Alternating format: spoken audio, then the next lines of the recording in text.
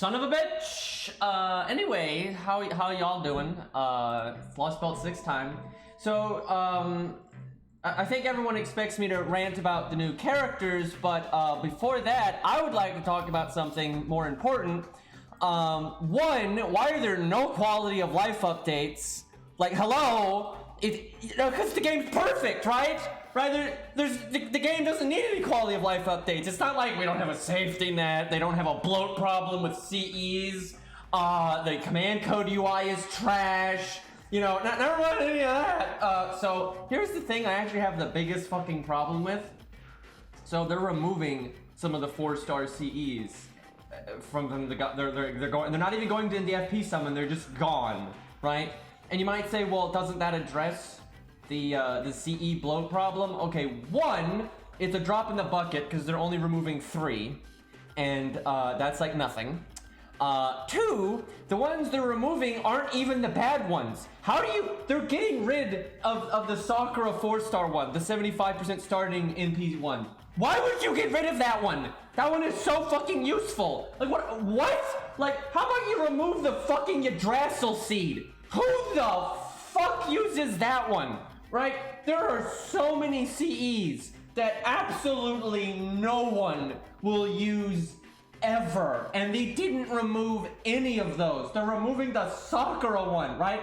I don't understand. I literally don't understand. And they're adding new ones, and I will give them credit for this. The new ones they're adding are very, very good for the game, and they should have been in the game a long time ago. They're actually so good, I'm surprised. So they're 4-star CEs, so they're not too hard to get. Although there's a billion 4-star CEs, so it's still kind of like good luck.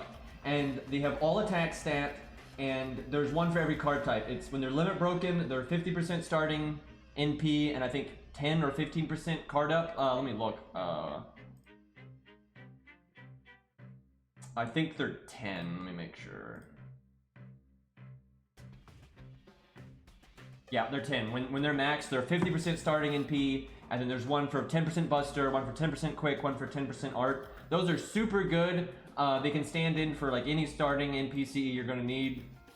So that's really good. I just don't like that you have to limit break them though to be like that, and because there's so many 4-star CEs in the game. Sure, you could very well get one of those limit broken pretty quickly, but you could also take fucking, you know, 6 months or whatever. And so let's say it takes you 6 months to limit break it. In 6 months, there's probably been an event that gave out a 50% starting NPCE, so it's a little frustrating. But I am glad those are in the game. I think they should just give everyone some copies of them when you start playing the game. Like if you beat Fuyuki, you should get a few copies of them. That'd be a really good starter kit. But that is a good change. But yeah, I'm really unhappy with them removing the other 4-star CEs and not giving you a way to get them. And then why those? I just don't understand why they would remove the Sakura one, because it's the only alternative to K-Scope ever, right? 75% starting in P is really good. But they're not going to be removed until June 25th, so we got a little while. But yeah, I don't get it. They're just straight up removing the imaginary round one, so I'm not happy about that at all. Because I mean, seriously, yes, those new ones are nice, but they don't replace that CE. So I really think they need to get their shit straight with CEs, because it's a real problem. They have massive CE bloat at this point, and it's super random and hard to get the good ones. Yeah, Kashiku got an animation update, and the animations are okay, but they're not very many of them. He's kind of like Hector. He's got a very small animation set, so that kind of sucks. But the attacks that are there are nice, and it's it's not the best animation update I've ever seen in my life, but it's totally fine, and I'm sure we'll show that off during this stream. Okay, so for the new servants, I mean, I'm not rolling, I'll tell you that. So all this saved up SQ I got is just gonna sit around for a while. So from everyone saying, it's female Gwen and female Tristan, but I'm pretty sure that's not the case. I think they're just fairies that are like taking their place. Like I think like Morgan had like these fairies take the role of the knights in this version of Camelot. I think they're actually specific fairies each. I'm not sure though, it's kind of weird. Anyway, I don't really give a fuck about them. Their designs are kind of whatever. Here's the real problem I have, okay? So if you want to put in female knights, that's fine. I don't really give a shit, right? You don't really have a lot of female knights in this game, but they look like they're from outer space. Like, why do they look like they're from outer space? Well, and yeah, no new 3-star, so that's really shit. There's a second part coming up though in July, so there's probably gonna be new characters then, and there could be a 3-star then. But I'm honestly shocked there's no new 3-star. It's been so long since they added one. I'm shocked there's no new 3-star. I don't know what the fuck they're thinking. Yeah, I'm pretty sure like they're taking the names of Tristan and Gwen, but they're not actually Tristan and Gwen. They're not even related to them in any way, I don't think. I think they're just specific fairies. Anyway, yeah, and they added Morgan, which I don't think that's surprising anybody. I haven't actually looked at any of their... I haven't seen any of their animations for any of them, so we'll do that in a minute. Yeah, I kind of suspect that from what I had heard, I've been trying to avoid spoilers, but... oh, fuck! I forgot. We gotta kill Limbo real quick. I totally forgot about that. Feels bad, though. I love this stage, and it sucks we have to get rid of it. But right, we gotta murder Limbo real quick. Who wants to do the honors? Let's see. Did we ever do... Ari, I remember you asked me to use someone here, and I don't think I ever did. My god, chat's hard to keep up with. Lesbra? I think I saw you say that. Thank you for the resub for 2 months.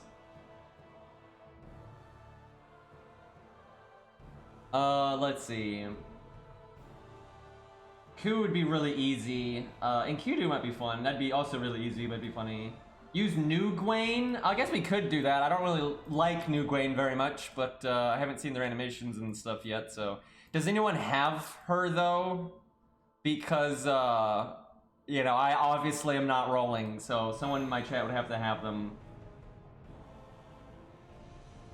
I have her on my ult. Okay, we'll wait for Beastly then to slap that up. Try to give her some decent command codes if you can, and the buff removal one, and all that nonsense.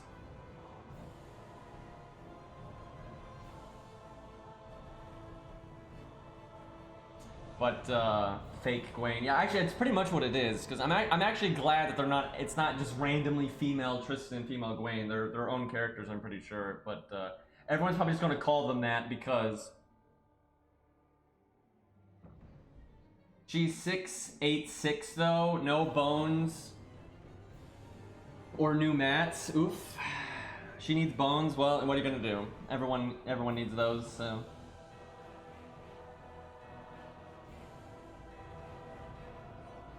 I mean, I'll probably just call them whatever their actual names are, because I'm pretty sure they have actual names. So whatever that is probably what I'll just go with. There's a new bronze mat. Oh, great. That's what we needed. Do I have you on your ult, Beastly? Let's see. I may not, because there's your main. Let me check. I have a feeling I don't.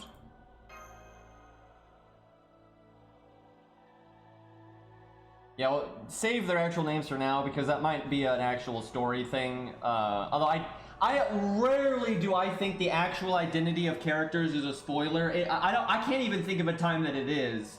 Like, they always act like it is, but it never is. You know, they're always like, and I'm actually Moriarty. And it's like, oh man, nobody saw that coming, right? Like, it's stupid. You know, it's just like, whenever you learn like, who cares when you learn who Ku is in Fate Stay Night? It doesn't mean anything, right? It's meaningless. It doesn't even mean anything when you learn who Artoria is, right? Yeah, okay, Solomon, I'll give you that. I guess that one mattered. That one was kind of a thing, but other than that, yeah, it pretty much never have the true identity of anyone ever mattered ever, right? Like they act like it's a big thing, but it doesn't actually impact anything. Like Kingu.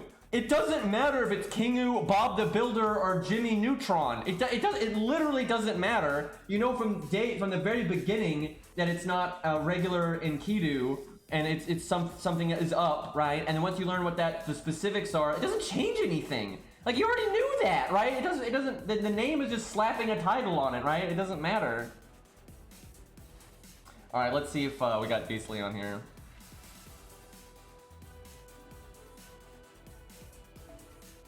Oh no, we do. Yeah, there it is. So I guess she's a 4-star. Yeah, I haven't looked at any of that stuff yet.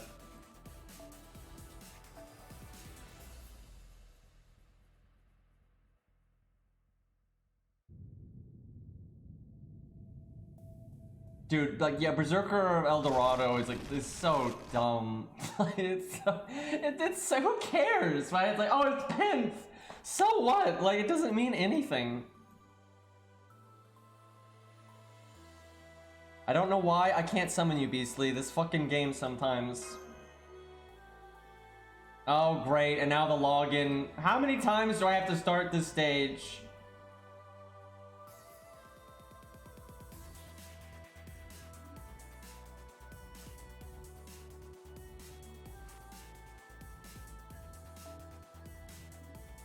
Yikes.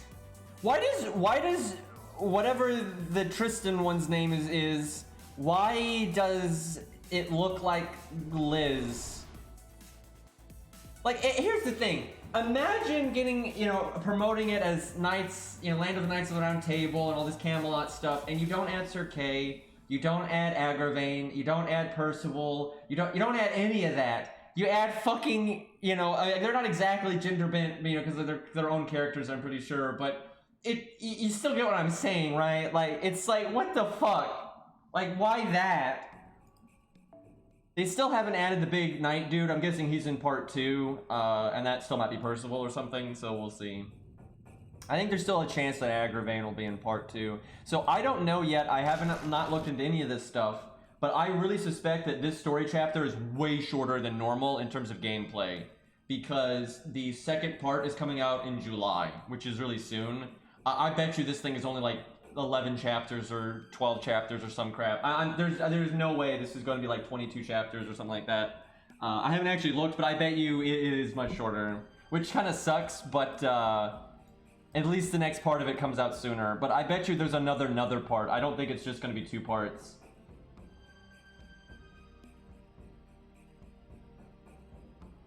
Yeah, I don't think they're gender bends. They're because their real names, from what I understand, are not actually Tristan and Gwen, right? They're just like using their role in history and whatnot, kind of. Okay, why is Beastly still not showing up? It's fucking Christ, we might have to enact the purge again. There we go, Jesus Christ. Okay, so we got 10,000 attack. Our Mystic Code doesn't matter because that's how this stage is. We got pretty decent command codes. It looks like you're setting them up right now, though. I'll wait just a second to get the last one there. Thankfully, you don't have to hit the back button to do it. It'll just update when we go in, so... I got it on, okay. Off we go.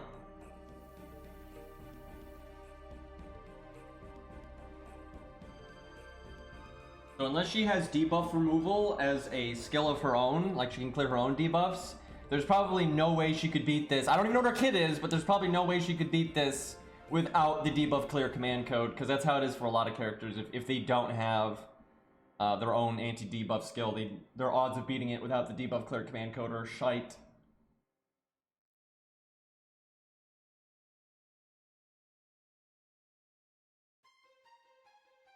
Rex, ain't it great? Ain't it great, Rex? When you when we say multiple times, you know, we'll keep the identity secret for now until we actually get further in the story, and then everyone just starts saying it, right? It's kind of like when you tell a child, don't push the red button, and they just start slapping the red button, you know? It's kind of like, okay, well, you're a child. Well done. You feel proud of yourself now? Okay. I think you taunt with just one, and that's all you gotta do. Alright, let me look at her skills here, because I haven't looked at them yet.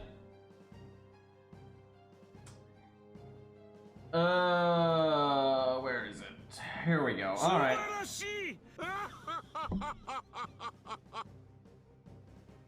Hey, thank you for the gifted subs, Maxington, I think it's how you say that. Alright, so she's got increase own attack by 18% for 3 turns, increase all buster performance. Increase own buster performance on sunlight battlefield for 3 turns. So kind of like Gwen there. It's way less numbers though. This skill kind of sucks. I think they kind of want it to be though. Short cooldown though, but we'll see if she can make her own sun though. But yeah, she needs the sun to get the sun buff. Otherwise though, that skill's pretty meh. I mean, I guess it's still an okay amount of attack though. Other skill, increase own buster performance for 3 turns. Okay, that helps make up for the first skill because that's 30%. Grant self-survival of the fittest for 3 turns. It's a unique one, and which, okay, she recovers 1,000 health every time she attacks. That's actually really good for soloing. That's super good for soloing. If it's unlimited charges, it looks like it is unlimited charges. That means she'll heal herself for 4,000 every turn. That's really good, and you could use the heal boost command code, and you get a bit more out of it every turn. So that's massive soft survival. That's interesting. It removes the latest buff on the enemy when attacking. So she's kind of like Panda Lancer there. When she attacks, she can remove one enemy buff. If successful, she'll put defense down on them. Okay, so that's a pretty good skill. It's you know, a lot of buster up and then massive self survival. 6 turn cooldown. 3rd turn reduces party damage taken for 3 turns. So damage cut for the whole team. That's very good. It's 1,000. That's not the biggest damage cut I've ever seen, but it's team wide. So that's good. Grant self-regeneration buff for 3 turns. The fuck is regeneration buff? Is it just NP charge? I think it's NP charge per turn. I think it's 15%. It's only for self. No, it's charges party NP gauge. Wait, what? I'm confused. I think it gives a buff to herself that gives the team battery every turn. I think that's what it is. That's really weird. It's 15%. That's actually really good. Then if she's just passively giving the team that much battery, that's not bad. Then she's got magic resist C and Manus enhancement A. It's a lot of buster up. That helps. That Manus enhancement A actually really compensates for her first skill being kind of meh. And then her NP is AoE, deals damage to all enemies, increase own match XP by 3,000. That's actually very good with her second skill. That's super good. And wow, reduce own skill cooldown by 1. I knew they were going to do this someday. That's insanity, and it's a terrible idea because this could get way out of control. And increases own buster performance for 1 turn. That NP makes her so much better. I was about to say this is pretty meh, but that NP makes her so much better. She's going to be a solo machine, I'm not going to lie. Like, in a solo, you can NP really often. You can use things like the Merlin command code to NP more often. So you're going to be her skill uptime is going to be massive, and her skills, you've got that self-heal. Her self-healing and all that is really good. Her problem, though, for soloing, and this is a real problem, she has no hard survival. So if she can get one shot, she can't deal with it at all. She can only survive it through the Mystic Code 1 time, and then maybe like a Guts CE. So she's guaranteed though to live until then though, because how much soft survival she has. She has massive soft survival. She should have pretty good normal card damage. She cannot give herself the sun buff though. I'm kind of glad though that they should keep that as Gwen's thing. So I'm glad she doesn't do that. That'd be kind of lame. But yeah, insanely good soft survival, really good normal card damage, and probably pretty good NP damage. We'll have to actually see here. Interesting. All right, let's see what we get here. Well, let me think. What are we gonna do here on turn 1? I can NP right now. The boss takes way less NP damage, but I could go ahead and use my skills. Yeah, I guess I do, just to get the cooldowns ticking.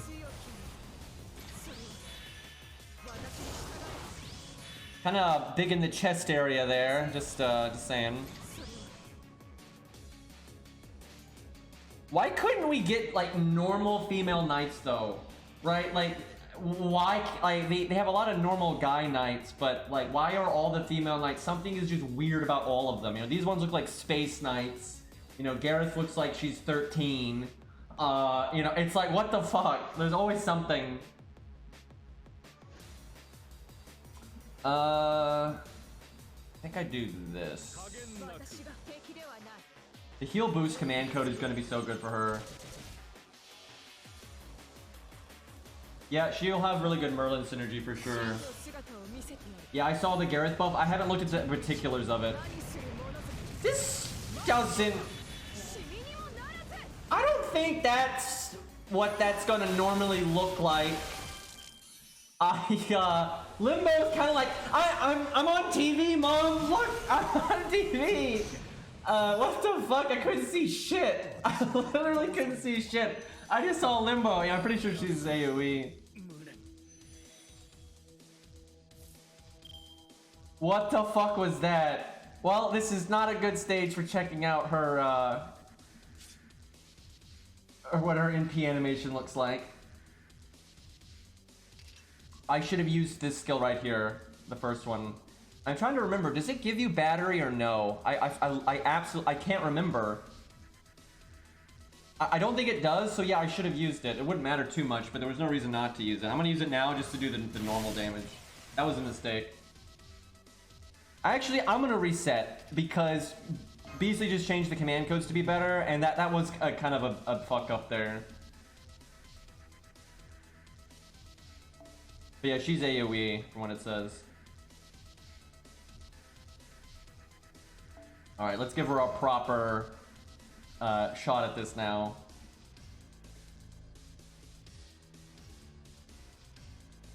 Yeah, we'll check out Morgan in a minute.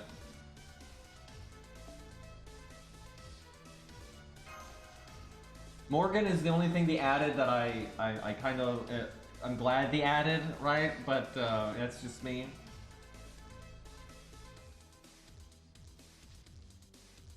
I'm not rolling though. I don't. You know, Morgan's all right, but I wouldn't roll for Morgan. So we'll see what's in part 2 though. I'm pissed she doesn't have the veil though. I saw that. I'm surprised. Like, I'm surprised that they actually used the APOC design, but then they just cut the veil. Like, why not put it in one stage? She has 3 stages. Why not put it in one stage? It's really bizarre they didn't do that. I guess we could do a costume at some point, but I figured they would have already done that.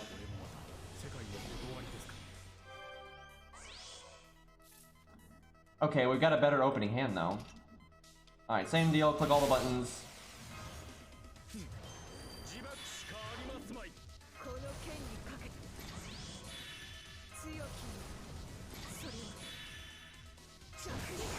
I would like this stage a lot more if it had a helmet, I'm just saying. Do we BBB? I say yes. I will say though, I actually do like her toolkit. I'm not sure how good it's going to be ultimately because of the lack of hard survival. But it's a unique as fuck toolkit. It's pretty interesting. I wish I could actually see what her NP looks like. Like, I can't fucking see it. Limbo, please. Limbo, you already had your shot in the spotlight. You gotta give someone else a turn for a minute here. Yeah, we'll use her again after we beat this, just so we can see what her NP animation looks like. Okay, we want to use our debuff clear here, so Buster. Alright, we'll put it in slow-mo so we can actually see what the hell's happening. I will say though, the combination of her NP giving her more maximum health and her being able to heal herself so much, that's really good. Like, her soft survival is going to be nutty. It's like Arjuna tier soft survival there.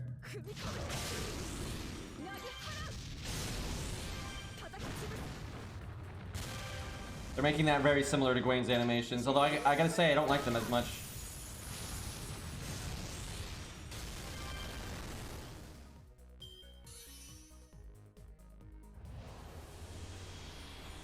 So, from what I've seen of her other stages, I don't think I would like her other stages at all. This one's okay, and it's alright, but yeah, nothing I would roll for, but...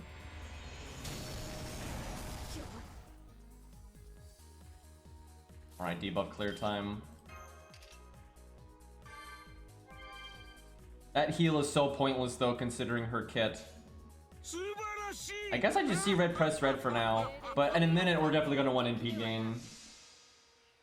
I have no idea how to say your name, Sharquardo or something. Thank you for the sub. I am terrible with names, but thank you for the sub. I appreciate it. We bonking real good here. You know, I probably should have done an art card because I'm counting on getting my NP from being attacked, but that might not happen. Oh right, she gives herself NP per turn. Right, that's the thing.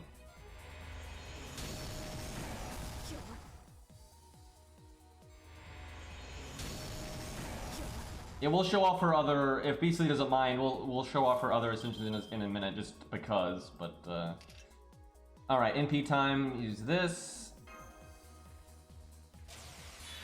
Unfortunately, we're gonna have to remove the dot instead of the curse that can kill us. We don't have Buster up anymore, so I don't think we actually do Buster here. Oh, fuck, though. I just remembered. At the beginning, critting is bad. You actually do less damage when you crit. So this is kind of bad for us. Hey, Jackie, thank you for the resub for 9 months.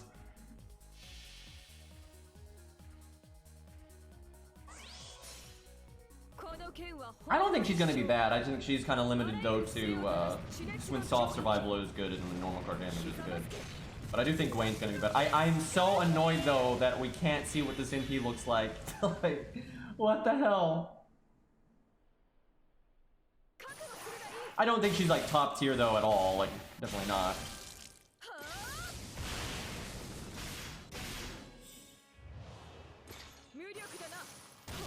Really weird extra attack. I'm assuming that all that string stuff and the weird minions are kind of hinting at her true identity.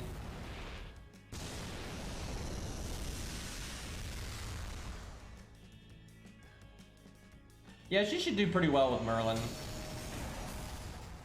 Although most Buster units do. But yeah, if you like her and you use her with Merlin, I'm sure you'll have a good performance. Alright, we can speed up the animations for now.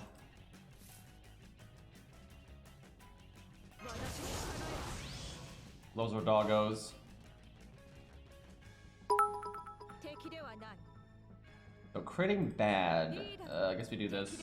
Wait, why would I put the quick in third place? It makes more stars. If Sharky doesn't get an AU, wait. But thank you for the 200 bits. Wait, did we get rated? I'm having a hard time keeping with chat right now. Did we get rated? Oh, we did get rated by, oh, Chaldia Gurus. Thank you for the raid. Sorry, I missed that. Excuse me. Alright, we almost died to the gimmick here. If you get 5 of those, you get the insta-death thing and you're pretty screwed. We want to break as soon as possible. We're really struggling to break because we keep critting. I think we just BBB and we NP next turn.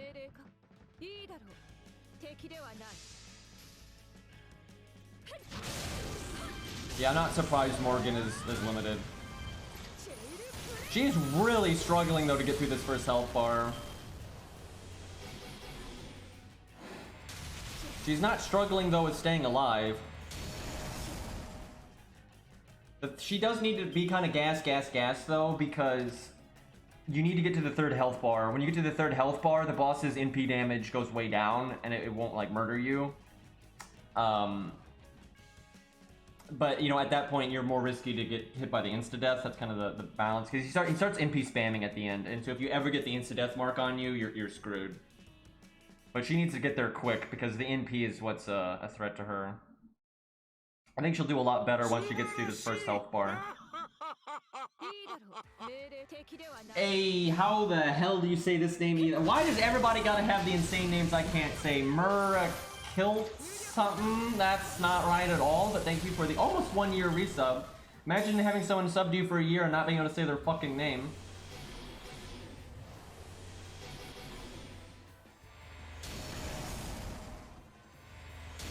So I'll leave it up to chat. Once we beat this stage, do we want to go fight like the dragon or something and test out not Tristan and Morgan, or do we want to test those whenever they allow us to in the main story? Because you know, I don't know how long it's going to take for the main story to have an applicable stage. Looking like a lot of people are okay with dragon. Yeah, I might do that real quick. We're absolutely going to do, you know, a lot of Lostbelt 6 here, but okay, our NP still does shitty damage, but now our crits do normal damage. We're almost dead from the marks. That's not good. Shit, that's not, and I have 1 turn on this. Uh-oh. Okay, well I have to use my Buster card or I'm super dead. We might die here.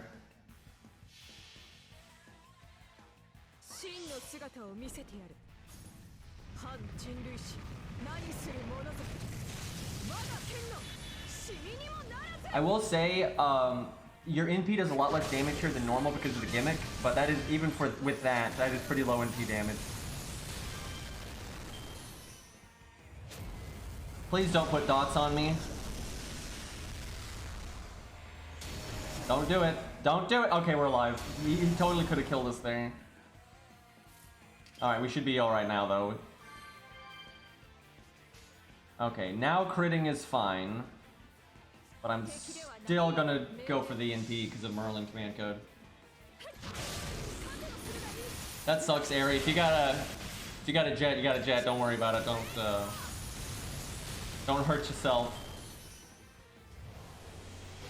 If everyone wants to see the new units, I think, first. So we'll go to the dragon. We'll show off the new units, see how they be, and then we'll go to Lostbelt 6.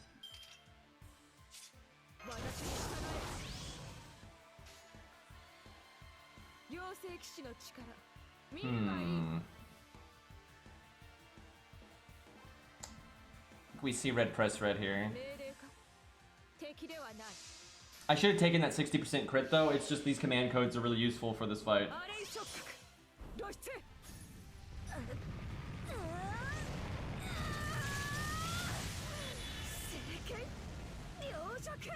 No, we haven't done anything with Morgan yet. This is actually the first unit we've used, so.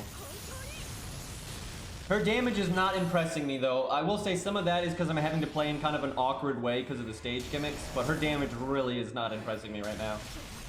We're going quite slow. I can get really big damage here, but I have to save the invulnerability or we'll actually lose.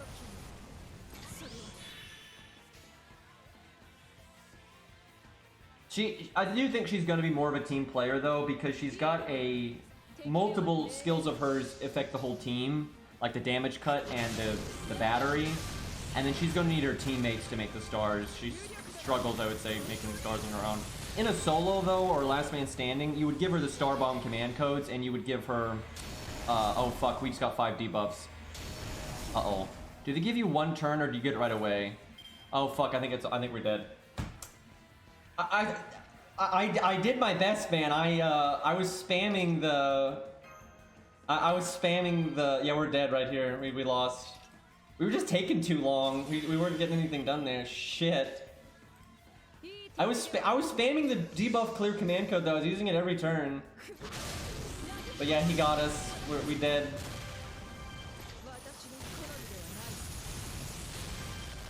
That is true, she's not 10-10-10, and that does hurt a lot for soloing. Yeah, well, we got. Wait, did he not insta-kill us? I think, maybe, does the turn have to end? Does the turn have to end when you have 5? I thought he put it on me, though. This might be the debuff that just says it activate. Oh, it's at 6. I thought it was at 5. Excuse me, I don't know what the fuck I'm talking about. Yeah, you can see it there. It says it's at 6 stacks, so we actually lived. Oh, okay, we're fine. Alright, we should be able to win pretty quick now. She can actually do normal damage.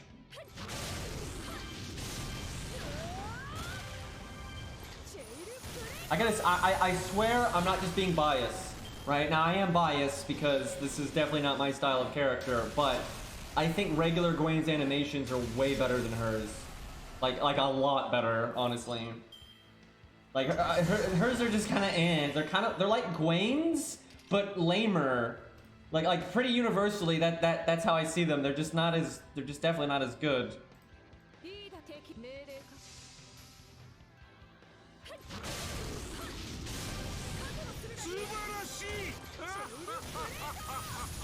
Amalore? I'll go with that. I'm quite trying to say that. Thank you for the tier 2 sub, man. I appreciate it. Everybody's subscribing and I can't keep up with chat. Feels bad, man. Wow, we're about to die again. Thankfully, we got the debuff clear back. She's really been pushing it with that.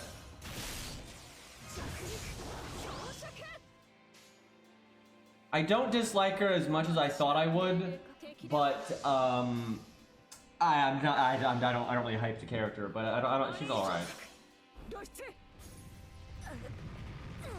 Although to be fair, we can't even see her MP animation because Limbo is covering it up.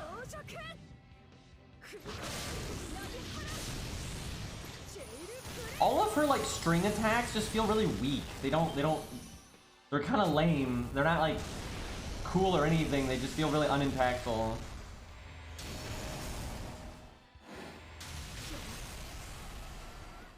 I'm glad we didn't lose though. That would have been embarrassing. I think we get NP gain here. I really like the idea of her kit though, and again, I'm biased against her to an extent, but I really do think her gameplay is really unique. I think the balance of it is a bit off. That's why I think a lot of people are saying she's bad. I wouldn't say I don't think she's super bad. I do think she's a little wonky, but the concept behind it I think is really cool. I think their numbers were just kind of a bit off. They might need a buffer a little bit. But the whole cooldown reduction thing, that's pretty awesome. And I like the attacking, healing herself and all that. That's pretty interesting.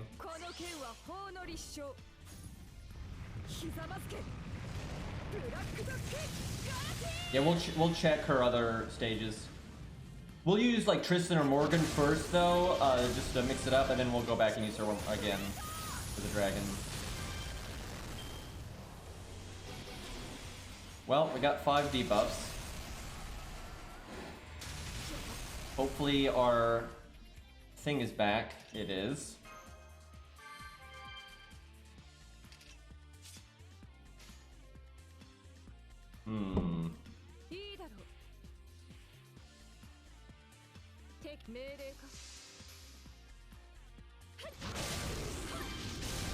That much self-healing is really cool though. Look at that. She just healed for 4,500.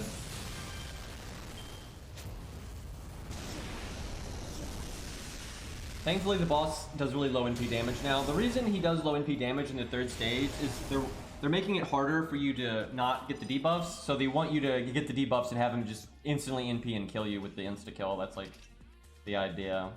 Alright, let's see. We can do big crits here. This is the first time she's really been able to line all this up, so see what she can do.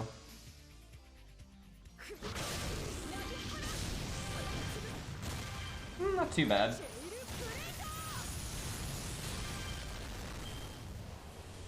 Some of that though is the stage gimmick. You have a higher attack stat in the stage.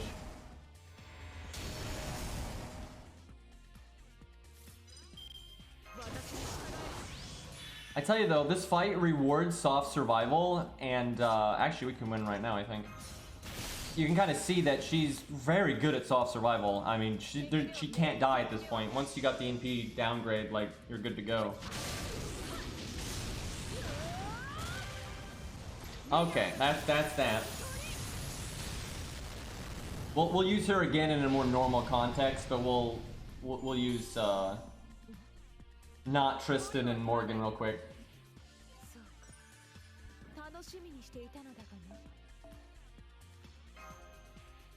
Feels bad losing that Limbo stage, though. I really liked having that stage around. You know, we'll just add story replay, right? We'll probably stay on that stage in one of our ult accounts, though, because why not? Because that is a nice stage for messing about. This is an ult account. This is my regular ult. This is my Gilgamesh Achilles one.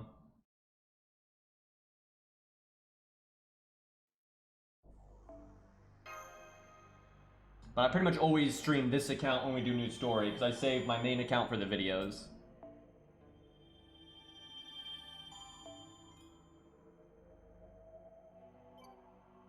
Okay, hold on a second. We gotta get through these stages real quick to actually unlock Lostbelt 6.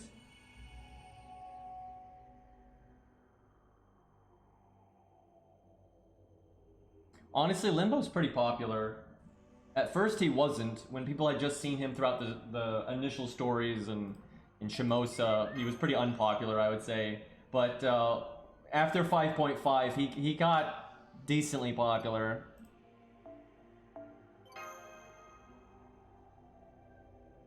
I really do think we'll get story replay someday. I don't know about soon, though.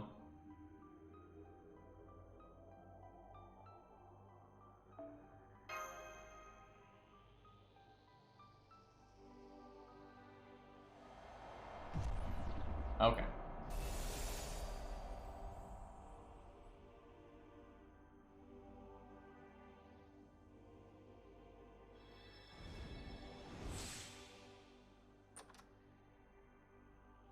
I don't mind an extra grail, though.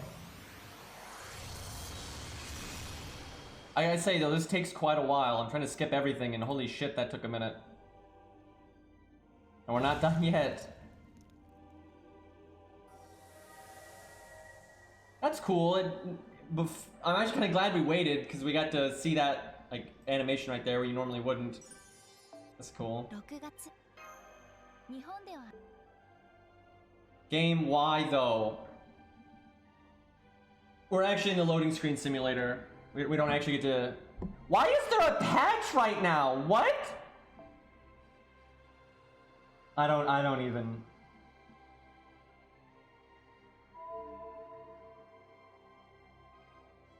It's not even... The reset was 30 minutes ago. We already did that. I don't know what that was. That was such a small patch too. It can't have been anything all that meaningful. Probably something under the hood.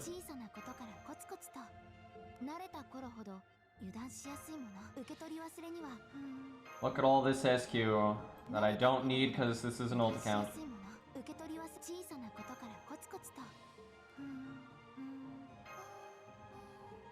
Okay. Actually, we gotta go to the... I always clicked the wrong button there. We gotta go to the main account if we want to fight the dragon. Alright, so who here has a Morgan and or Fairy Tristan shenanigans? Because those are the two we want to test out here.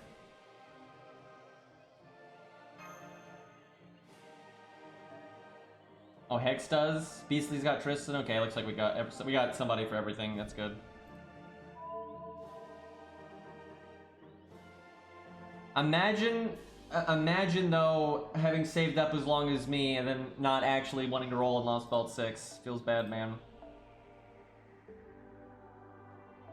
I've been played. Well, it makes me feel less bad about how shitty Calamity Jane and not Virgil and all that went.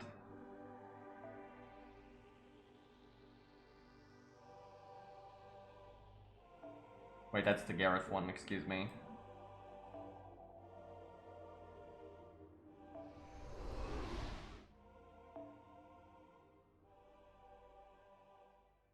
Okay, so let's look for Fairy Tristan first. We'll do Morgan last if we can, just because I don't know, it's more dramatic that way.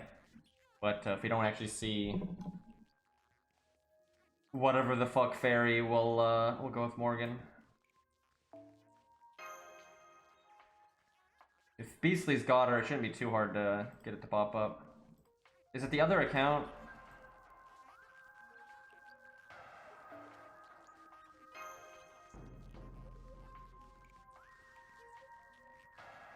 Hey, look, it's Tristan. We're good. See, guys, we got it. Well, Truck-Coon's got her, but I have a feeling Beastly's is probably stronger than that, so we'll wait a sec. What is that? What is that art, though? It looks like she's like a chocolate that's melting. Having a bad makeup day there. It's like, in a microwave. I don't understand. I'm looking for Beastly, guys. Jesus. But, I don't understand why I'm having such a hard time summoning Beastly here. How the hell do you say that name? I'll go with Tabooty. We'll just go with that, but thank you for the sub.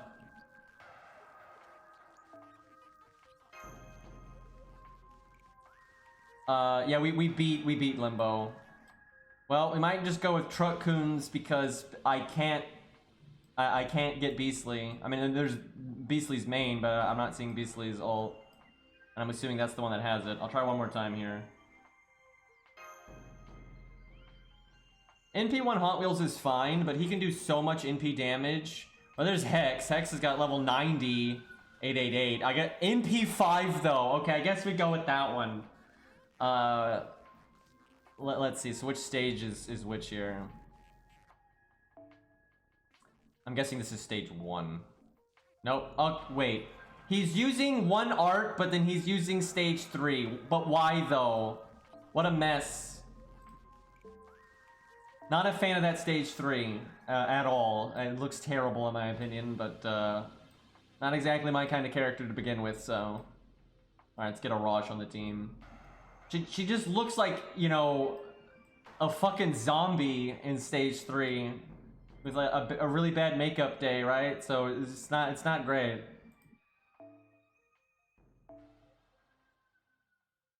Yeah, she looks a lot like Liz. That's kind of weird.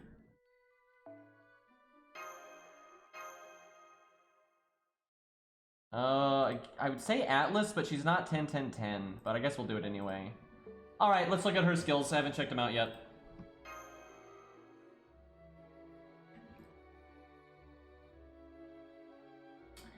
Okay. Well, I literally just saw who she actually is, because the wiki just lists, who she actually is there, but I don't think it doesn't. I don't even remember who the fuck that is, so it doesn't really mean anything to me. Anyway, so okay, first skill, gives herself invulnerability for 1 turn, 40% quick up for 3 turns, that's actually quite massive. Gives the whole team evade, so just like Tristan. That's kind of lame though, they're kind of like... I wish they'd make them, you know, not so similar like that, especially because she shouldn't have the harp. The reason the team-wide evade came from the harp of David. Does she have a mustache? What the fuck? I guess she's like got something in her mouth. That looks so dumb. It looks like she's got a fucking mustache. Oh my god. Anyway, and then she actually hurts the team, so she does damage to the team when she casts it, so I don't like healing them. So in terms of so more personal survival. That's really weird though. I gotta say, her first skill is so weird because her invulnerability is for 1 turn. So that's strange, like with also having the evade. But the evade lingers, you know, it lasts for 1 attack, so you can just kind of keep that underneath it. So I guess that's fine. But huge quick up, 40% quick up for 3 turns, that's massive. Second skill, she gives herself a battery, 30%, not as big as Tristan's there, but still 30% is a lot. And then she seals the enemy's skills and their NP. That's okay, it's completely utility based. Won't be useful for farming at all, but that's fine. The battery's good for farming though, so that's okay. Doesn't have the buff removal on that, which that's good. That makes it, you know, keeps Tristan unique. Third skill does HP drain, so she drains someone's health by 3,000 and heals herself for 3,000. Chance to reduce NP gauge. I fucking hate skills like that. Okay, at rank 10 though, it's 100%, so that's much better. Oh, then it has, okay, I don't really like this now. She gives herself another battery, so she actually has 60% battery, so she has more battery than Tristan. That's kind of lame. but she doesn't have the buff removal and stuff. So they're still like side grades to each other. Her cooldowns are 666. I see what they did there. That's okay. Honestly, her toolkit's not that amazing though. Like, if you need the utility from the skill seal and the NP seal, that's nice. But other than that, it's pretty whatever. She basically gets her NP very easily on her own, and then she has good self survival and then some team wide survival. But it's not really that amazing. Let me look at her hit counts though. Her hit counts are pretty high. And 60% battery really is good. Like 60% battery is really good. She has magic resist EX though, so 25%. Riding A, so 10% quick. And territory creation A, so Art up. That's not that helpful for her though. And then her NP is single target, has of A, just like Tristan's. She's a lot more like Tristan than the other Gwen was to Gwen. Like, she's really similar. Honestly though, I think regular Tristan is better though. Definitely, because Tristan removes debuffs for the team. He's got a lot more damage than she does. He's got the upgraded NP. And the buff removal. Buff removal is just so awesome. And then she puts Curse on them, which that's kind of a nothing. I mean, she's okay. She's certainly usable, but that's not anything too groundbreaking. I really dislike her stage 3 though, which is what we're using right now. I don't. It looks terrible in my opinion. I don't care for this at all. All right, let's get to it. And we have an absolutely atrocious opening hand, but that's how it goes.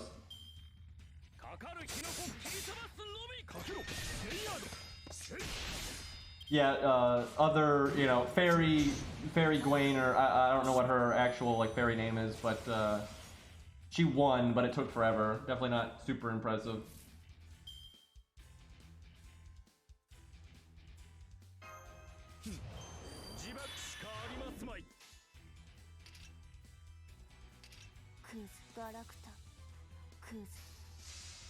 Let's see what her NP gain is here.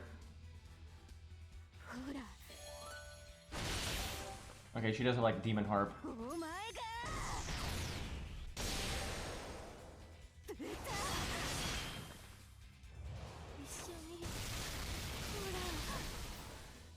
That extra is kind of cool. I was about to say though, that was kind of, I was expecting some more slashy stab stuff, but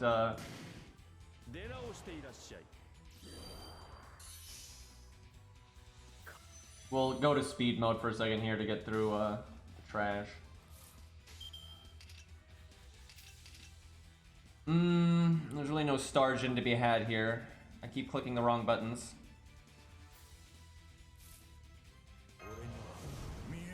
Arash is the real gem here.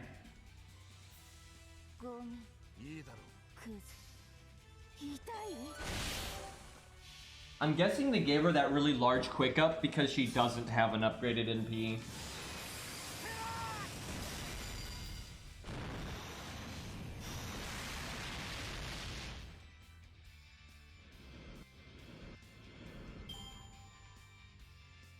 I don't mind Caster Q's animation update. The animations that are there are good. The problem with it is he just doesn't have a lot of animations. It's a very small animation set, and that's kind of disappointing. Also, I didn't really like his NP. Like, that's not really what Wicker Man does, right? He's just like, I'm a step on him. Like, that's not really what he does. So that's kind of lame too. Hey, is it Ilzak, Isaac, or I think you said it was I can never say that one, but yeah, Lostbelt 6 hype. All right, let's get to it here. I guess we use this. We're gonna skill seal him now is the time. Wait, no, we don't do that because I just wasted the battery. Excuse me. Well, that was a mistake. Fucking it up right out of the gate. Dude, I hate how it looks like she has a mustache. I mean, it's kind of amazing too, but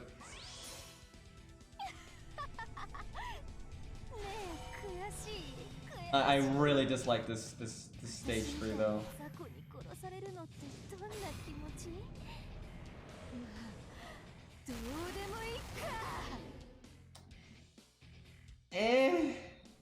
Good damage.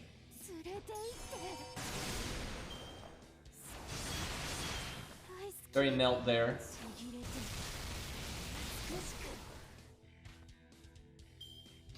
Wow, good Stargin though.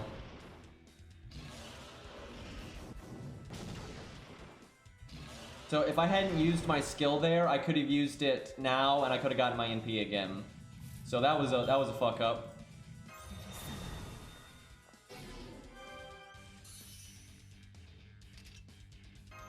Probably should have saved that. I'm playing this so bad. I should have saved that because we didn't need the heal yet. Alright, let's see how she does with this crits here. But she'll always be able to crit after her NP, pretty much.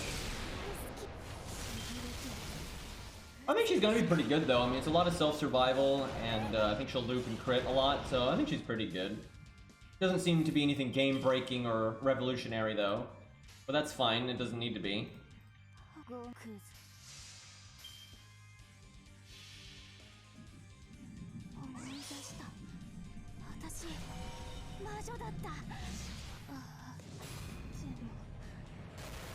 I think she's like turning him to like doll size, so then, you know, bonk, but it looks really weird on the dragon.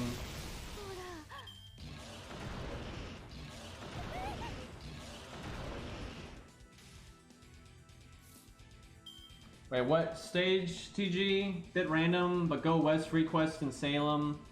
Where to keep the nuke fight? What do you mean the nuke fight? I don't know what you're talking about. Like, do you mean the nuke head fight?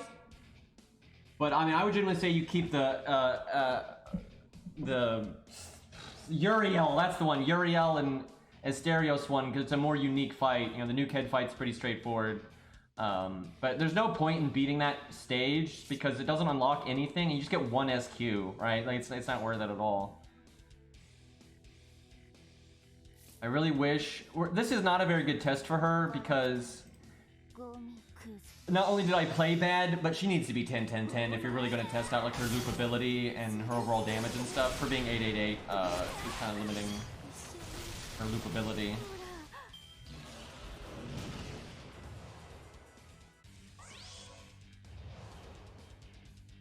He probably will add something like the Yang CE for Curse eventually.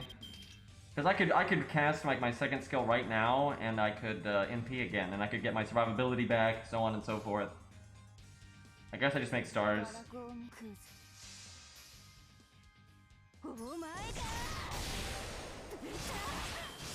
Yeah, I've heard that right now there's no way to get them, although who knows, maybe they're going to patch in a free quest because they may not have intended that.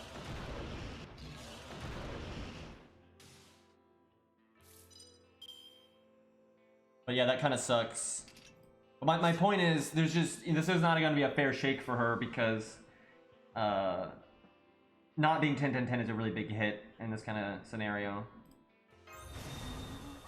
So you can cast that in advance though because of the invulnerability, which is kind of cool. We do not want to do our second skill. NP sealing right now would be really bad for us. Can't do it next turn either actually, which that's unfortunate. Because next turn I'd want to use the battery, but it'd mess everything up.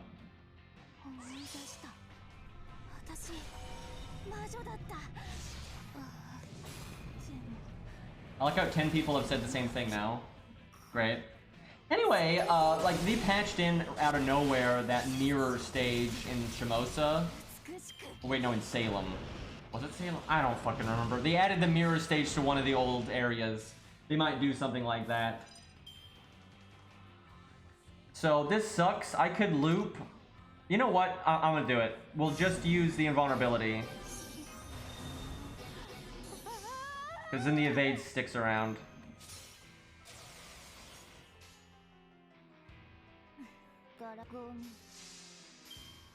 Not the most impressive, she's winning, but this is generally extremely easy to beat as archers, so this is not the most impressive performance I've ever seen. But she's definitely not, I think she's an okay solo unit, but that's not really where she's going to excel because she's got a lot of team support with the team-wide evade and all that.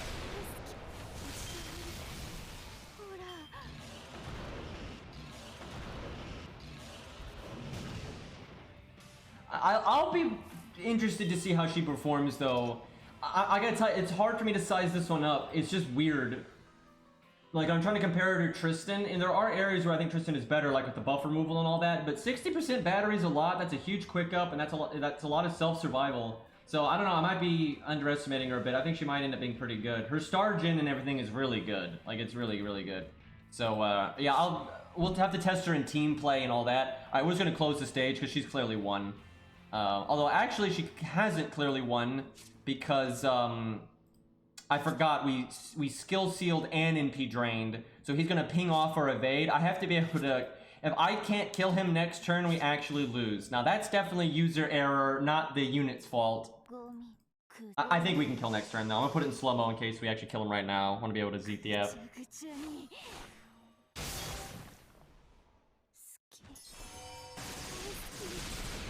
Yeah, she's not gonna kill this turn, but I think she'll kill next turn. She'll almost kill this turn. She does seem pretty insane.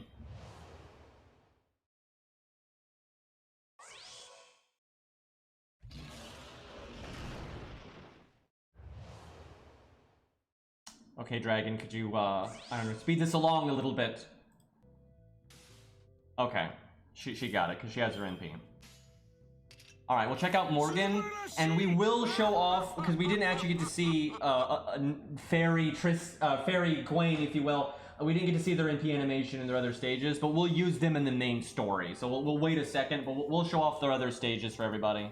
Alright, let's see if we can get a Morgan. And yeah, Morgan is a Berserker, which is a little weird, but you know, sure, why not? Alright, let's see which stage are we going with here. She's like a Berserker that does typical Berserker stuff, but then she also has like some support. It's not really how I would have done Morgan, to be honest. Because she's supposed to be like the equal of Merlin, right? And her gameplay here is nothing like Merlin at all. I would have kind of liked a debuff Merlin, right? Like insane team support, but mostly through debuffs. I think that would have been really good. And she actually does have some of that. She does do a lot of her support through debuffs, but she doesn't have that much team support in comparison to a typical support. Alright, this is a horrible time to use a Berserker, but it's a good benchmark stage anyway, so we'll go with it. I guess we do Anniversary Blonde. Let me look at her kit, hold on. She was the only kit I'd actually looked at before the stream a little bit because I was curious how they did her. Okay, so first skill, she gives the whole team attack up, so that's support 20%. Charges only her NP for 30%, and then does defense down to the enemy, 30%. That's a lot of team damage right there, though. It's 20% attack up, 30% defense down. That's a 50%, just right there, first skill, that's a 50% damage up for the team. That is no joke. That's quite nice. Then her second skill, I think, is targeted, and she charges one person's NP. So it could be herself, but it could be a teammate. 20% battery, and then she gives the whole team rate up, NP rate up, 25%. And then third skill, she gives herself guts for 3 turns.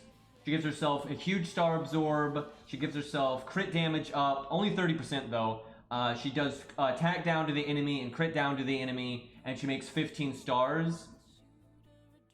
And then she gives self-regeneration buff. Is that the stars? I think that's the stars.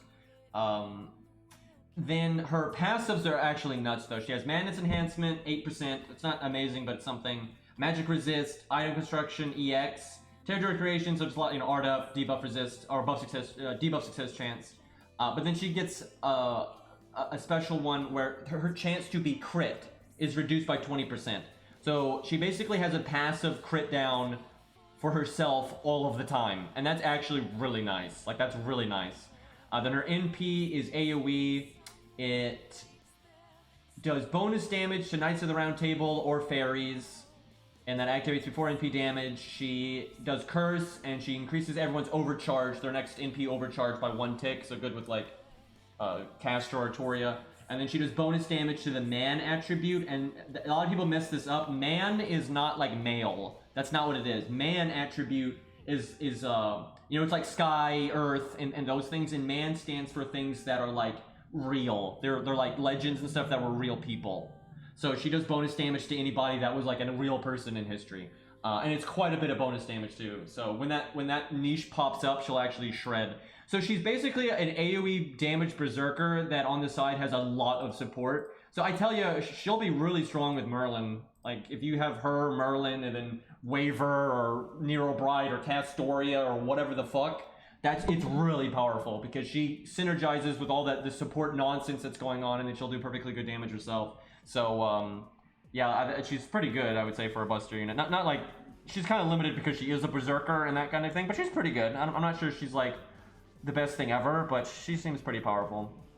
A lot of options with the battery, because here's the thing: you can have all this battery on your team from Merlin, from Waver, from Castoria, whatever, and then she's your damage servant that also has all that battery, right? So your options with throwing battery around are very good with her. So that's not bad.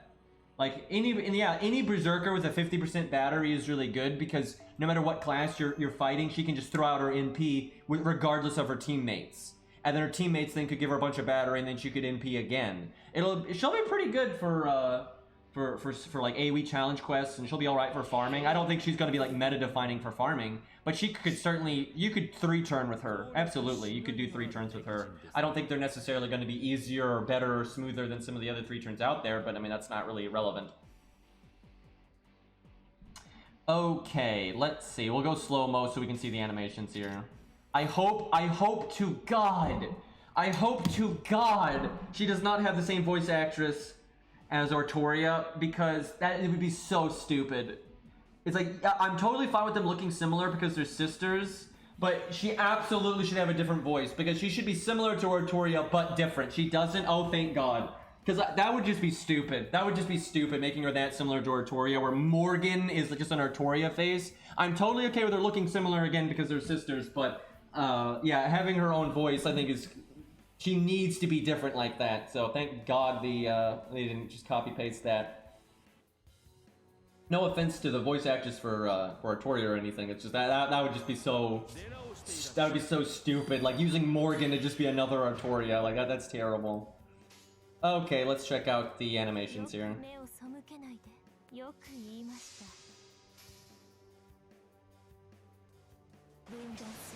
I am surprised though they went with the APOC design but didn't keep the veil for at least one stage. This is pretty much what I expected out of Morgan's animations though, so I'm okay with this.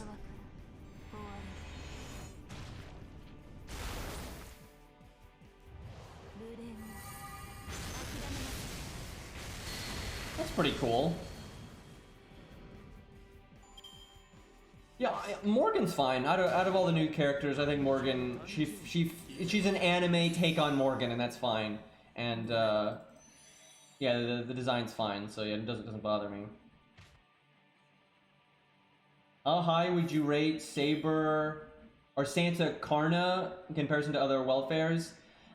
He's fine. He slays bosses like he's supposed to, but he's certainly not on par with like Ryder Kentoki or Shiki or Chloe. He's not quite on that level. He's a bit below it. He's still good though. He's totally solid. He's a solid Saber, but he's nothing groundbreaking. He's not even better than like Bedivere in my opinion.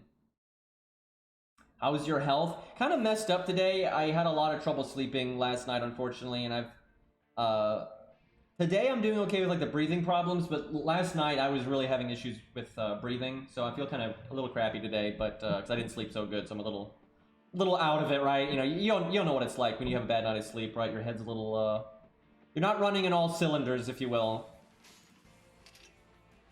But it's not too bad. I've been sleeping well up to last night, so I can kind of afford a night of bad sleep, so I don't feel like absolute garbage. But I can tell I mix up my words a little bit and all that, so. That quick attack is really slow, I'll say that. That's cool, I like that art. That's super, like, Morgan stuff right there. I have no idea what her weapon is called. I haven't, like, looked into the lore and stuff here. Yeah, it's quick, but it's slow.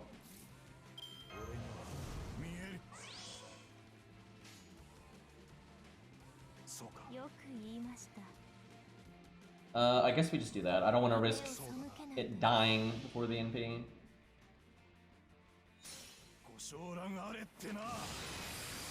I do like the blue-black, though. They actually haven't used that a lot in FGO, so it's kind of cool. Which is strange, because blue-black is actually kind of a common color scheme, generally. Or color combo.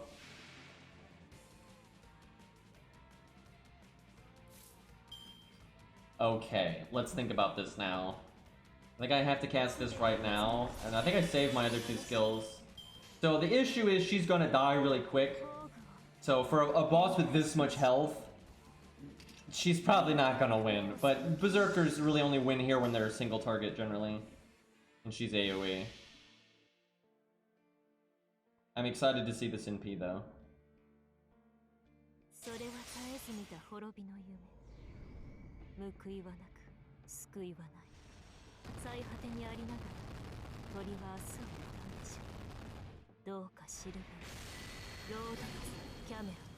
That's pretty cool.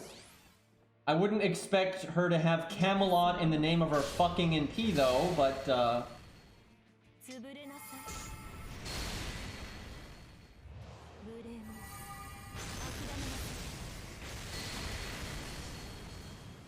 yeah, in terms of her design and animations, pretty on point for Morgan, I would say.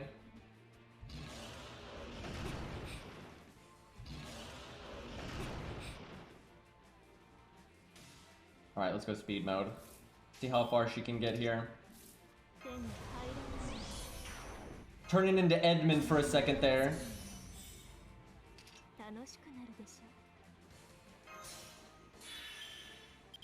I don't know why I didn't use those skills earlier, although... Do I want to use the Buster Up now? Let's see, how long do her buffs last? I think I want to wait.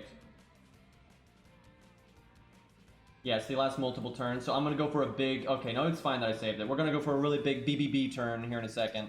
That means right here I want to art. Although, what about that 80% quick crit? We'll do that. Please have good NP gain. We're going to need it here. She's got the NP gain up. 25%, I think. Although she's rank 8, so I guess it's not 25%. It's probably like 20%. Okay, she'll get it. We're good.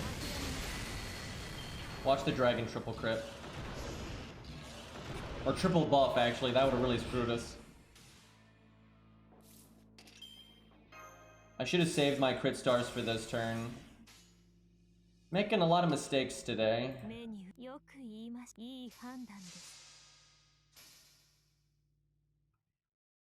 I mean, I'm not disappointed with Morgan. I am very disappointed there's no new 3-star, and I'm kind of disappointed that they used this whole concept for just an excuse to add in waifu Knights of the Round that aren't actually Knights of the Round, right? Like that's, instead of adding Sir Kay or Agravain or Percival or any of that. So yeah, I'm pretty disappointed, but Morgan is, you know, we all expected Morgan. I think that's completely reasonable to add her. She's not really my cup of tea, but it's completely fair that they added her. We still have part 2 coming up though, so we haven't seen the big boy knight, Lancer guy, and so we'll see what that is, and maybe they'll still sneak in Agravain or Sir Kay or something. So we'll see. But as for the part 1 banner, you know, I personally don't really care for it. It's so not what I wanted out of Lostbelt 6, so.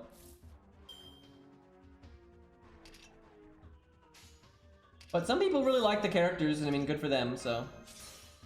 I'm not going to give any hate to the people that like them, but they're certainly, definitely not what I wanted. And I do think it's wasted potential, because I feel like they could have added these characters as like the villains, and still have added Agravain and Sir Kay and stuff like that.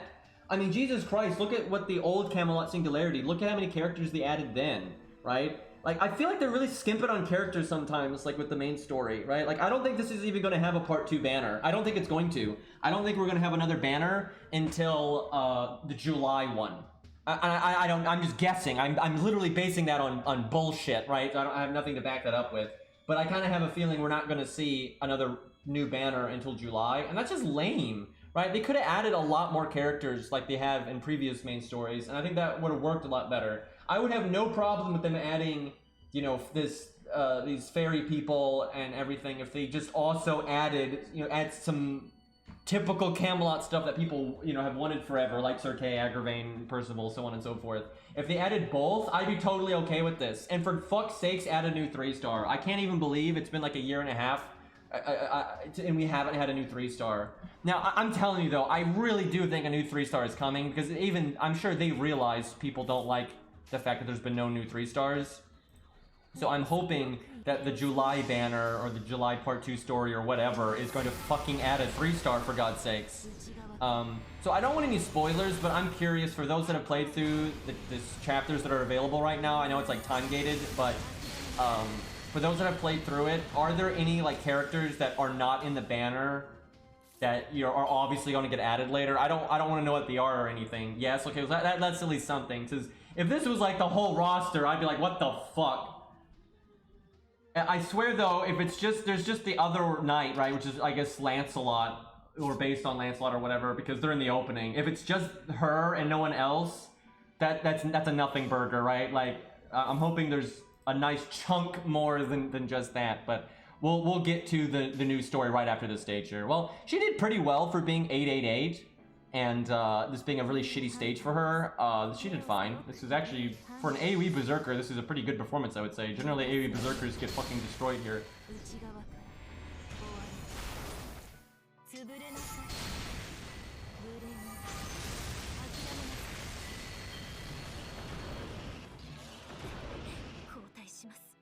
Okay, well, Morgan got dragoned. Alright, it's time for Lostbelt 6 finally. And we'll try to show off Gwen again and actually see the NP animation. Limbo kind of made that a problem earlier.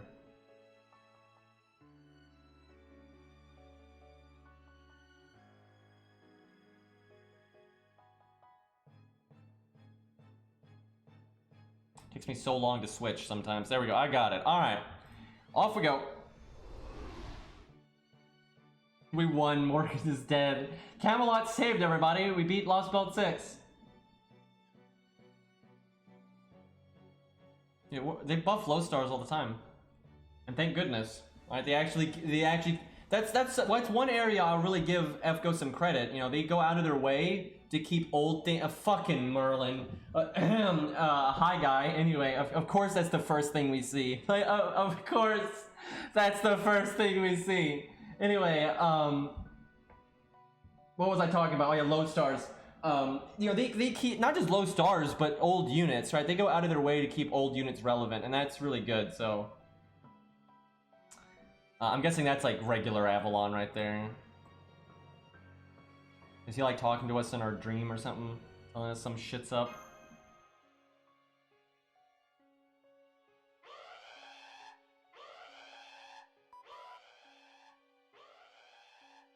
There's music playing right now. Although if we want to turn on the in-game music, I might do that. This song is just very quiet. It's Demon Souls.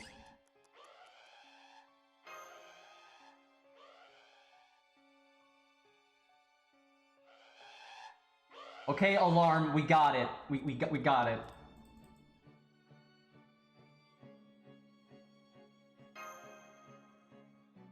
Yeah, I can turn on the in-game music. I'm curious if they added any new tracks. I assume they did because they normally do.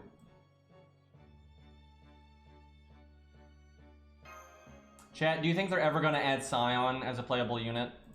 I think they might. I think they really might do something with like Tsukihime, Melty Blood, or whatever down the road. And I think they would do it then. Like, I like, why not, right? So, yeah, probably.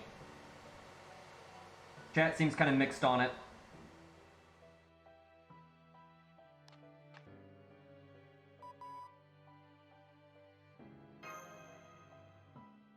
So, like, nobody rolled on Nemo. Or, like, Nemo's rate up. If you look at their profits that month, it was really shitty. Morgan is not permanent. Which should not surprise anyone.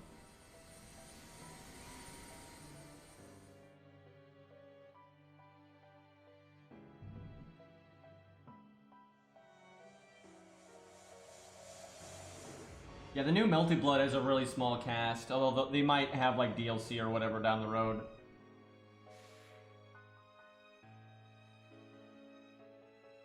The new 4-stars are story locked, so at least that means if you really like them, you could pick them as a free 4-star ticket. Although a lot of times when they do free tickets like that, the most recent units that have been added, they don't let you pick. So if they did a free 4-star for like the anniversary, which is only in like a month and a half or whatever, or in 2 months or something, they probably wouldn't let you pick them because there's shits like that. But then for the next one, then they would. But that's pretty common whenever they do like a ticket like that. Yeah, what a great map. Alright, let's see. I'm sure it's gonna open up in a second though. We're like in the sky or whatever. And this is probably like warped Avalon, because yeah, it's called Avalon Le Fay, right? Although I wonder if it's actually a twisted Avalon, or if it's like they've brought Avalon stuff to where Camelot was. I forgot to turn the in-game music on, excuse me. I'll do it next stage. My apologies. That's clearly that big thing from the opening. You don't have to be an Einstein to figure that one out.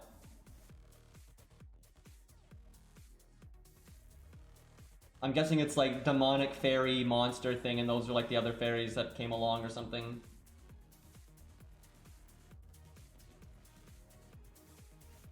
So I don't want spoilers, but by all means, anything that happens on screen, right? Like if something happens, you can talk about it then, right? Like, you know, as things happen, then you can spoil the shit out of it, right? It's like, okay, what they're saying right now is X, or that person you see on the screen right now, that's Y. That's fine. That's what we did for Lostbelt 5, and that's totally fine. That's, you know, once we've gotten there, go nuts, right?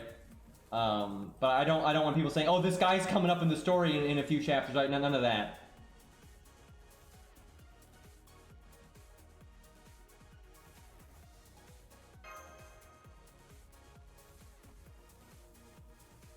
Wait, is that supposed to be the white dragon? Please tell me no. I wonder if that big monstrosity thing then is Tam Beastie after like eating the dragon or whatever, if that's what they'll do. Because that's totally going to happen at some point. Yeah, Albion or Albion, whatever his name is. Because he said, you know, he's normally dead at this point in time, but he's not. In Lostbelt 5, he said he wasn't dead yet, so. But obviously, like, Tam Vinch is gonna, like, absorb his power or some stupid shit like that.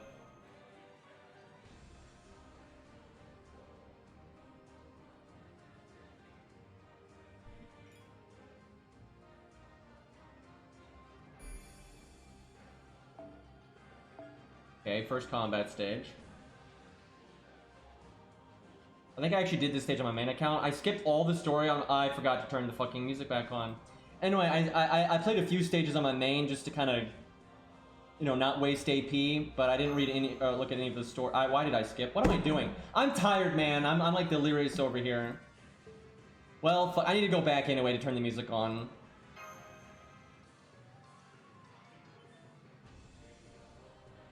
Here, I gotta hide my screen though. I don't like bringing up my options menu on stream. You can accidentally bring up your bind code and stuff like that, which is not ideal.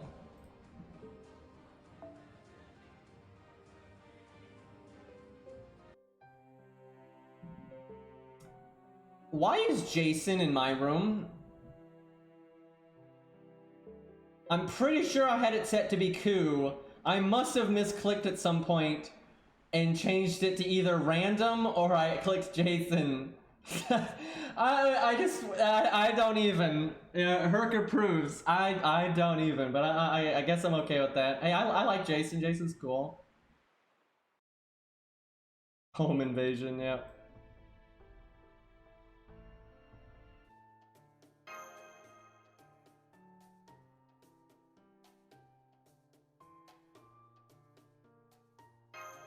Oh yeah, I wonder if we're gonna have any Galahad stuff.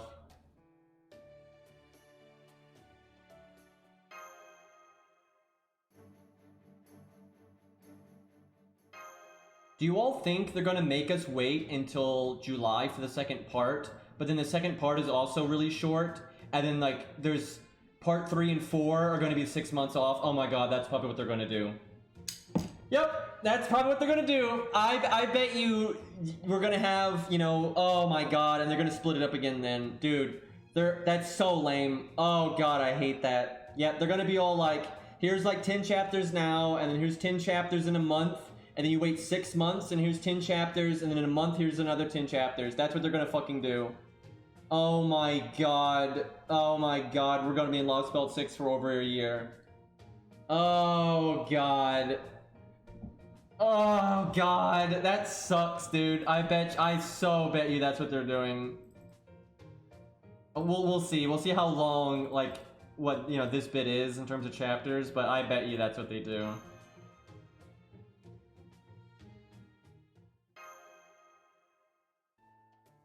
Tristan, though. I'm guessing they're gonna give Tristan a lot of screen time because he's really never gotten screen time. All the screen time you got was Tristan in the Camelot Singularity, and he was really warped there. He was very much not himself. And so it's not surprising they'd want to focus on him some. But here's the thing: I don't want to see Tristan with like Castor Artoria and in Fairyland. I want to see Tristan in this, you know, with the other knights and with actual Artoria and all that kind of stuff, right? That's what I want to see. But everything's got to be weird all the time.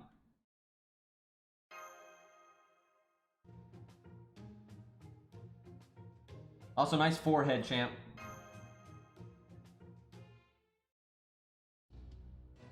So is that our Tristan, or is that like a summoned one from Pan history, or is that the Lostbelt one? Do we know yet? Like, I'd imagine he would explain, you know, why he's there in the story there. I'm guessing it's just Pan history Tristan, I would assume.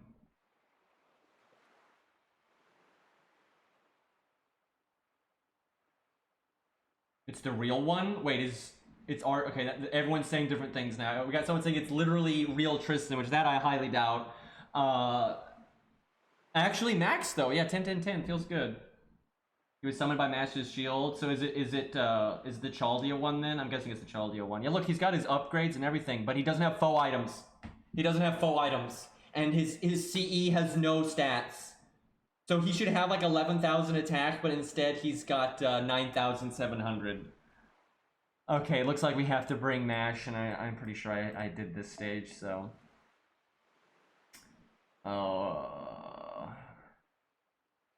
Nope, can't be in the back. Can they be in the back? Yes, they can be in the back. Okay, well that's nice. We'll keep Tristan in the front though. We'll be thematic here. You know what? Let's go let's go Gwen. There we go. Bring the boys. Do we do the switch Mysticode? We could put in Bedivere. I don't think this stage is particularly hard, so I don't think I need to be like meta or anything. Now, and we will show off the new characters again in a minute, but we can't here. They're not letting us, so. Summer Brynhildr? Alright, sure, why not? That's pretty random, though. Like, you got all this Camelot stuff, and then Summer Brynhildr, but, you know, why not?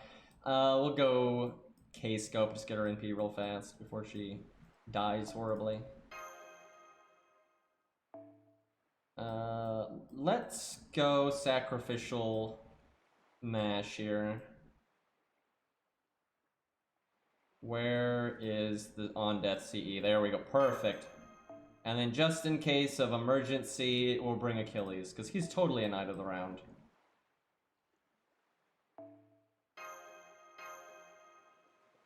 I could bring the Switch Mysticode to switch out Mash, but I'm gonna use her taunts to like let her die, so...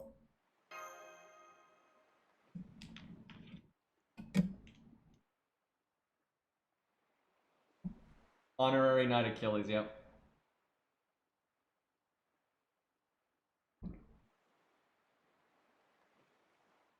What's with the water sounds?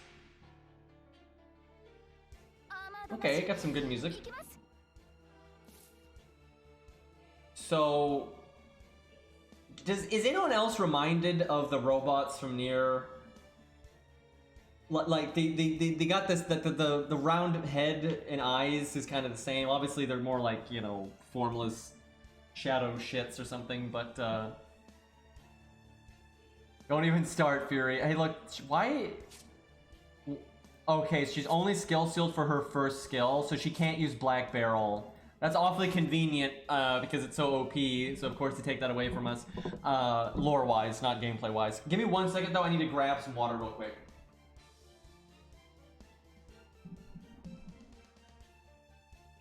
Spooky though.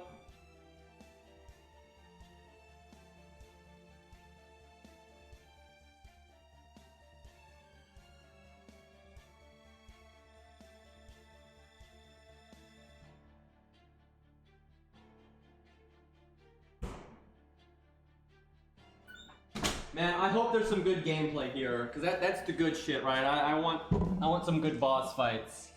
I hope we get that. Yeah, they do kind of remind me of Humanity sprites a little bit. Different coloration though, and the eyes are way more pronounced here. Okay, let's see what we got here. I could have Tristan NP right now, but I think Gwen can just bap, bap, bap.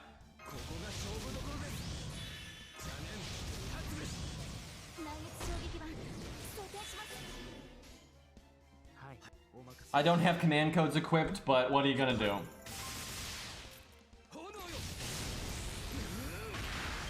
Little bit of damage there. I guess these guys are like one entity or part of a greater entity or something. What are their names? Did anyone can read kanji? Because I'm curious what they called these things. Come on, do a crit animation. Give us a crit animation. That's not a crit animation, I don't think. Bob. Yeah, that's definitely Bob. Okay, Mash got some dots.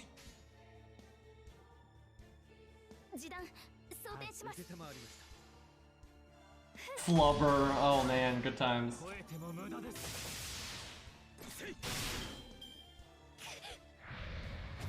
It's like life or something? Huh.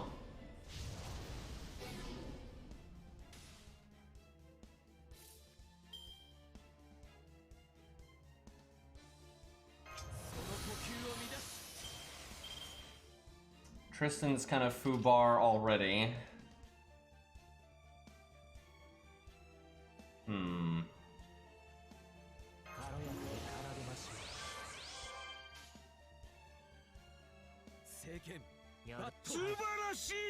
Black living thing or something like that? Interesting. So they're being vague about it. So yeah, black monster living shtick. Hey Aura, thank you for the 21-month sub, dude.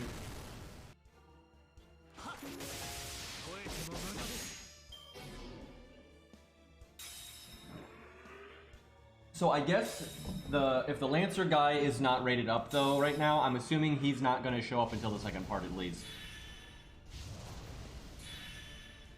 They're all getting their NP. Well, that's a good time. Hello. Wait, are they getting their NP and getting a turn? Hey, I'm glad we have... I'm so glad... Oh, fuck. Yeah, I'm so glad I cast Tristan's thing. I should have taunted with Mash. That was the perfect time to taunt with Mash. They're ganking me over here. Well, rip Tristan. Well, time for Brunhilde stuff.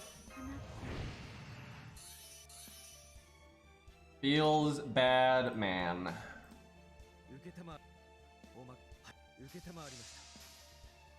Tristan dead already. Yep, that's it. Story over. Bad end.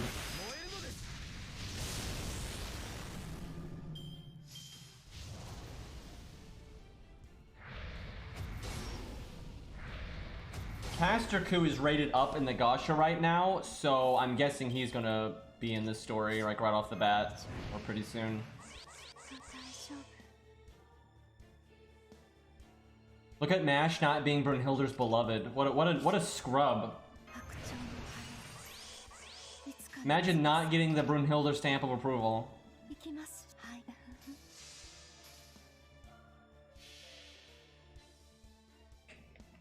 Sigurd, by the way.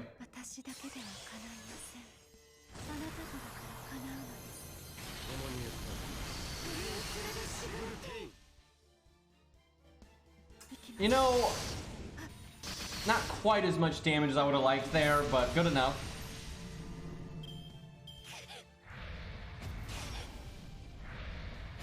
Do a crit animation. Damn it, they must have really low crit chances. They haven't crit ever.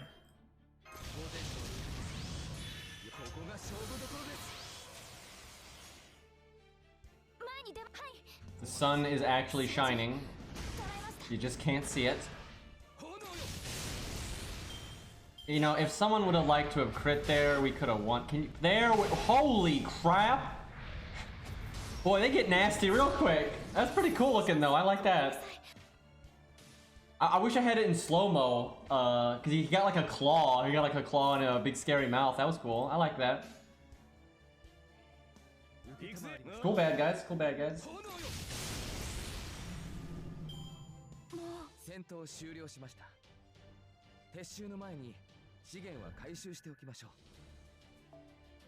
So Tristan died, but Gwen lived. So Tristan's just being replaced in the story by Gwen, clearly.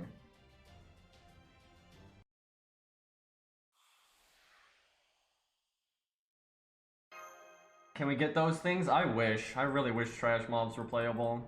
Every once in a while, video games let you do that, but it's kind of rare.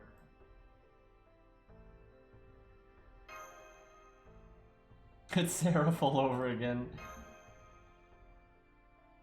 Yeah, I guess you did get to see regular Tristan in CCC, but that's not a story that anybody can see at any time.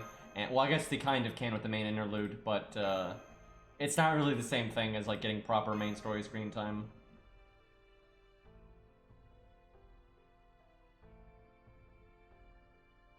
Okay, what are we doing here? Well, there we go. We just fainted like a bitch.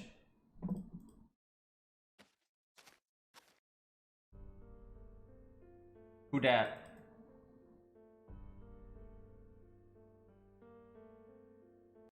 I did not recognize that art.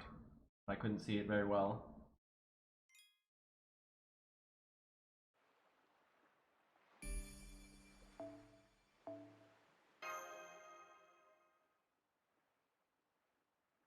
The map is still pretty vague, I'm not gonna lie.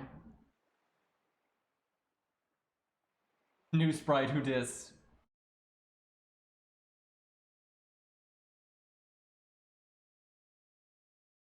Oh, okay.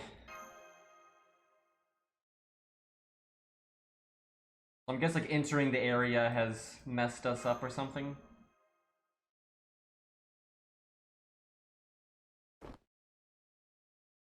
Yep, this looks very fairy nonsense. Oh god! Yikes! Okay, yeah, this is not gonna be very Camelot-y at all. I already got it. I already got it. I had a feeling this is what it was gonna be like. What?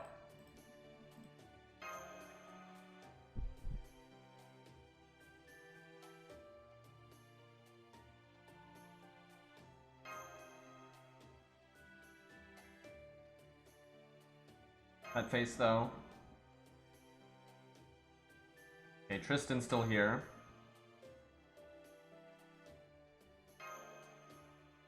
Does he recognize her? Because that must be pretty weird if he does. Did we just get smacked?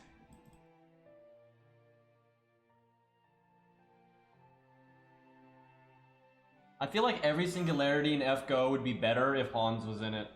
I'm not even kidding. Like, I think every single story in FGO would be better if Hans was just your permanent tag along. Like, he's just always there. It'd be fucking great. Her name is Mash? What? So what, are our memories all messed up and like we're remembering Castor Artoria as Mash instead? Like she's the one that died in Aquadia and stuff? What the fuck? I don't like it. I don't like it. Get that out of here. Question mark though. Dantes, do your job, I know, right? I'm guessing because of Avalon stuff, he's probably not going to be in this one.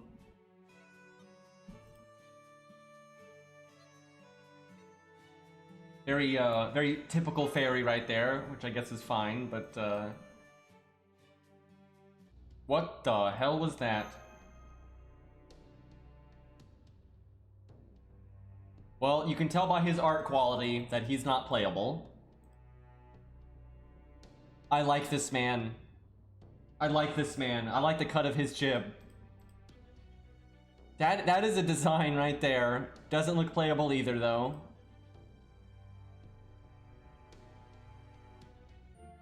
Interesting roster. Man, this looks like an old school RPG right now. What the hell?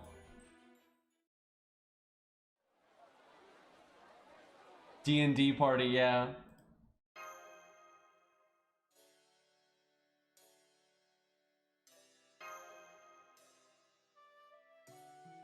That'd be cool, the dwarf. There's plenty of famous dwarfs in history and mythology and stuff. They absolutely could do that. I think that'd be cool. It's a different, like, you know, art style and character type that you don't really see in FGO, so some variety would be good. Gather your party and embark on a journey. Yeah, definitely. I don't like this room. You get those leaves off that chair right now.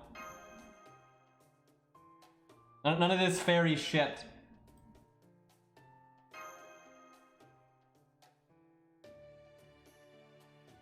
Wait, did they seriously show a dwarf silhouette on stream? Is that bullshit, or is there actually a chance we get a dwarf character at some point? That really? That's awesome. Fuck yeah. If we get that in like part 2 or whatever, I'm down.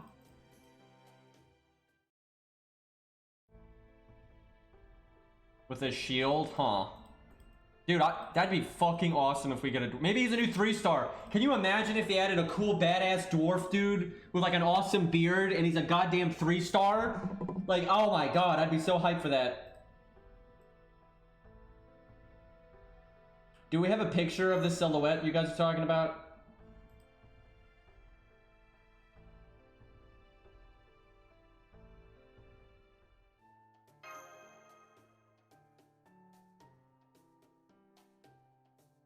And before 5-star lolly, I mean, that is the way of it, unfortunately.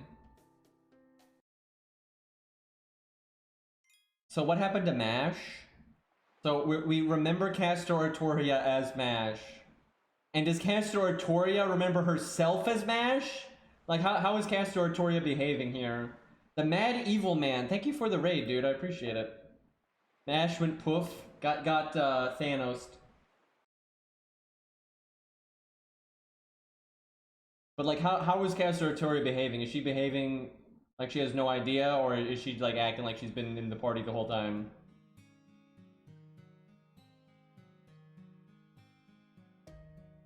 Everyone assumed defense positions.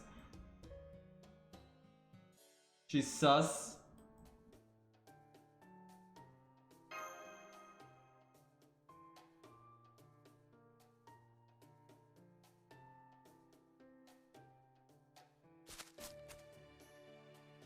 I'm hoping Castraku is in the story pretty soon.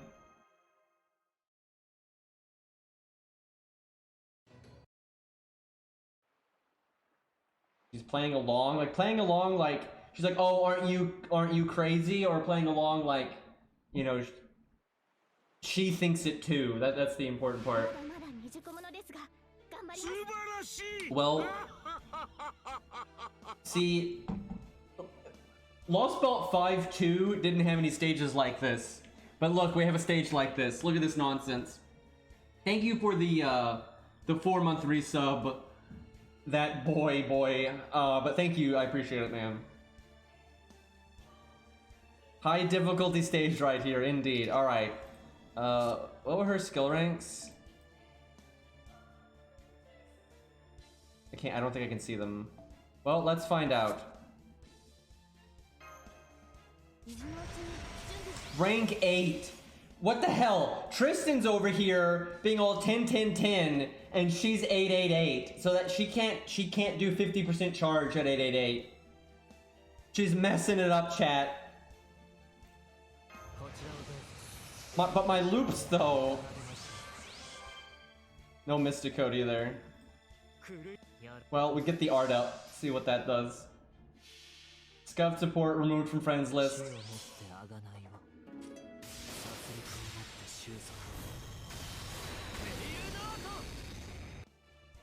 I know Castraku has new voice lines, but I haven't seen translations for them. Here's the silhouette. Alright, hold on, let me... Oh god, is that seriously the silhouette? That's not ideal. That's not a cool dwarf. That's not a cool dwarf. I don't know what that is. That's like a dwarf fairy that doesn't even have a beard, which is like way less awesome. All right, let's see if we can loop here. I doubted it. Nah, that might be enough. Yeah, okay.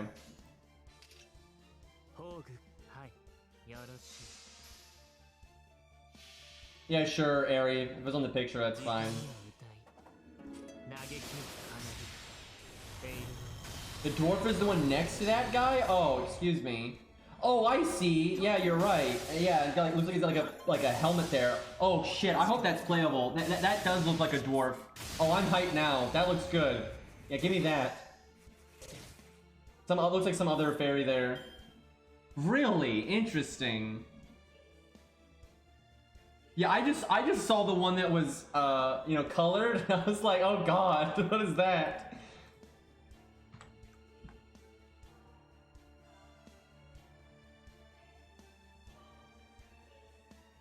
So I wonder if they're gonna have like more characters from Shakespeare stuff, because you know there's like what's her name, Titania, you know, the fairy queen from Shakespeare stuff.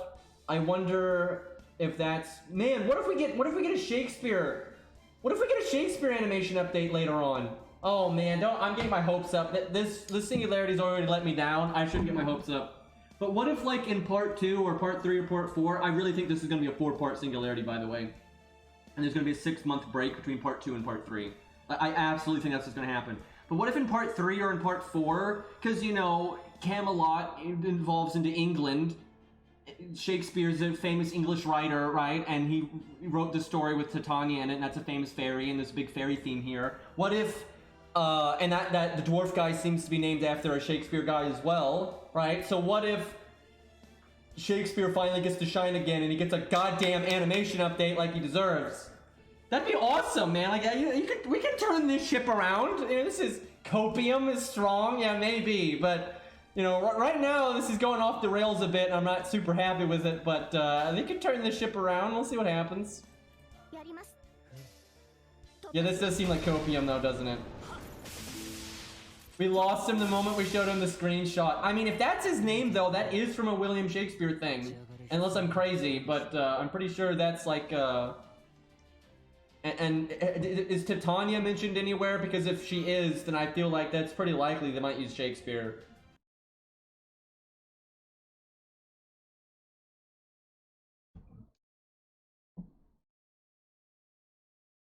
Just try not to get your hopes up too high. Okay. Yeah, okay.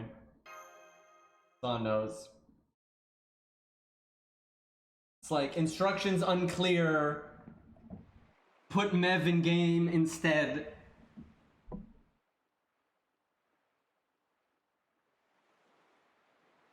I think I heard they said the first third now and the other 2/3 in July. I can't imagine that just in July they would add that much more main story. I mean, I want to be wrong. I want to be wrong a lot, but I feel like, I'm telling you, I really think what they're going to do is they're going to be all like, okay, part 2's in July, and then when part 2's done, like, well, that's Lostbelt 6-1, guys. See you in Lostbelt 6-2 in 6 months. Right, like how because like, I feel like this is like basically Lostbelt 5-1 and a half, right? And then we're going to get Lostbelt 5-1 other half, and then you wait a long time, and then get Lostbelt 5-2. Right, I think part 3 and part 4 are going to be more detached from part 1 and part 2 or whatever, but I just don't see them finishing this story in July, right? They're just such shits about spreading out the story these days, so I don't know, I guess we'll see.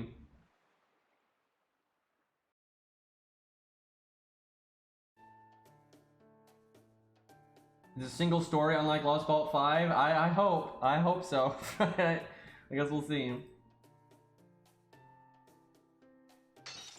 He said the free quest would be available in July. Interesting. Well, we'll see what happens.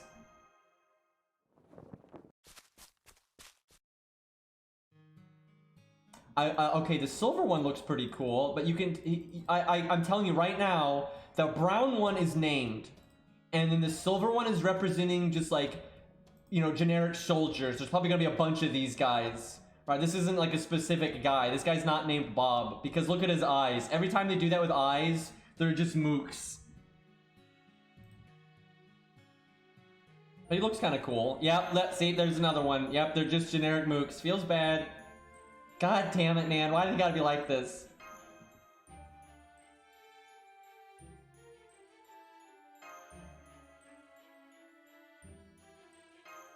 I don't mind furries when they look mean, right? When they actually look a lot more animalistic, and like some werewolf designs are awesome, right? So when they're more in, like, what was that? I remember there was a movie that wasn't particularly good. Was it just Van Helsing or something? I know it was based on Van Helsing. I remember there was a live action movie that was about Van Helsing, and it had really good werewolf designs. The movie wasn't very good, but it had really good werewolf designs. And I don't see where werewolf designs like that very often, and those looked really good. And so when you have like furry monsters that look more like that, I'm generally okay with them. Yeah, I think it did have Hugh Jackman in it. I think that was it. But yeah, I remember it being a pretty lame movie, but the werewolf designs were totally like on point. And yeah, so if I see designs in that style, I'm generally okay with them. But when a lot of times that's not the case. So okay, another trash stage. Thanks, game. There's only 3 enemies again. How could we even lose this? Tristan over here removing debuffs though, feels good. So I wanted to show off the new characters again, but we haven't had a stage where they've allowed us to do that, so might be a second.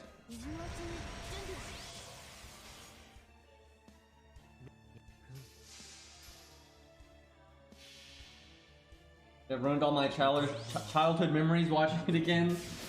I only ever saw it a long time ago, and it was something to run because I remember it being kind of bad.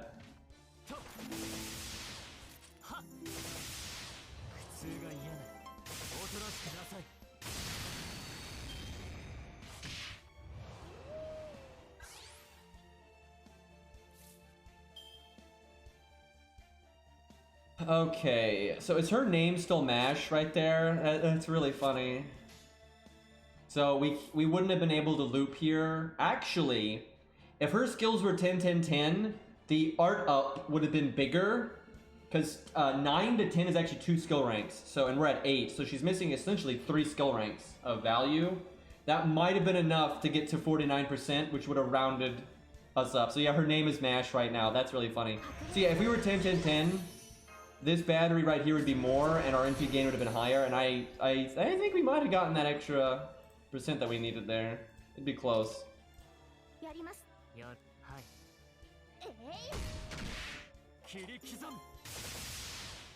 I like this new Mash, feels bad.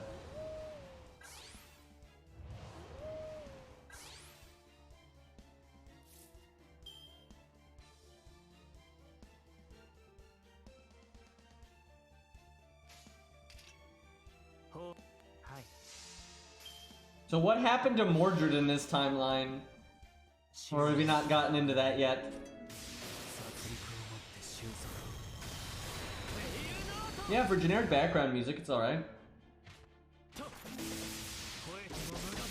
Mordred was never created, feels bad.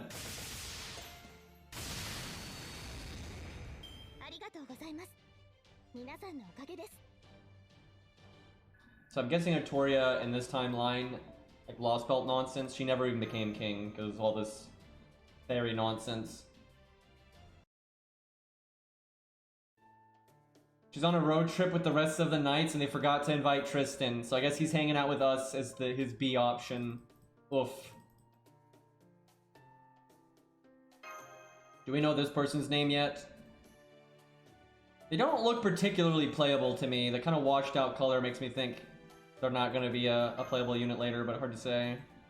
The art designs in FGO can be so varied.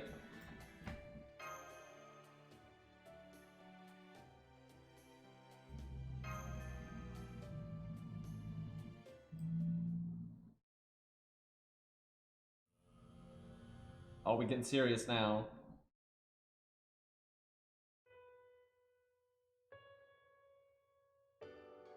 Whoa! Someone lost an eye. That was quick. That escalated.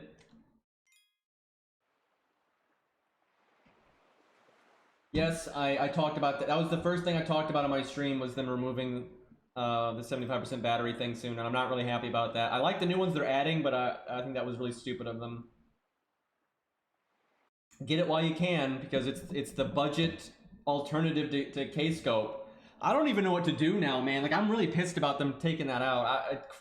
There are plenty of 4-star CEs that they should remove because they're in the way. Like Yggdrasil Seed. Who the fuck wants Yggdrasil Seed? That thing is garbage, right? That thing is so bad, right? Like, there's so many 4-star CEs that are worthless garbage, and removing them will help the player base a lot. Right? Because it'll let them get the ones that are actually good. Like, you want those new 4-star CEs that they just added, you want those to be easy to get. That's good for the game. So yes, remove 4-star CEs, but don't remove, like, I'm not kidding. Can anyone else think of a better one for node limited ones? For unlimited craft essences, I feel like Imaginary Round is one of the absolute best 4-star ones in the game. It's like it and Art of Death. Those are the two really, really good ones.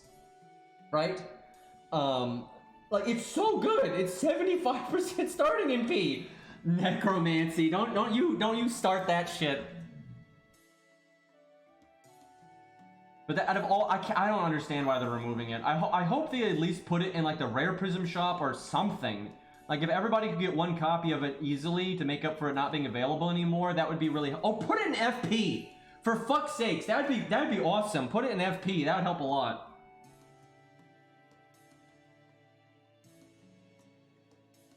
I'm still in the boat that I do think there's an Odin connection with Casterku, but I don't think Casterku is just straight Odin. I think he's maybe tagging along or influencing him or something, right? I think it's going to be more along those lines.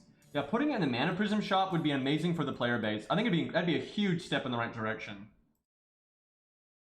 I don't think it is on FP. What I saw is they were only putting the 3-star one in FP, but maybe they will put it in FP, and if so, I retract my earlier statements.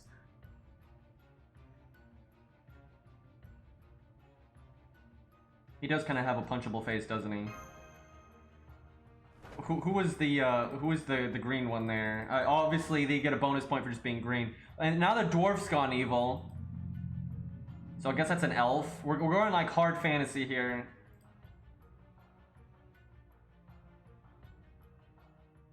It's not on FP? Yeah, I didn't think so.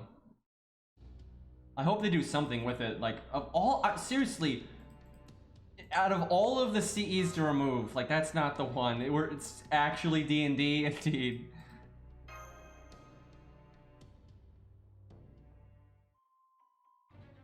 I'm guessing those are those blobs from earlier. They just didn't give them a story sprite. Because they're like, oh, this is close enough. So I'm guessing the village folk are going nutso right now.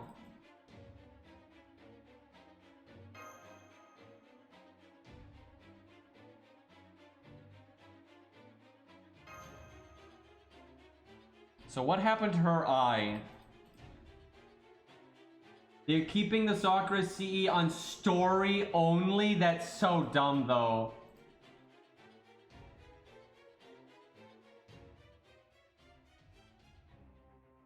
And like, here's the thing. Removing 3 4-star CEs is nothing, right? That is such a drop in the bucket. If you want to have any kind of meaningful impact on like making it easier to get certain 4-star CEs, you need to remove way more than that. They needed to remove like 20 of them. And there's easily 20 of them that are garbage that no one would miss.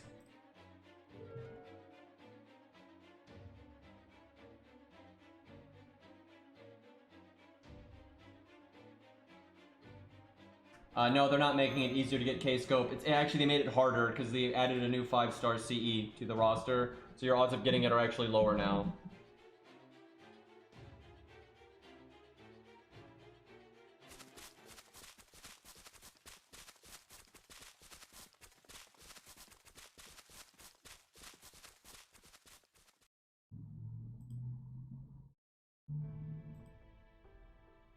So seriously, what happened to her eye? Did she like remove it herself or something crazy?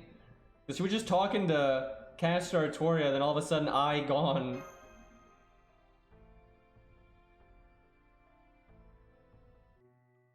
What is going on? What?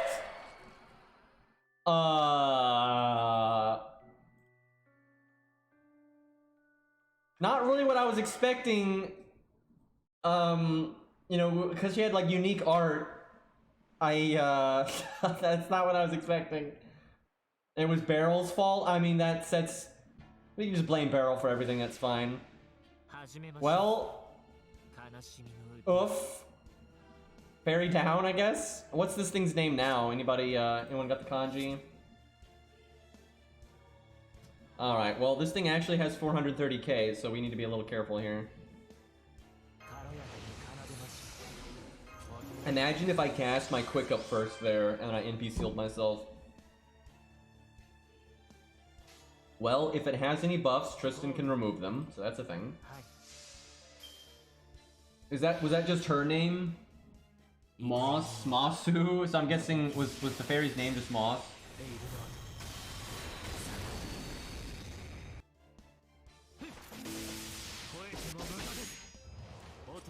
Mashu and Mosu. Moth? Moth would make sense because of the fairy thing.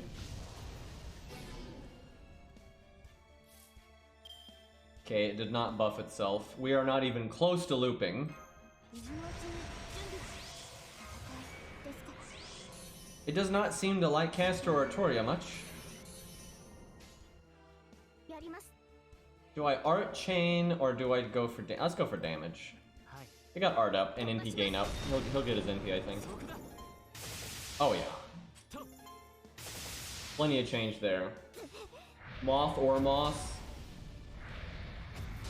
Matthew. There you go. Is this thing scripted to only attack Mash? I'm sorry, Castor Toria. They're getting to me, chat.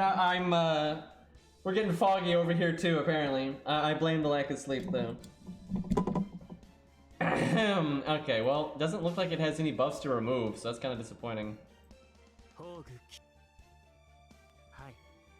NP gain or damage. I don't think we're going to NP again necessarily, so we'll go for damage. I should have done the art one because we have Castor Toria's art up, not just art quick up.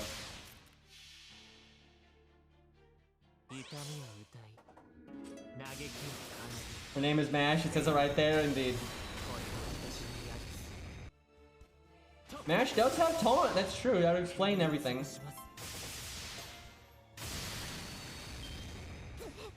I like how we still haven't gotten to show off the new units again, because it's been preset units every single stage. Yeah, this thing is scripted to only attack Castor or Toria. It's never attacked Tristan. She might die here, actually. We'll see.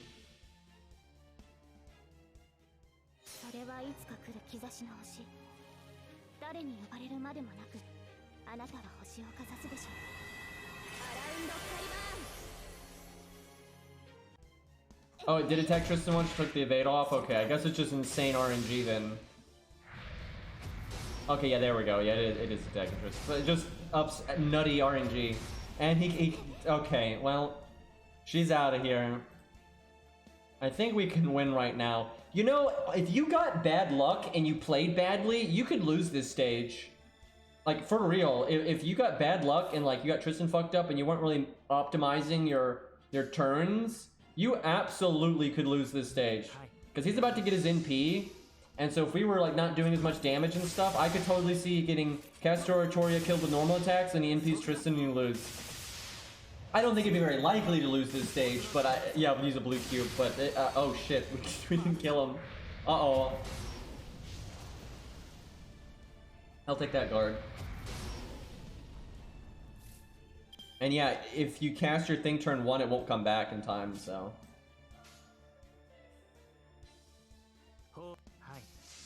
I have faith in Buster.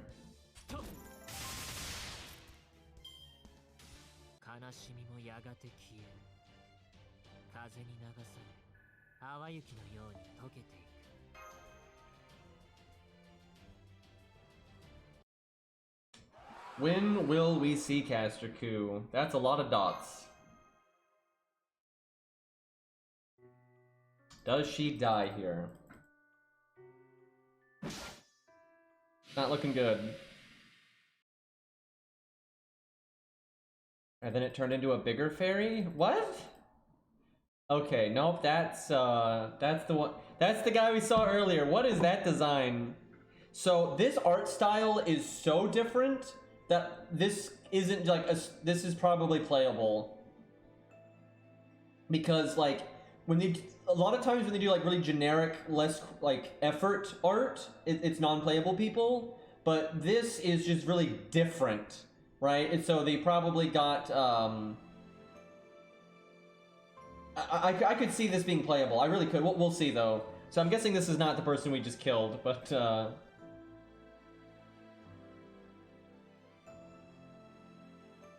So I do wonder if they're going to use Titania then, and if we'll get Shakespeare.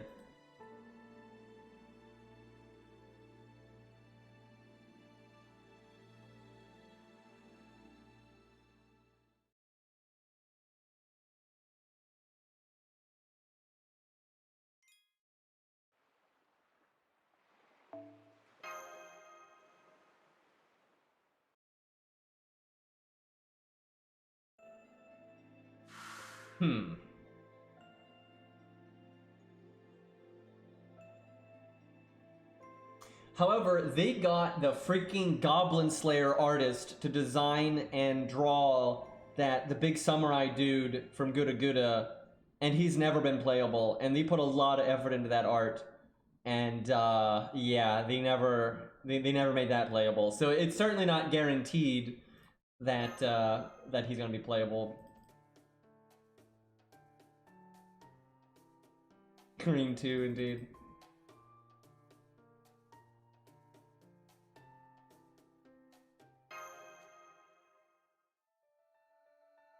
So what happened to the other fairy? Did she just die?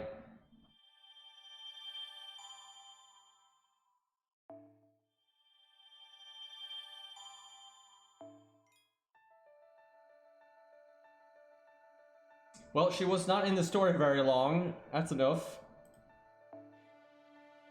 Anyway, moving on.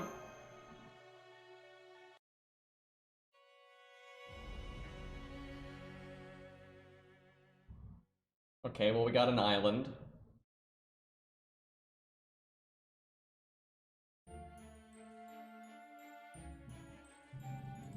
Brexit. Oh, God. Okay, there's MASH. Not looking so good there, champ. I'm guessing this is elsewhere? This is just D&D. I'm not gonna lie though, if these are supposed to be goblins, I'm not a huge... I've seen so much better goblin designs out there. These are literally just people with slightly bigger noses and are green, right? That's not the best.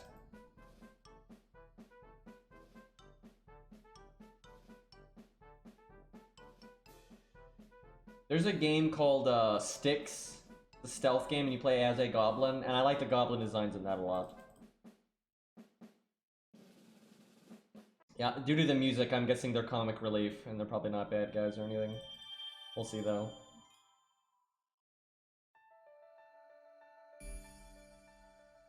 I'm guessing that was, like, elsewhere, like that wasn't near us, I'm assuming. Oh, you're right, that was Galahad Mash. You think she would notice that pretty quickly. I wonder if going to this singularity, like, reactivated Galahad or something, or if he was summoned here. That's what a lot of people have thought, is he stopped being in MASH because he got summoned here or something. But yeah, that was Galahad MASH. That's interesting.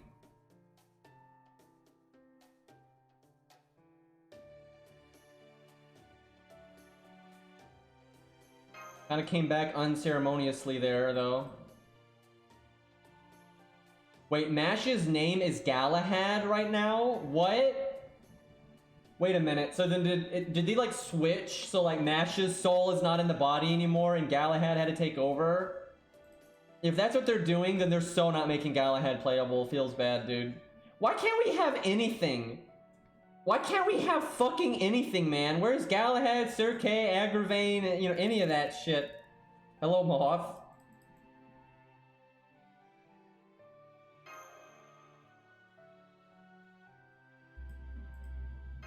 So I'm guessing that means right now that MASH's soul's not even in her body, and Galahad's piloting again like he did at the beginning.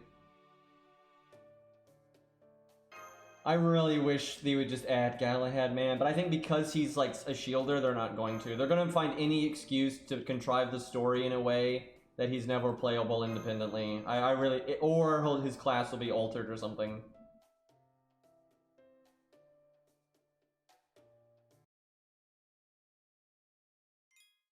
That Moth emote, what the hell? Okay, finally we have access to our support list. Okay, so we can show off the other stage. We'll use Fairy Lady here. Oh god, which stage is this? Okay, this is stage 2. Looks significantly less cool than stage 1, although I wouldn't really say stage 1 looked all that cool, to be honest. Way too many colors again. Look at this. Why do we have pink, baby blue, black, dark gray, and a different pink? Like, why do we need, like, and a little bit of yellow, too, actually? Like, Jesus Christ, man. All the rainbow colors. You know what? I'm gonna do Atlas. Although she really wants to crit, so maybe Anniversary Blonde. And before we die.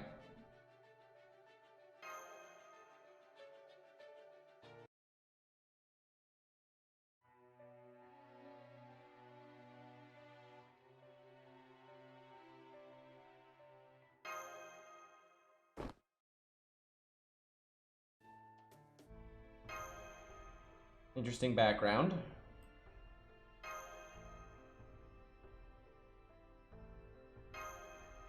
What are we fighting, though?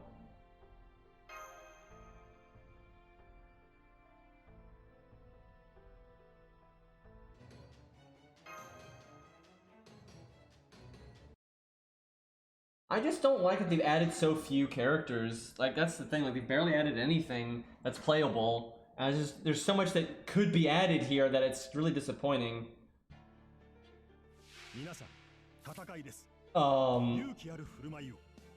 Okay. Salem stuff, sure. Well, at least this time we can see her NP.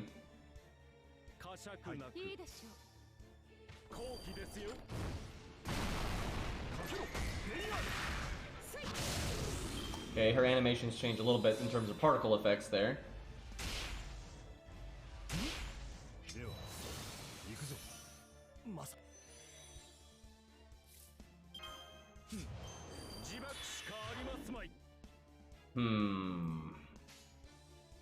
Guess we just bonk this one.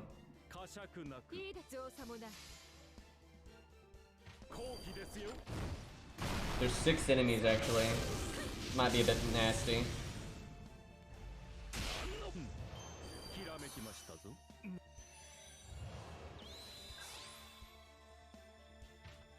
Oh, well, I definitely cast my 3rd skill. I don't think I cast the other 2 though until next turn. Pick out the one with the double crit buff. Now, if she was 10-10-10, she'd get her NP here from her charge. But she's not 10-10, so she won't. But we've got the extra attack and being attacked, so I think we'll still get our NP.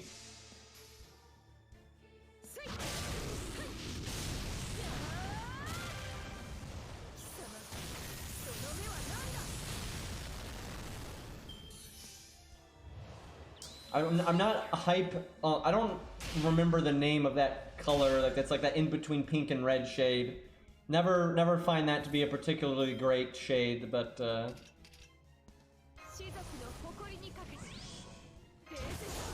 kind of weird.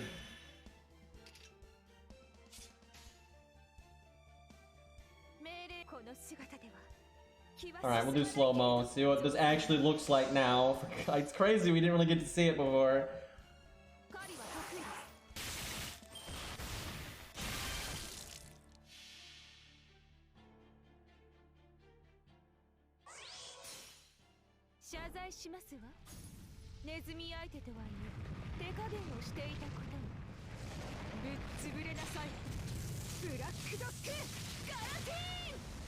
Wait, I didn't even realize. So I think she like breaks part of her crown, starts bleeding and gets really big, and then bonk.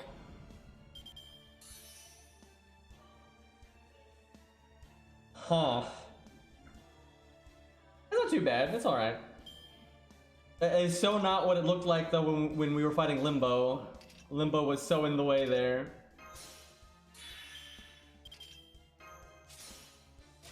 Alright, Beastly, if you're still here, can we get to stage 3? We'll just show off all the nonsense. Damage though.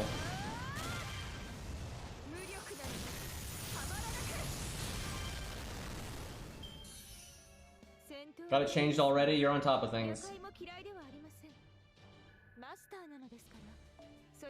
We'll see if we can get a like stage 1 or stage 2 of the other Tristan fairy one. Whoops.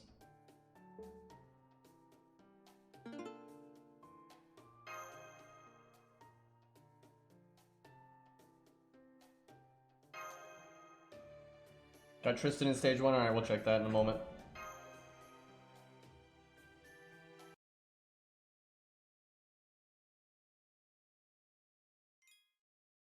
I'm not sure how often they're going to allow us to use support list here, but...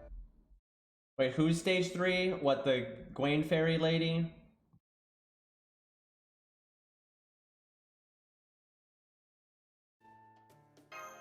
So far, I only really like the stage 1, so... And I wouldn't say I even like it, it's just, like, passable. I don't like this art, man. Like, the hair looks terrible with it. It just doesn't look right. Not my art style there. Nice background art, though.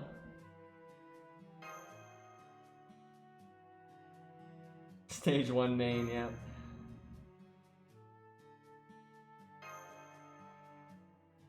I doubt it's much of a spoiler what their real names are, but, you know, just in case. I already saw, though, what the Tristan one was.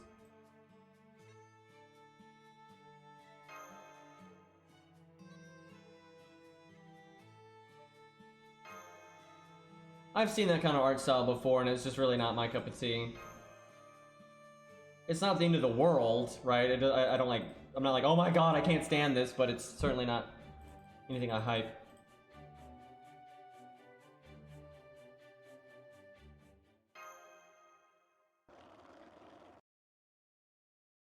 Wait, why is Da Vinci here all of a sudden? Wait, is she like messed up too and she's working here at like a bar? Is that what's going on?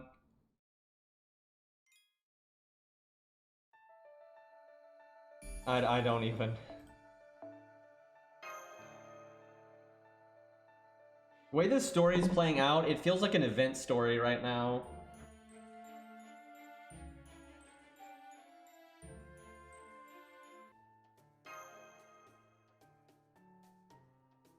You think the giant arms would stand out a little bit.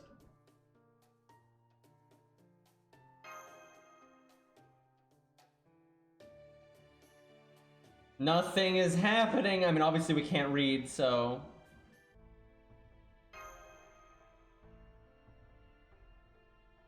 I mean, isn't she normally in a maid costume in her stage 2 anyway, though? I think it's always been that way. So does she still have her memories or no? The boys.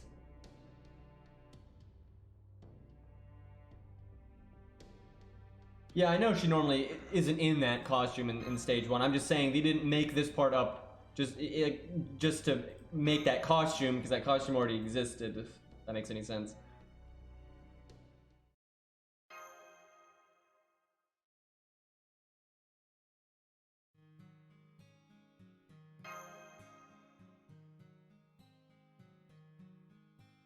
I always find Amnesia to be a terrible plot contrivance. It works occasionally, but pretty rarely.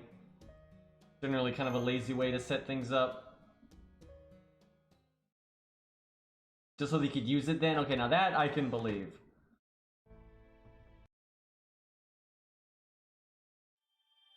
Come on, game. Give me some combat. I feel like this chapter is going to be, like, just so little combat. Like, this whole story is going to be very little combat and a lot of dialogue, just because of the way they're splitting it up.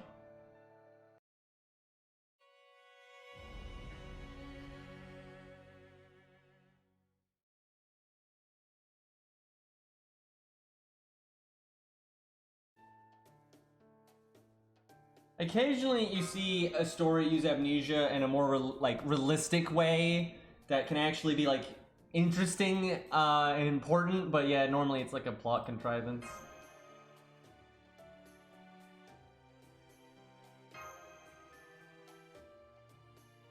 Yeah, generally in real life, to get amnesia, it's brain damage. Depends though, you can definitely have like short-term temporary memory loss from like less traumatic head injuries, but for really serious amnesia, it's normally going to be some kind of head trauma.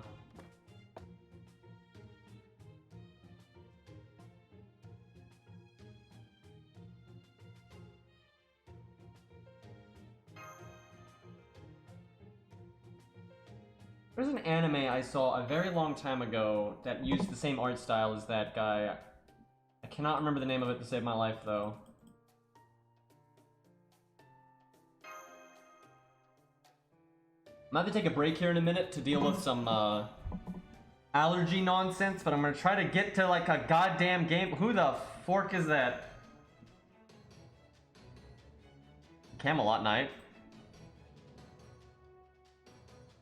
Do they actually have a name here, chat? Yeah, that's Enforcement Knights right there.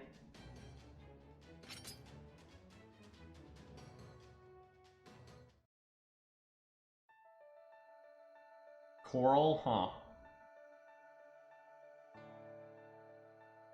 Okay, well, okay, here we go. Here's stage 3. Is she a pirate now? The fuck? This is a little over the top, I'm not gonna lie. I definitely see why people said it looked like Coalter. Not really a fan of this. It's like trying really hard to be edgy or something, right? It's trying to be extra, right? It's trying to be like I'm not a fan. It's too much. You know, red and black can work just fine, but the design of this is that's a little extreme. In before we die here, because we're going at neutral, we'll see what happens. I might want to use default. Yeah, I can't say I'm crazy about. If I got her, I would use stage 1, definitely. I'm gonna be right back though. I gotta take care of this allergy stuff real quick. Give me just a second here. I'll leave you all with this wonderful view of stage 3 here. You got Chin Gong though. I mean, how bad is it? How about this background though? I tell you, this background art's better than all the fucking new servants.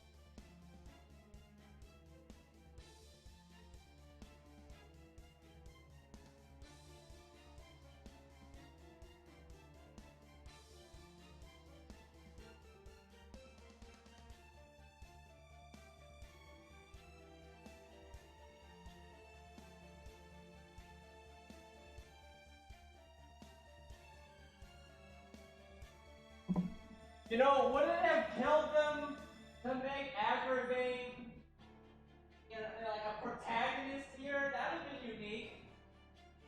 Imagine Aggravate versus Morgan. That'd be a whole thing.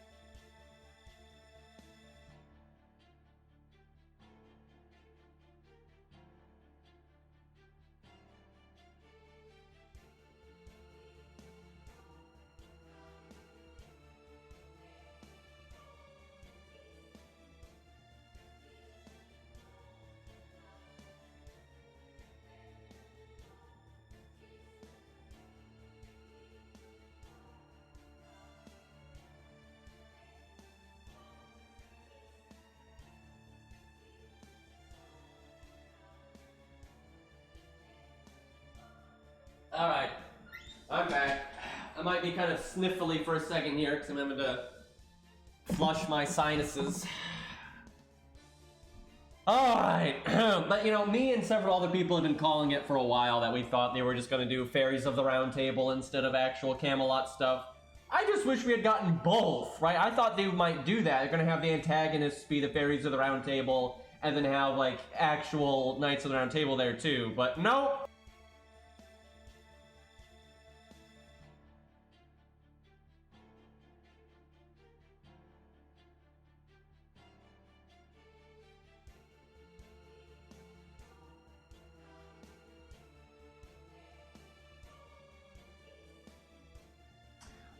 He mentions at some point that Titania doesn't exist and was a Shakespeare invention, but can't confirm to take that with a grain of salt. I mean, that's how it is, but that's also how a lot of Shakespeare characters are and stuff, so...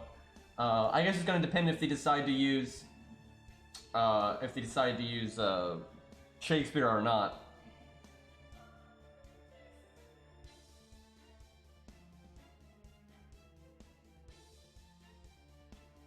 I mute my mic when I'm like blowing my nose and stuff because I've got big sinus problems right now and basically have to use a neti pot and then it's you know, whole nasty experience for like 20 minutes, but you know, what are you gonna do?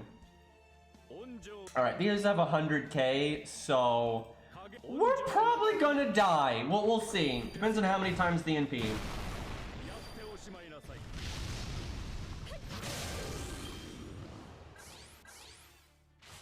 The thing is, I think it might be 2 parts, but for like Lostbelt 6-1, right? And then there's another thing or whatever. I don't know. We'll see.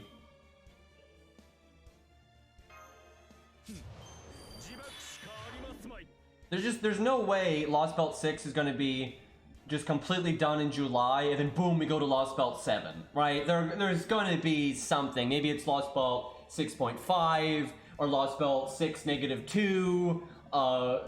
Lostbelt Banana, you know, whatever, but there's no way it's just like, lol, July, it's done, and boom, we're going to Lostbelt 7 next. That's not happening, right? That's just, I wish, but there's just not happening.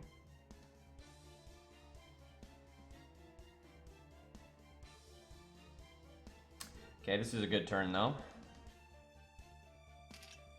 Guess we just focus one of them down. 5.9, yeah, we'll go back in time here.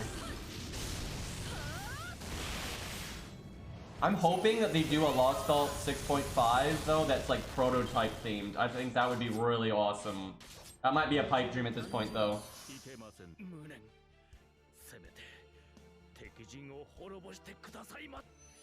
Alright, this will be a bit of a test of her survivability here. We're about to take some damage. I wonder if there's technically sun here.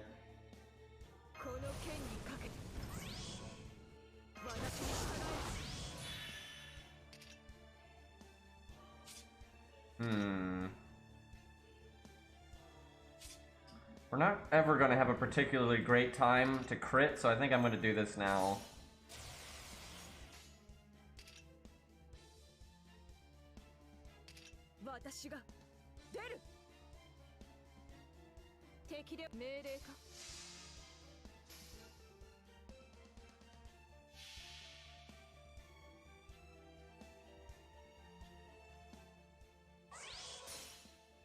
Yeah, this stage does look pretty Berserker-esque.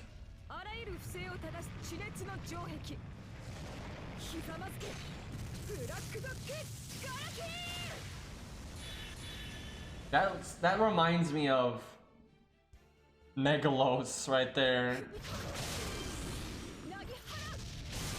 Not quite as much damage as I would have liked to have seen. Really needs to crit though to excel there, I feel. Damn, she didn't even kill one. That sucks.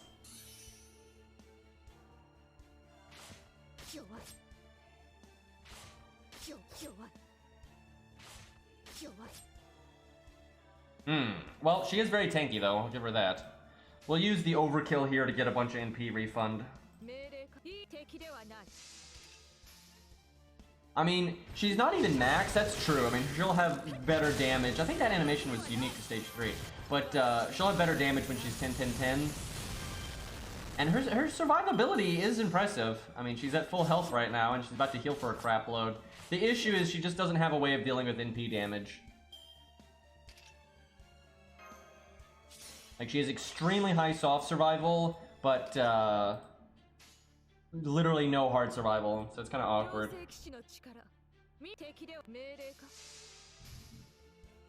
Yeah, and the cooldown, honestly, I'm not crazy about like her design and stuff, although stage 1 is bearable. But her gameplay is really unique. I like the idea a lot, and I could see her getting buffed in the future and actually being quite good. And I don't even think she's that bad now. I think people are exaggerating. I think she has some uses now. I don't think she's like some top tier 4-star, but I think she's solid.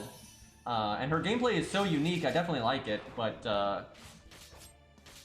not my favorite design by any means. The stage 1's passable. It's just, it's still kind of weird looking. Honestly though, she's at full health right now. That's something. I think she's pretty solid. I think she's going to excel in either solo and last man standing in scenarios where soft survival is going to be good, and then in team play you're just going to really want to work with Merlin. But I think her synergy with Merlin is very good. Like, I think she's going to have great synergy with Merlin. So if you have her, you summon your friend's Merlin, you're going to fuck shit up. You're going to kill Lancers and Berserkers, no problem. Like, I think she'll do really well in those scenarios. So, yeah, I think she's fine. And again, I don't think I'm biased in her favor. I think I'm biased against her because she's not really my kind of character there. And, like, the fact that she gives the team damage cut and the team battery, that's pretty cool, so... So, are the fairies, like, having a war right now? Like, what's going on here?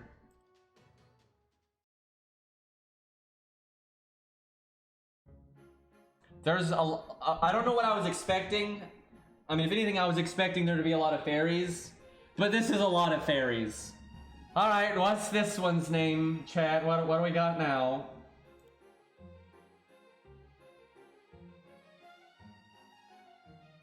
Aurora? Oh, that makes sense.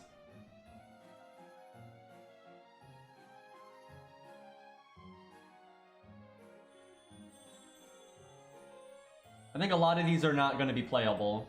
And if any of them get really popular, though, they'll probably make them playable down the road. Like how Jolter wasn't even intended to be playable, but she got so popular they made her playable later. You know, that could happen. This is a very classical take on a fairy there, which I guess that's fine, really. I mean, you're gonna have all this wacky shit, might as well have something normal in there.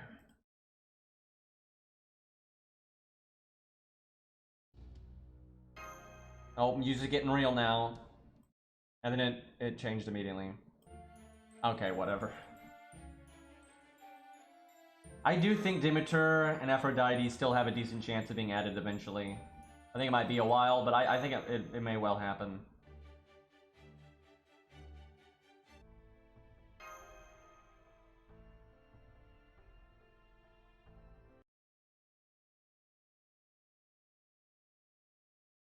And I think even Zeus has a chance, but we'll see.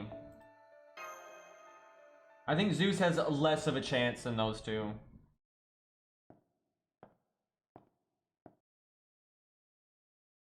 Imagine having two Camelot singularities and neither of them are actually Camelot. Imagine that.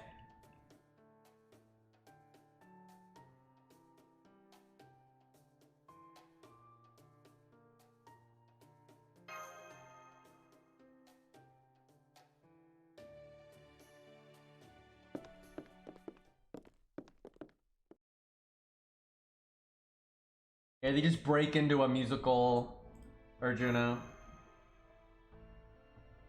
That's where you need the Monty Python Arthur to show up. Who dat?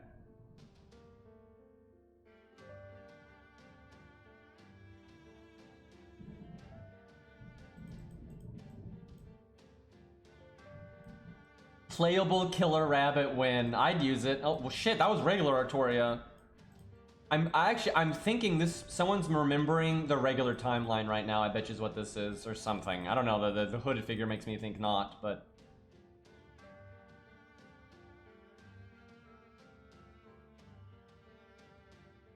I'm curious what this is. Is this a Da Vinci flashback?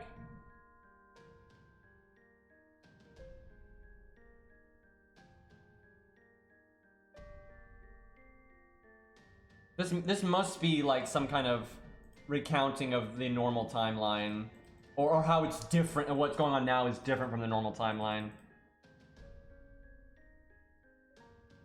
Da Vinci is talking. Yeah, she must be explaining like some stuff about the regular timeline, and then whatever the fuck this Lostbelt is.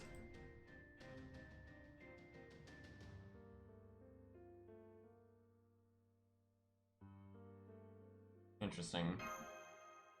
Yeah, so far the big boy Lancer is not, he's not on the banner. I don't know if he shows up in the story here or not. I'm kind of guessing no, though. I think if he does show up, it'll be the next part. Did they say when in July it is? I'm curious how long we're gonna have to wait. And I want to know if there's enough time that they're going to the 14th. Let's see, what's... so that's a little over a month. So they definitely have time to do something else. Do y'all think they're going to do like summer or case files or some crap? Dude, we've had so much crap this year though. I'm going to be pissed if they do case files, to be honest. Like, you know, case files is good and everything. It's just, it's been so much crap this year. If we finally get something and then it's boom right back to just, you know, old stuff like case files, it's gonna suck, man. We're getting Annie early? I don't know about that, unless they said it. I mean, I'll take it, because they normally do the anniversary late. That's it. They literally miss their own anniversary all of the time. Like, they miss the actual anniversary date. They've almost never hit it, so...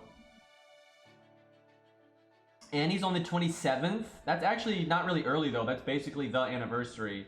Because I'm pretty sure the game came out, like, on the 28th or whatever. So that's if anything, that's on time. So, with I wonder... They might just do case files then, and then like a dead week or so, and then the part 2, and then the anniversary. I'm wondering when they're going to work in the summer event, that's the thing. Because that takes up a good chunk of time normally.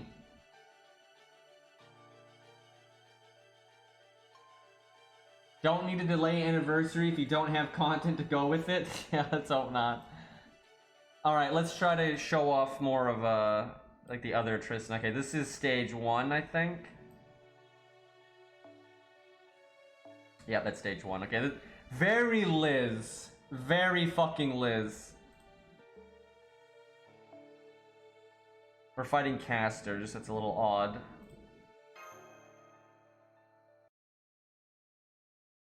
Yeah, they could sneak in a download campaign. Because basically what I feel like is on the table is Case Files rerun, summer event, and it's like dead bullshit like, you know, download campaigns and that kind of thing. But then definitely the anniversary, so it's gonna be strange how the pacing looks weird to me right now, so we'll see.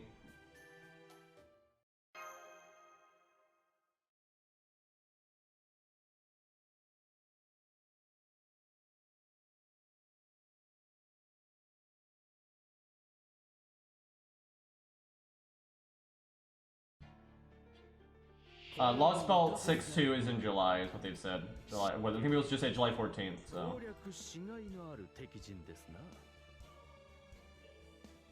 I just hope that silhouette of like the dwarf is going to be playable like soon, because that's certainly unique, and I could definitely see them using a design like that to be a 3-star, and holy crap, I want a new 3-star.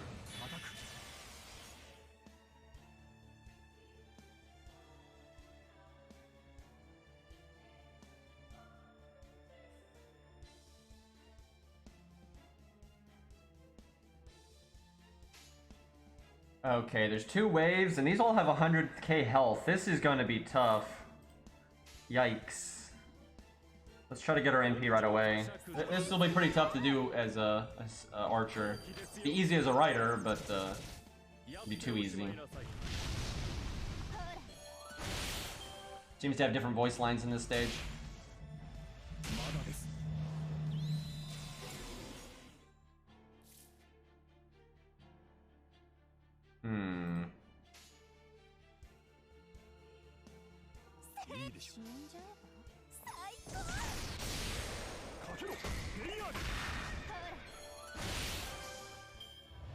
Could you guys actually attack, please? Also, please stop draining my stars. I don't have that many of them to begin with. Look at all those crit buffs they have. Well, let's try to at least kill one of them. Why did I cast that? I mean, it's good to have the quick up and the evade lingers, but I'm wasting the invulnerability. I don't think, and if I was gonna, honestly, it's fine to cast that, but if I was gonna cast it, I should have cast it last turn so the cooldown would come back faster. That looks slightly more normal when the enemy is smaller.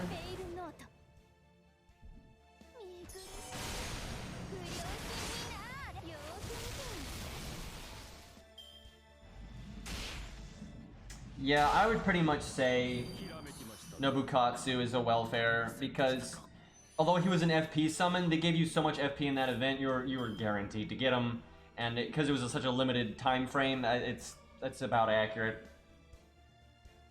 So I could use my NP again, but it's kind of awkward with the health thresholds on the enemies. However, using my crits on a 27k guy sucks too.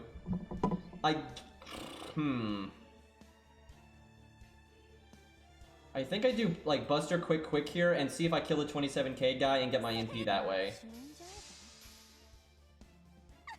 I like this stage significantly better than the other stage. The other stage just looked ridiculous to me.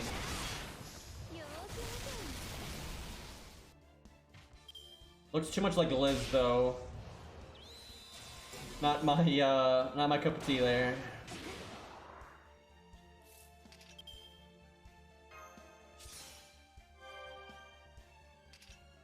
Okay. Okay, that's right. We're not 10-10-10. I was about to say that cooldown on our first skill is brutal, but some of that is because it's not maxed.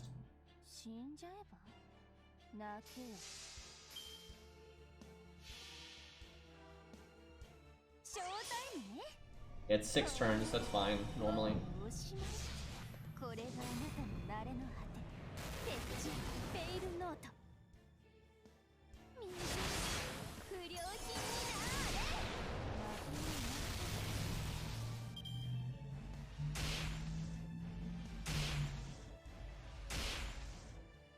Oh, we're getting beat up.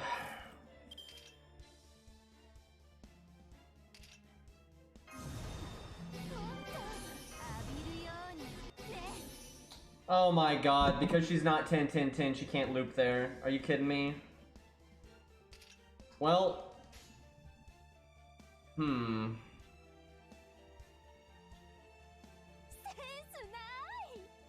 I want to do quick so we can crit next turn, but I also want to use that heal. Because we're dying. Like, in the long term, we're gonna, like, our soft survival is gonna get us, so I think I need to do this.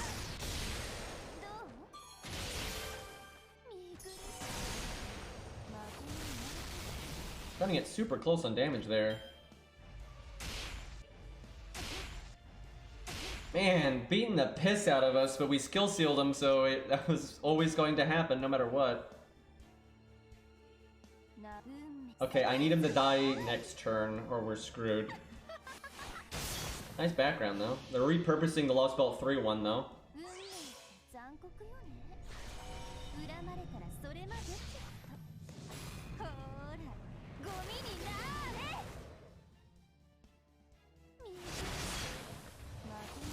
I'm gonna be cutting it close, because I didn't make that many stars. And he just drained most of them. And then he crit me, and then he crit me again. Oh boy. 2 turns on our skill coming back. We really need that. This is the most damage I can do. Hopefully we get 1 crit. Oh no. Oh no! You bitch! Why couldn't you crit 1 time? So if she had killed there, we could have then evaded next turn and then gotten our first skill back. And we could have kept going for quite a while there. Feels bad, man. Blue cube, yeah, I don't think so.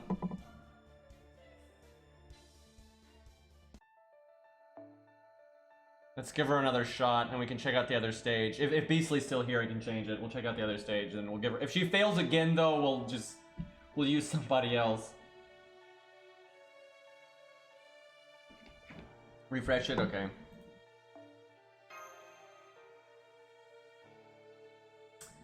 Game, please. Why didn't you evade? Because are you stupid? What? Are you kidding me? Like, that's so dumb. Like, why do you think I didn't evade?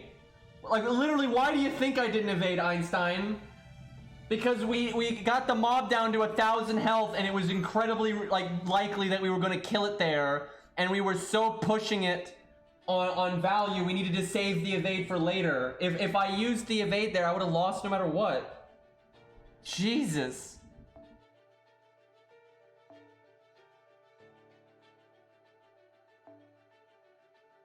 That's pretty weird looking. The fuck are those shoes, dude? What the fuck? That's so weird looking. Okay then.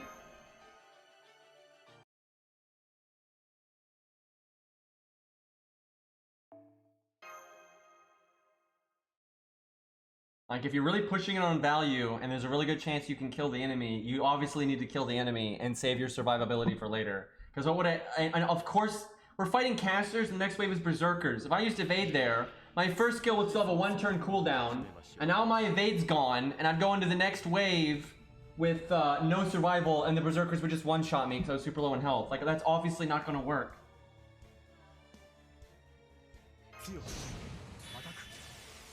Oh, I'm sure they know how shoes work. They just don't care. That's the thing. Fucking Van Gogh, dude.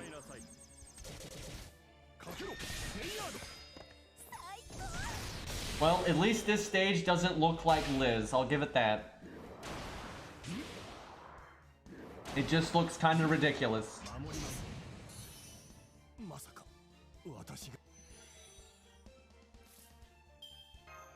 Got the whole stilts thing going on for some reason. We're gonna get our NP here no matter what. They're probably gonna star drain us, so I think I just do as much damage as possible. But I bet the 40% doesn't crit because this game... I don't know, I feel like her animations could be a lot cooler. They're kind of... I expected them to be a bit more, I don't know, slashy, right? They're kind of just particle effects. Alright, this is going to come back slower, but we have more survivability in the short term. See how that works out. Alright, just make 1 billion stars, so even if you drain us, we can still crit.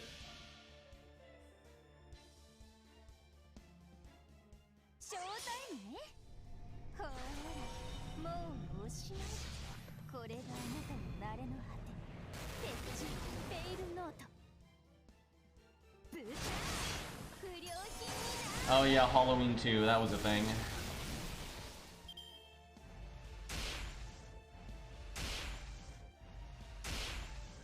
That is interesting how her first skill works, though. Okay, this is the same as last time, where I just have so much overkill, I don't really want to kill the 11k one here. I wonder if I can crit the 100k one low enough that if I NP him next turn, then I can target switch and kill the other one. That would be really good. Let's see if I get enough NP gain from my quick.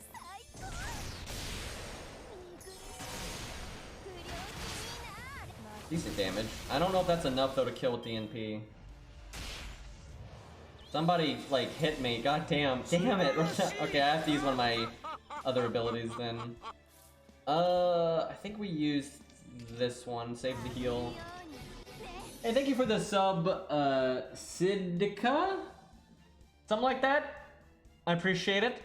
I think I wrecked the name, but that, it's normal around these parts.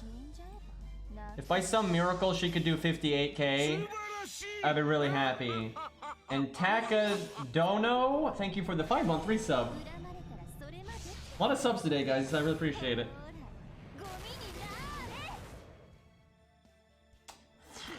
Well, the dream is dead.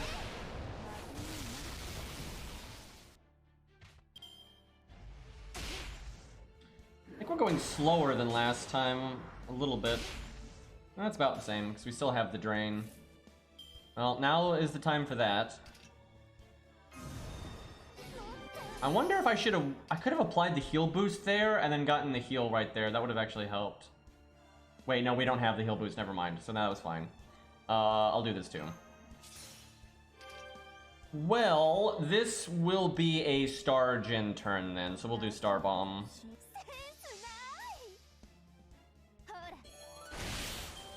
The thing is, they're not really the Knights of the Round anyway, so it's not really the same thing.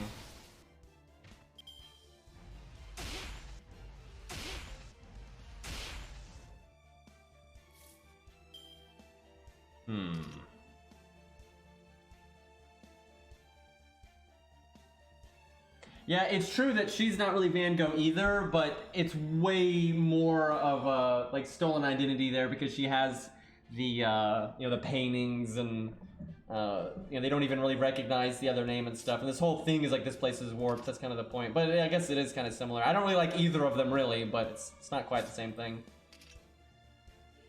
And the big thing with Van Gogh is we don't have Van Gogh, right? That's the thing. If they added regular Van Gogh, I wouldn't care so much, right? But they're never going to add regular Van Gogh. This is not going to happen, where we obviously have regular Tristan and Gwen. And these aren't just gender-bent Tristan and Gwen, right? They're actually their own characters that just in this Camelot place are, you know, basically assuming their names. If we got regular Van Gogh, that would make me significantly less annoyed.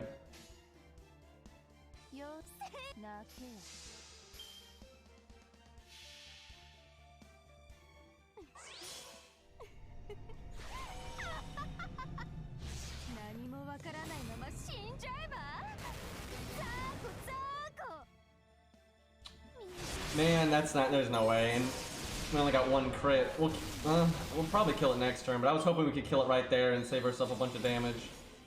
And there go our stars. Can we do 40k? I want to do the heal. Let's see, 60, 50, 100. I think we're pretty likely to do 40k. Oh my god, bad start. Oh my god. Dude, what is wrong with this woman? She just will not. We make all these stars and she just doesn't fucking crit. It's what the fuck? Like both times she could have. And I think if you can get through this part and still have your evade and then have enough survivability to get your first skill back, I think she could win. So I actually think she'd be beating this reliably if she was 10-10-10, because not only would our effects be a bit stronger, the cooldowns would be coming back faster. I think she could actually beat this stage at 10-10-10, but it's impossible to have her 10-10-10 right now, so... she can beat it now, though, unless the next wave is super hard. She can, like, I don't know what the Berserker is, but, you know, if she goes around the wheel and gets her first skill back, she can probably handle it if it's not too strong. But there's a lot of RNG in it right now, so we're gonna upgrade. We'll stick to Archer, though. It's fun going at neutral. It makes it, you know, spicier. But we're gonna accelerate things a little bit here. We might want better command codes than this. The Da Vinci one is fine, but we might want, like, I don't know, even the heal one or something. I don't know, but we'll try it with this for now and see how we do. What do we want to use? Maybe default, but going gas, gas, gas is not bad here to finish them off quickly. Default's a nice middle man, though, where it's... Yeah, we'll go with default.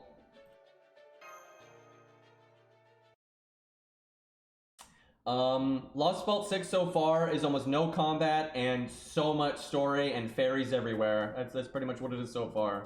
It's pretty slow going right now.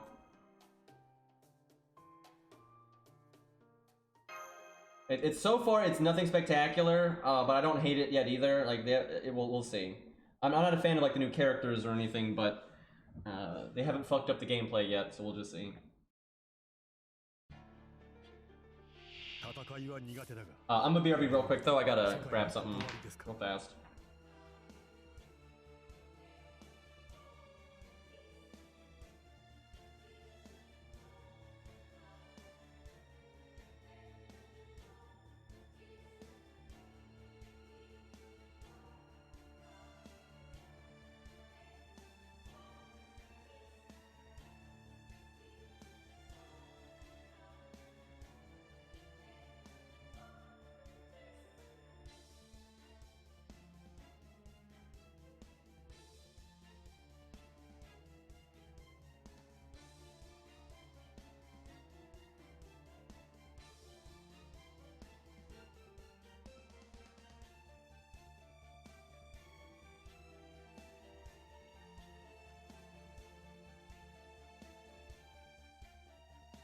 Alright, I'm back. But yeah, there have been a lot of fairies in this story so far.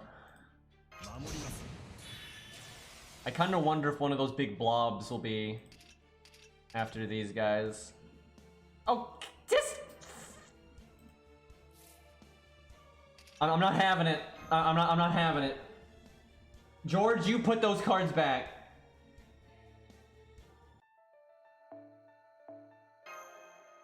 $1,100 gold apples, by the way.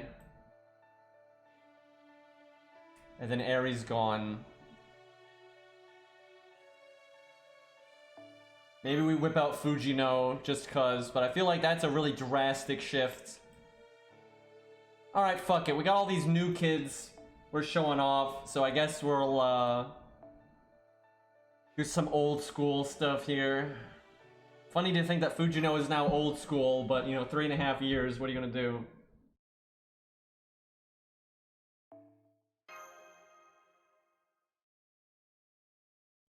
Avalon. What is Avalon if not a giant bridge?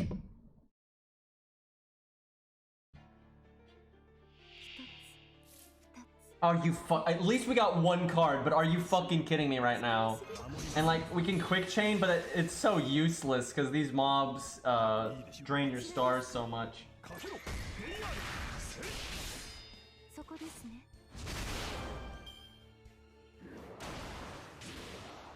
This may be overkill, but we'll see. We don't even know what the second wave is. It could be super nasty. Oh, come on. All of our cards are in the third hand, and we're never gonna get to the third hand. And because they didn't kill George, now they basically get a free tick of NP. They've like accelerated their NP gauge by 1 because of this. And that'd be a fair trade if we did a bunch of damage, but we did not do a bunch of damage. They barely killed George. I should probably bring Leo or something instead. Dude. I don't even care if we can, like, I hate playing the game that way. It's so unsatisfying. Because you're not like a little, when that happens, you're not like a little nerfed, you're omega nerfed, right? Especially when the first taunt dies. Because when you have 2 taunts, it's really random if you get cards or not. But when your first taunt dies, your solo unit has half the deck. And then your fucking solo unit takes 4 out of 5 cards. It's like, are you fucking kidding me? Like, imagine getting 3 cards over 3 turns. There's a reason we have the Georgia mode. I'm just saying. I swear, though, we're getting to the point where we need a Qingong one. We could really make a good emote out of that anyway, though, because you could, like... You could give him an expression that's kind of the whole, you know what Qingong is. We know what he's about, right? So you can make an emote that expresses that and has the cards. We rise.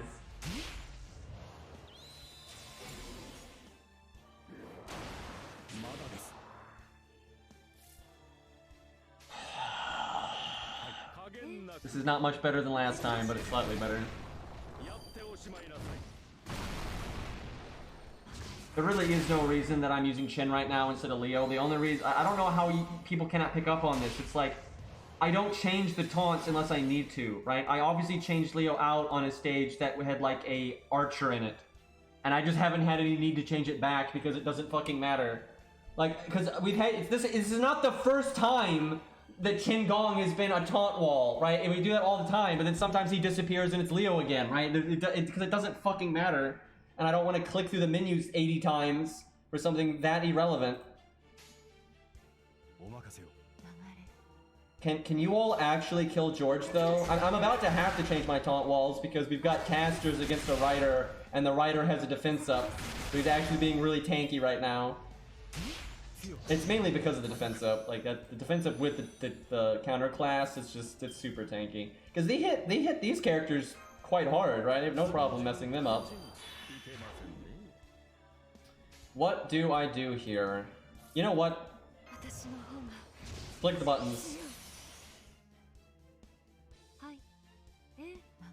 Normally you want to do Buster, Art, or Buster, Buster, Buster, not some weird in-between, but the way the deck was, I didn't have a choice, and I think this is still good enough. Yeah, get bent. That's a pretty good insult for Fujino if she wants to get sassy with somebody. 100K? Hello? Level 100 2k foe, by the way. 100k at neutral. No stage gimmick, no niche.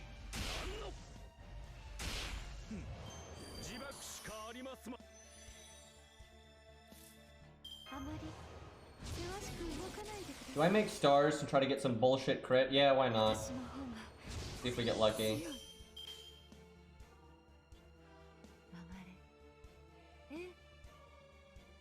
60, 40, 50. I mean, we're way favored to get at least one crit.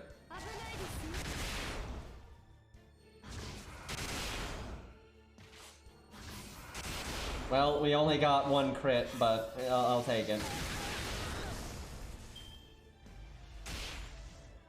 Nice damage, nerds. By the way, Fujino's kind of good, and like that whole zero damage thing is independent of the fact, like her being level 100, right? Because like the previous unit wasn't level 100. So she could kill here. If she doesn't low roll, she could do 100k to this guy and then target switch. If I wanted to be safe, I would do a Buster card, the NP, then a Buster card. She did what, 108 last time? I mean, it's pretty likely she would kill it. I am worried she would low roll and just barely not kill it though, then we'd have a bad time.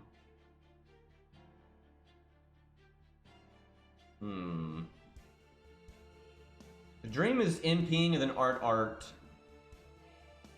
Because I think she could do 19k with art extra with first card Buster bonus. I've seen it roll as low as 90. Okay, that scares me. Okay, so what we're gonna do the coward's way. We're gonna get no NP gain because of this, but this pretty much guarantees we'll get the job done. Why you gotta crit with that one? Why you gotta crit with that one?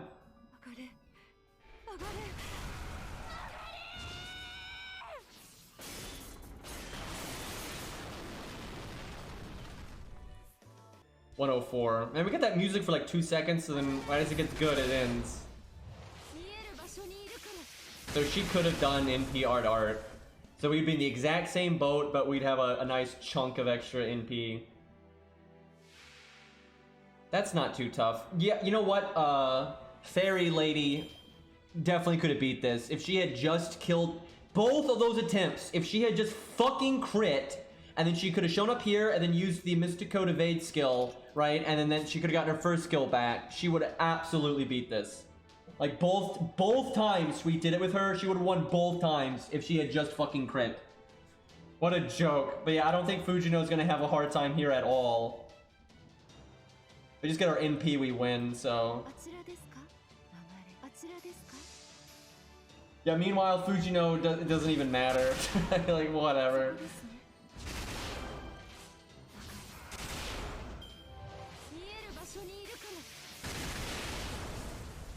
Yeah, I was expecting the final wave to be a bit harder than this.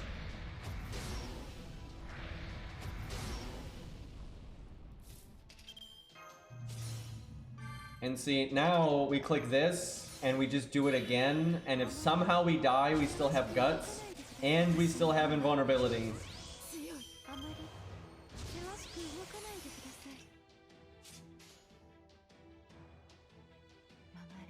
Let's see if she can get. I should have just done quick art again and just get my NP.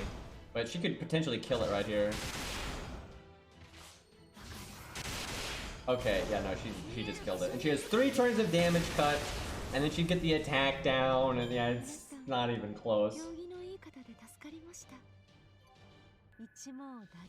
But yeah, dots ignore damage cut, so that's a little nasty. Pale Rider.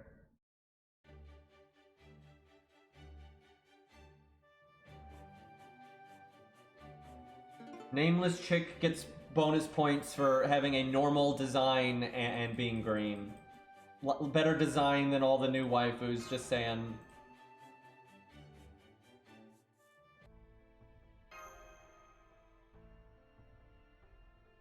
The dwarf guy is the best one, though. I really like that. The classical dwarf, that was cool.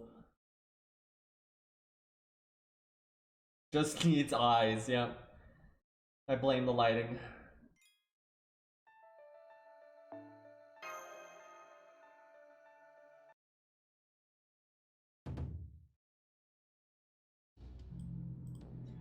Not a whole lot's happening with the antagonists of this story. We literally haven't even seen them. I'm assuming we're talking about them some, but there's been no scenes dedicated to the villains this entire time. I don't really like that. I like the stories, not just in Fate, but I just mean, you know, in general, when the screen time goes away from the main character's perspective and goes to other people's perspectives. I generally like that kind of storytelling. And they've done that in FGO plenty. They've done that in plenty in FGO, but they haven't done it once here. So we haven't seen anything of an antagonistic presence here other than fucking black blobs. I'm really intimidated right now. The D&D campaign, I believe it. I will say the black blob crit animation was pretty cool. All right, let's give Morgan another go. There's Brian's. He's already got her at level 99. What the fuck? 766 though. That's a little. I think the best you can do is 888 right now. I don't think you can do better than that. All right, we'll show up Brian's. Why not? Fucking K-scope MLB. What do I even do with that? Alright, we're a berserker, so I want to not die, so we're gonna whip out default here.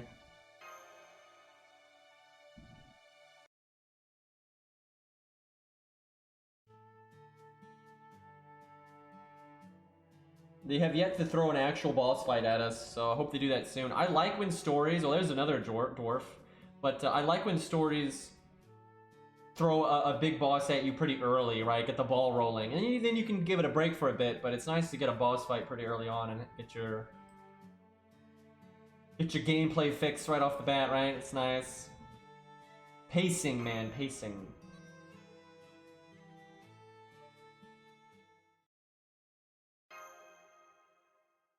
What's her deal? I guess she's on our side or something? I don't even know. Kind of a creepy face there, I'm not gonna lie.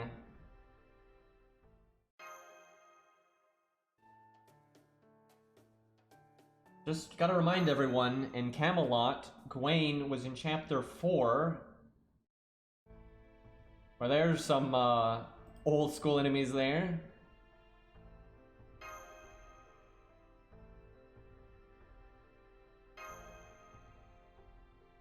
First introduced in Orleans.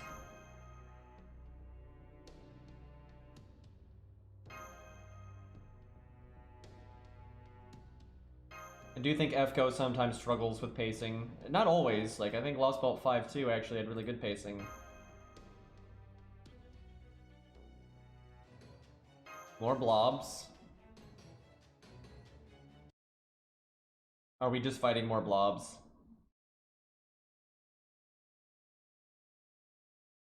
Please no.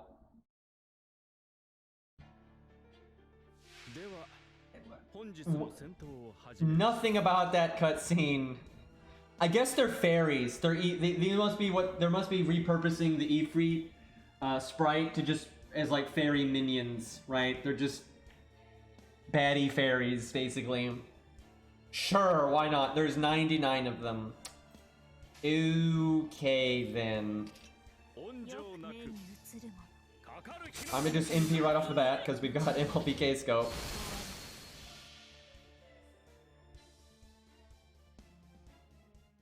He probably won't. Why does it zoom in on her mouth? That is really weird. Why does it zoom in so much on her freaking mouth? That is so bizarre. Anyway, I doubt you have to kill all 99. It's either last a few turns or kill a certain number. We'll see. Wait, why do they get to attack? This is bullshit. I've been scammed. I want my money back.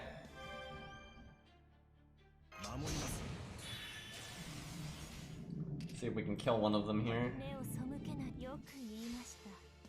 I can NP next turn if I want to.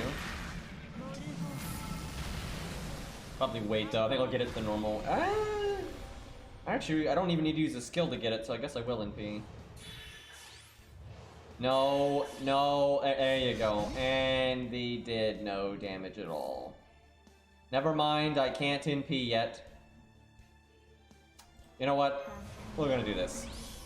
It's fine.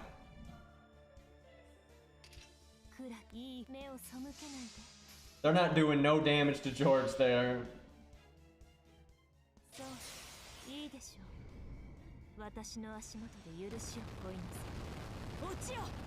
Yeah, they've yet to 1-up 5-2 in difficulty, but we'll see. I think 5-2 was a really good benchmark though, and keeping it around there for hard stuff I think is good. Wait, what? That means I really messed up on that wave. This is like, they're using like that stuff from that event, the Karen event. That's how this works. So if you wanted to, you could actually kill an insane number of these. I wish I'd realized that. I would have actually bought a more try-hardy team. Because you could actually kill a crap load of those. You know what would be fun? See, I wish they would have more fun sometimes.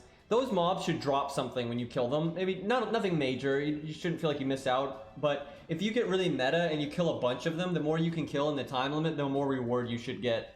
It could just be QP or like a bronze mat or whatever, but why not? Like, seriously, why not? A bone? Yeah, I'd be alright with that. I'd use command spells then to kill more of them. Because yeah, that's basically that bonus stage in the Karen event where you could kill as many as you want, you could do in a turn. Because the reinforcements happen, immediately.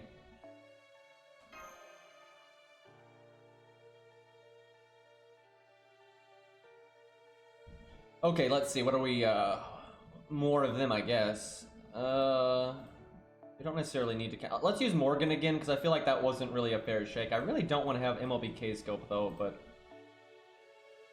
I'll try to use her one more time here.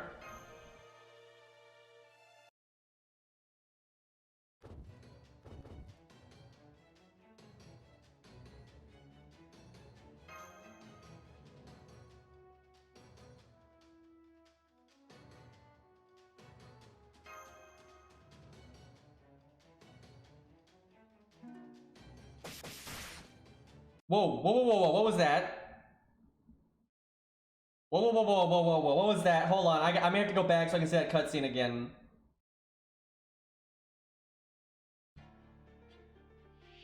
Oh, hold on a second.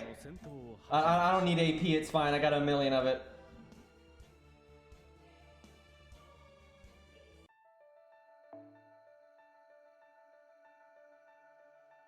Oh, that's another Morgan. I'm gonna go with that one just because it doesn't have MLPK scope.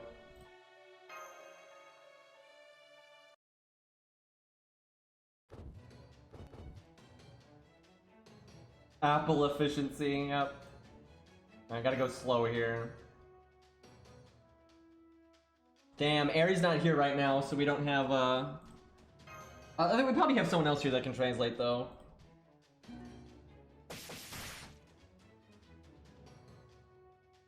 What is this? What is that? Okay, what does that say? I'm having a concern here.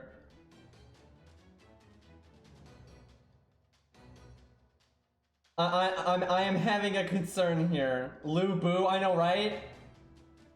So I have a few thoughts here. I can't help but notice that it is indeed green, and it does have a battle axe, which is what Green Knight has.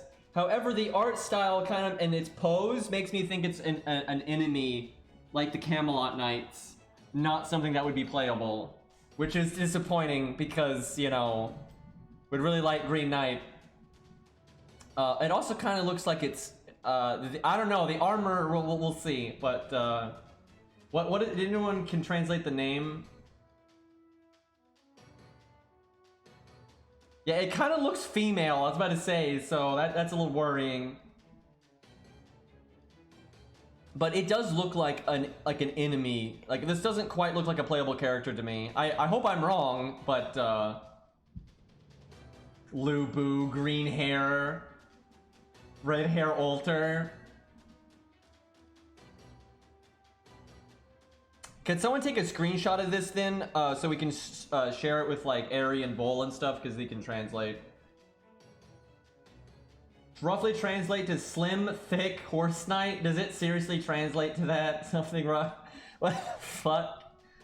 Well, interesting, but I'm kind of worried it's a generic enemy and not like something that could potentially be like a 3-star later or whatever. I don't know. I mean, it could be. The axe is pretty fancy, but this looks a lot like I can't be the only one. You guys remember in Lostbelt 5, the like Greek trash mobs, like the buff dudes, they had story sprites, and I would say their quality was pretty much like this, right? Like in Lostbelt 5-1, the like Greek dudes that were in Odysseus's army, right? Their story sprite quality very much looked like this. So I kind of feel like that's what's going on here. Because yeah, it definitely seems like a trash mob. Unfortunate. Dreams shattered, man.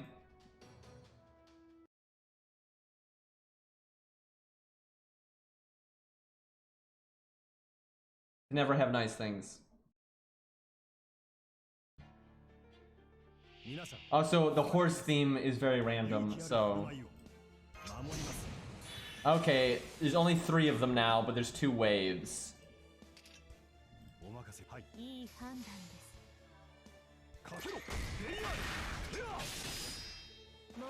I don't really think Gareth is still not that good, just because her stat line is very bad for her toolkit, right? So it's hard for her to be like, there's no way she's A+, like that's absurd. Right, maybe B+, sure. Definitely that's reasonable, but no way A+, like no way. Like it's really hard for a DPS 2-star or 1-star to ever be like that.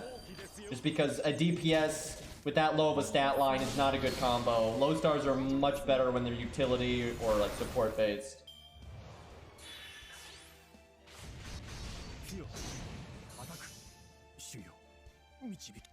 I think the Lancer Knight guy could definitely be Percival. It's certainly possible. Okay, you know, I actually think I should have NP'd there instead of taunting, but I'll have to roll with it now.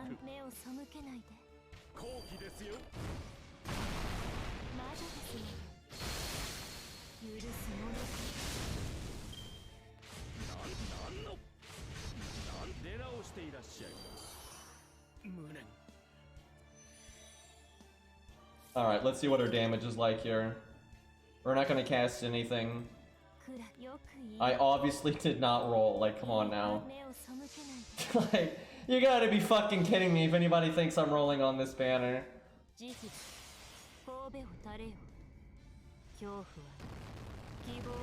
Morgan's okay, but, I mean, she's not really my cup of tea to begin with. I'm just kind of glad she was added. Alright, good enough. I probably could have gotten away, though, with doing NP gain. I didn't need to do a Buster Chain. I overcompensated there.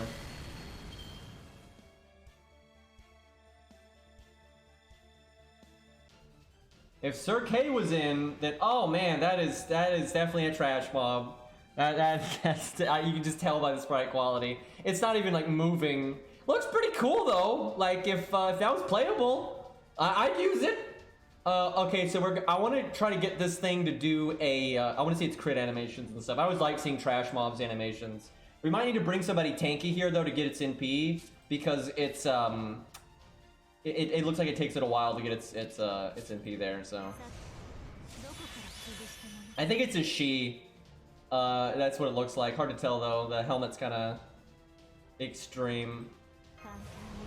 Very sad though that this is definitely a trash mob. Red hair alter, yeah. We'll do slow-mo. Can we just have trash mobs be playable? They have like no axes in this fucking game, right? And then every time they add an axe, it's either something ridiculous or it's a trash mob.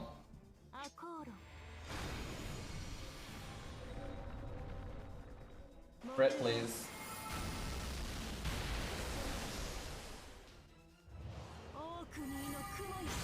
Not exactly an axe. That's more like a sword fashioned on to be like a halberd.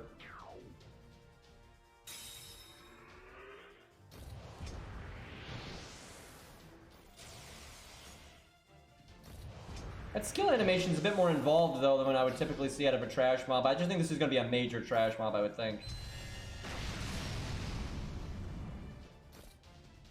Yeah, that animation's getting kind of. I don't know.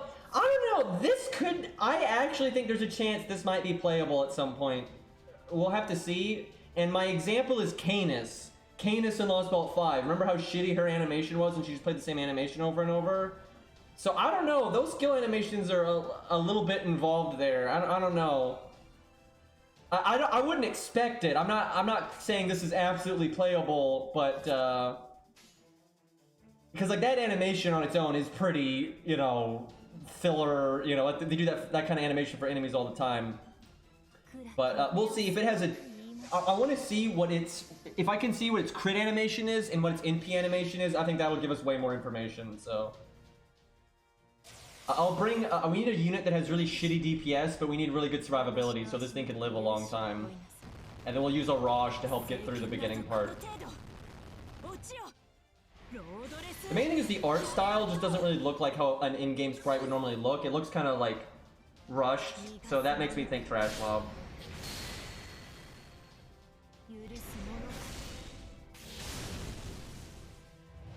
Gotta be ready to zeet the app in case you win when the guts goes off.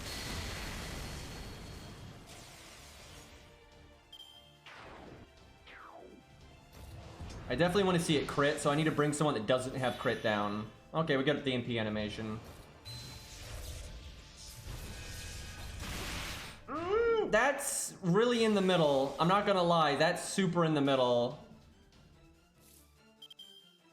I cannot be the only one here that's like, it's kind of hard to say, right? I could see that being an extra attack, right? I could see that being an extra attack. But it wouldn't shock me if it's just, there's been some trash mobs with fancy extra attack NP animations already, right? A lot of mobs have, you know, pretty boring NP animations, but they've made some trash mobs that absolutely are not playable that do have kind of fancy NP animations. So I could see this being a low star, and I could see it being a trash mob.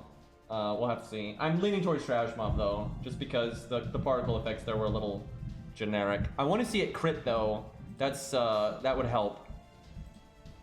But they could just be hiding the animations. I mean, they've done that before. Like again, Canis and Lostbelt 5 and stuff. They've had times where they give the enemies like more generic attacks than they actually have when they are playable. So I don't know. It's like its flinch animation just looks a lot better than a flinch animation on a trash mob normally would, and so does its skill animation. But it also doesn't look amazing. Where I'm like, oh yeah, that's definitely playable.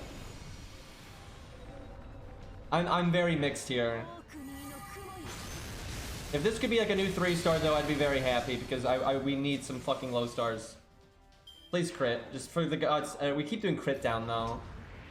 Like that is way more involved than what you would normally see out of a trash mob, but it's not as so involved that I think it definitely is playable. So, and that animation is so static that it definitely makes me think trash mob. All right, let's bring somebody that does not have crit down and see if we can fish for a crit here.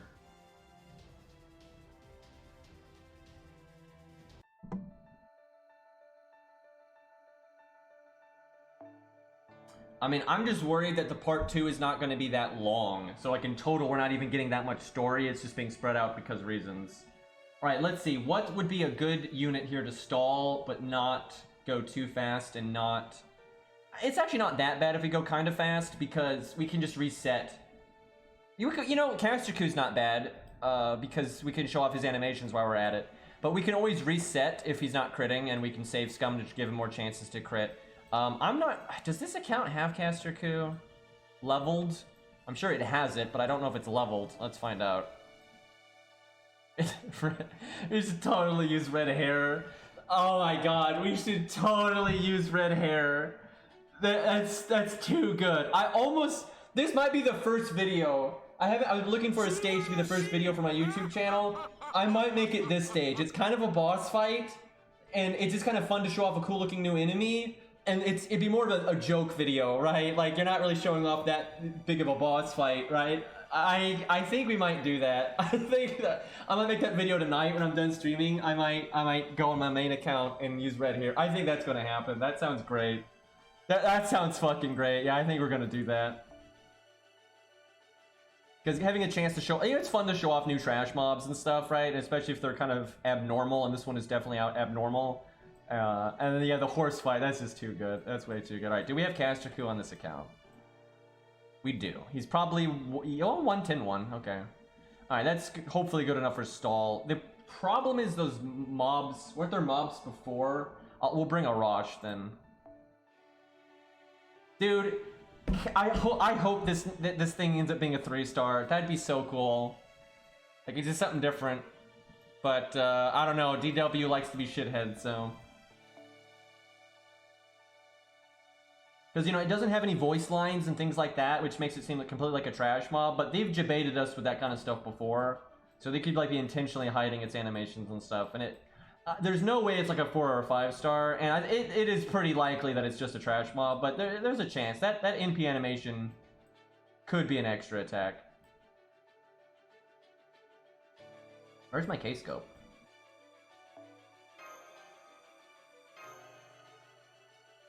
Because honestly, there have been some trash mobs that had some pretty... You know, they took some time to make their MP animations look fancy, so that could just be all it is.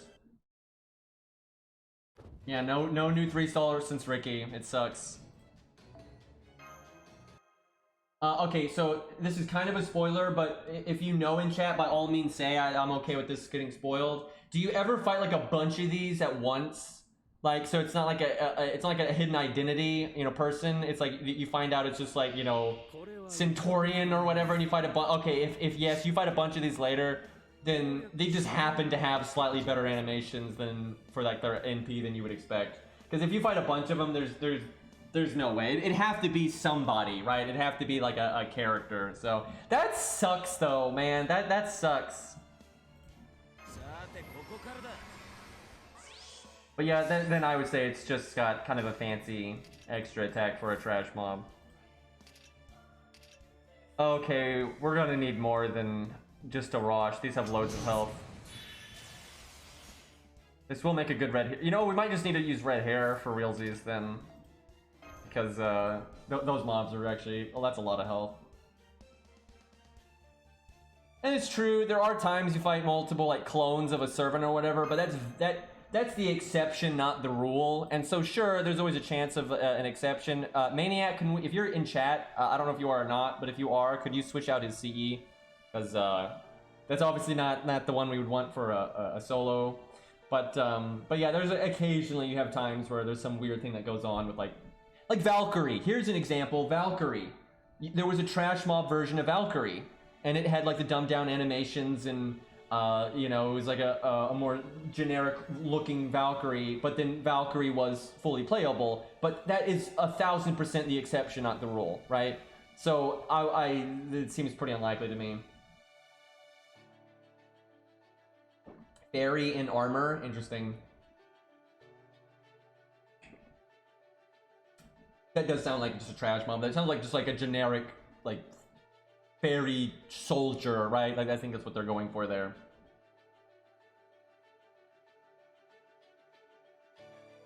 I'm thinking Maniac is not in chat. He just coincidentally happened to have just logged in a second ago. Oh no, there it is. Okay, he's just lurking good.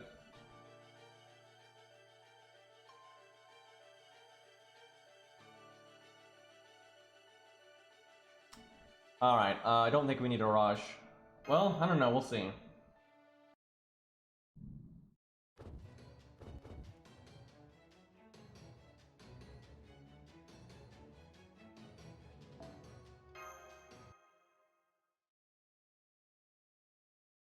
I mean, we haven't seen any of the enemy servants yet, like not a single one, so. But there are some like silhouettes of characters they've shown off and stuff that could potentially be a 3-star for later. But right now, there's no new 3-star, which is crazy disappointing. I was hoping this thing might be a new 3-star, but that seems unlikely. Oh my god, though, I can't wait to make a video with red hair against this thing.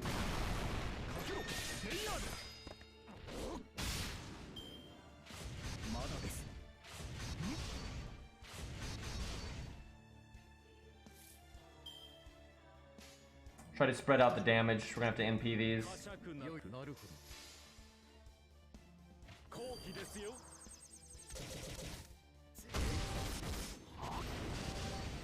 My guess is that it's supposed to be like kind of the enforcement night for the fairies, and so that's why they put a bit more effort into it. That would be my guess.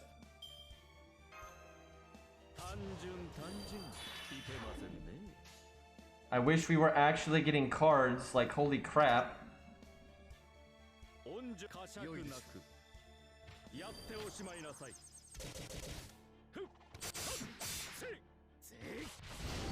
He needs to at least do 50k or we're gonna have a bad time here.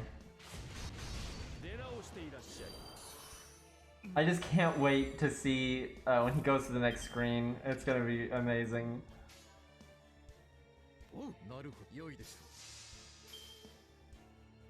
Enforcement Knight. Oh boy.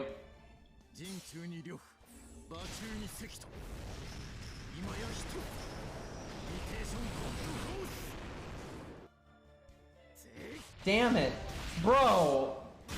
When you almost kill everything, but you don't kill anything. Look, it made 54 stars though.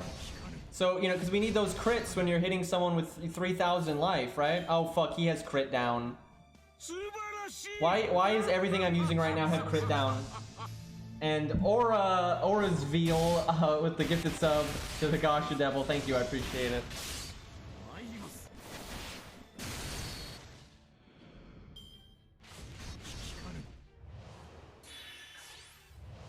It just quick charged into its NP and then just blasted the hell out of me. And now I'm gonna have a lingering dot for the boss fight. Oh wait, we might actually lose because of that. 10 turn burn. Any chance we have a debuff clear command code? We do not. That is unfortunate. We got some shitty heal command codes though, so that'll help a little bit. Look at all these unnecessary crits. We're just getting ready for, you know, FGO's Carnival Phantasma, you know. It does 1,000 damage every turn for 10 turns. We are literally going to get shredded by that dot. Fucking look at this, though. This... I'll have to message Maniac later, because I think to make this a video, we're actually going to have to give Red Hair, like, proper command codes. We got to make sure we deal with those Ifrits efficiently. But, this is amazing. Like, this is fucking amazing right here. I think it quick charges when you break the first guts.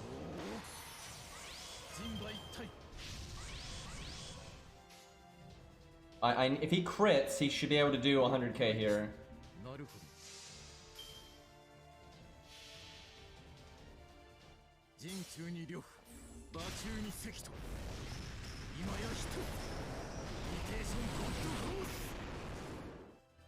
Horsing around, indeed. Get Chiron in here. Oh my god, he didn't crit with the one. Fuck! Fuck! Fuck! Dude, 47 stars, 1,000 health on the enemy. Also, if you could crit, I really need you to crit. That would be nice. Put it in slow-mo in case it does crit. I swear, this thing's crit chance is terrible.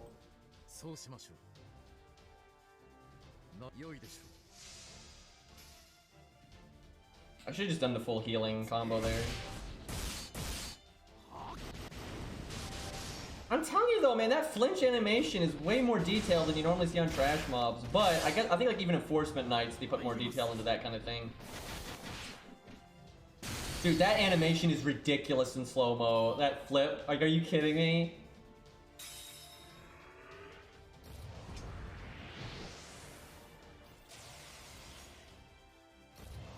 Please crit.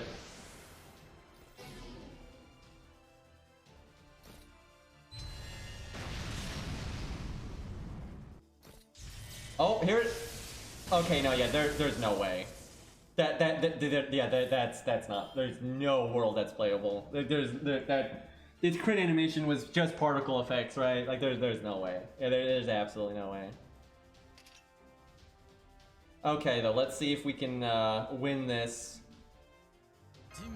I think we're gonna lose though, and it's because of the Ifrit. I'm gonna just reset now. I already know we've lost. Like I can do math. There's no way. Well, maybe we get really lucky with the crits, but I don't think we can do this at all. I think he can do it, but the way the luck went with these command codes, I don't think so. Yeah, they don't even melee. So imagine having a giant battle axe and not having a melee animation.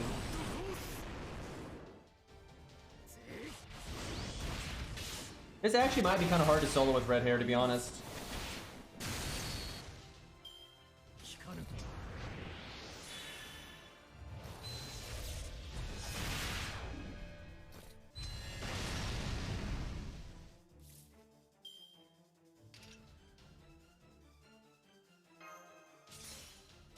I should have saved that, actually. I think I could have done the 50k without it.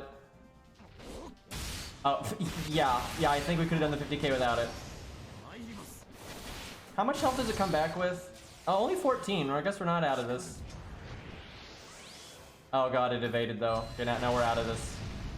So I want to point out though, if it wasn't for the dot, we would have enough health. We would have enough health to live for a while. Like, the dot has done, like, 3,000, 4,000 damage to us. That sucks.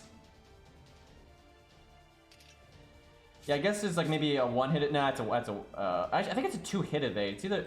Or is that a two-turn evade? I guess we'll find out. We're definitely gonna die here, but we can science it. We'll do our tiny heal. Oh, we got the Pierce Invulnerability command code, though. That's a thing. Straight up though, we would kill this thing. Wait, is it 2-hit? Oh my god, you're right. So I could have been NP'd. Yeah, that is 2-hit. So I could have killed it right there.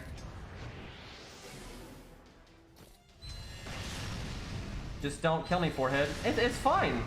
Guys, we just wanted a more dramatic victory, it's all. Alright, we'll have to clean that up for a video. This is barely video worthy, but just because of the horse theme, will obviously make this this will be our first video for Lostbelt 6. Yeah, I'll record this after the stream tonight. Imagine this being the first video for Lostbelt 6.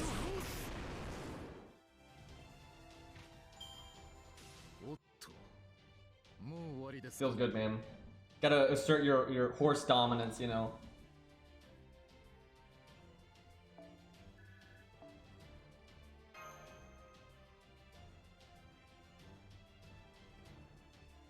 Horsemanship.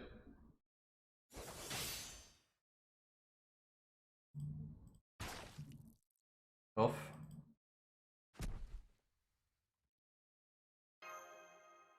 Man, when there's a chance for a Green Knight low star version of it something, and then it's like, nope, it's just a trash mob.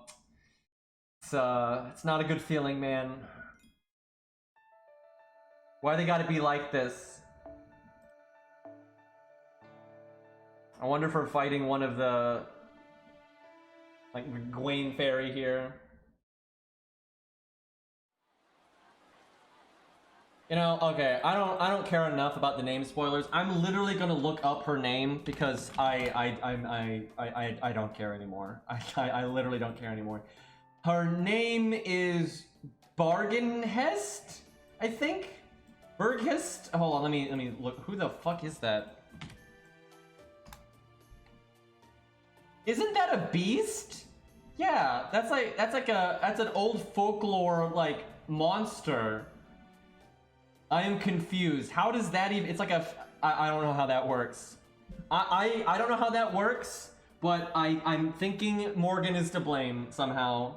That explains the dogs, though. Because she has those, like, those evil dog things. And yeah, that... So is she like one of those somehow? That's weird. That's weird. That's not really what I was expecting.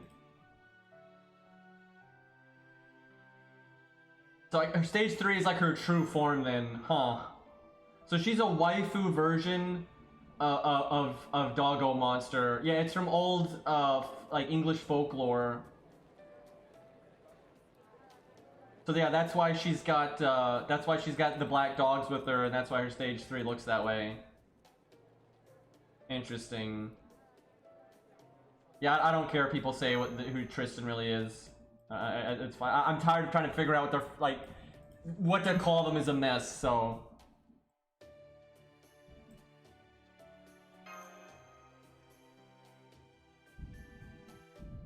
oh yeah, this must be her. Yeah, that's basically what it's based on right there. Why is there a Roman soldier here? Yeah, there she is. Hold on, I'm gonna BRB again real quick. Sorry about that. Tristan is an old vampire from Scottish folklore. Yeah, I saw that earlier. Huh. That weird, man. Weird.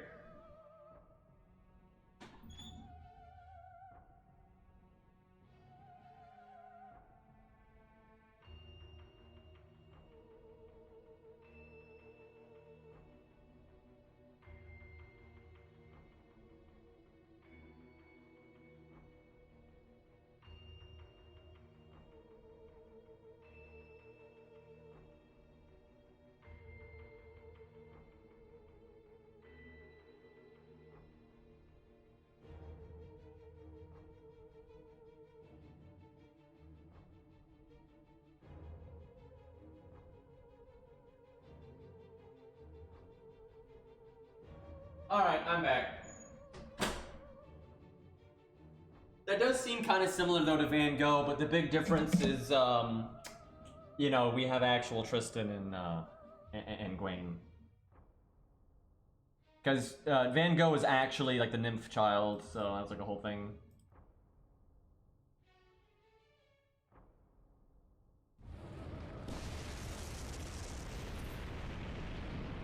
Well, pretty sure they're dead. I don't really get the point of that, but okay. Reduced to ashes.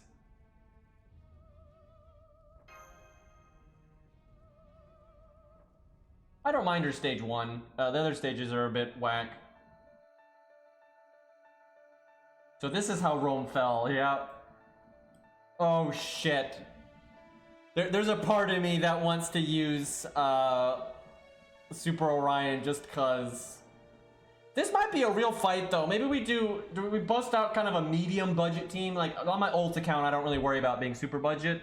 But this could potentially be a real fight. So let's fight it like a real. Everyone wants Orion, but let me go at least budget E, and then maybe we'll go back to it and do Orion. Okay, you know what? Here's what we'll do. We'll do Orion first, and even if he wins, though, we'll reset and do it more budgety. Lost, are you still here? I know Lost is on like the road, so Lost probably couldn't slot his. But Lost has got like a really good command codes and stuff. Is any chance Zerp is here? Because if Zerp's here, we can get better command codes and CE. That's very un-solo setup.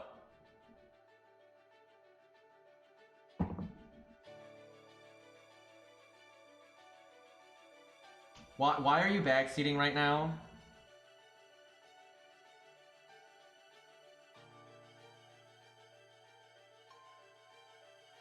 Fine. Yeah, just you know, slap, you know, whatever on, you know, the typical stuff for Orion.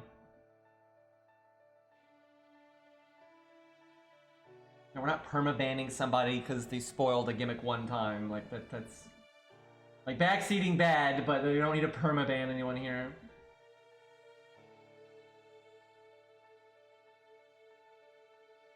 Yeah, we could use Gwaine here. We'll see what the stage is. We'll see like what the gimmicks are and if it's like reasonable to solo and that kind of thing. But I do like to do bosses kind of legit, you know. So I kind of want to do like a more normie team.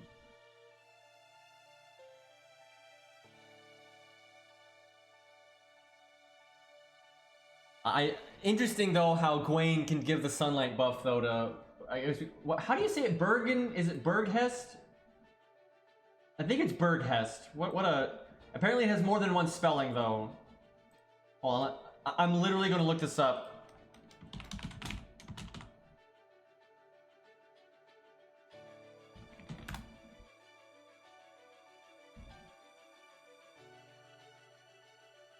Bargist, North. Bargist? Huh. I'll try to remember that. It's either Barghest or Bargenhest. I see a couple things saying it either way. Barghest is good enough. Anyway, but yeah, Gwaine can give her the sun buff, so that's kind of interesting.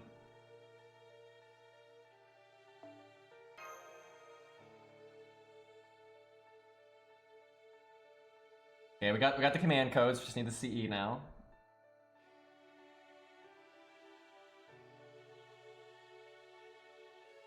I have no idea how to say that vampire name though. I'm not even gonna try that one right now.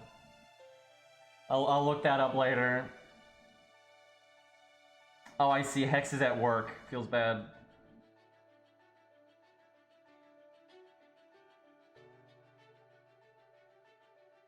Sith. Yeah, that's funny. Yeah, because that's like the second word. Ah, the old Art of Death. Alright, well if there's debuffs we're gonna need this, and if there's not we're gonna need this, so we'll start with this and see what happens.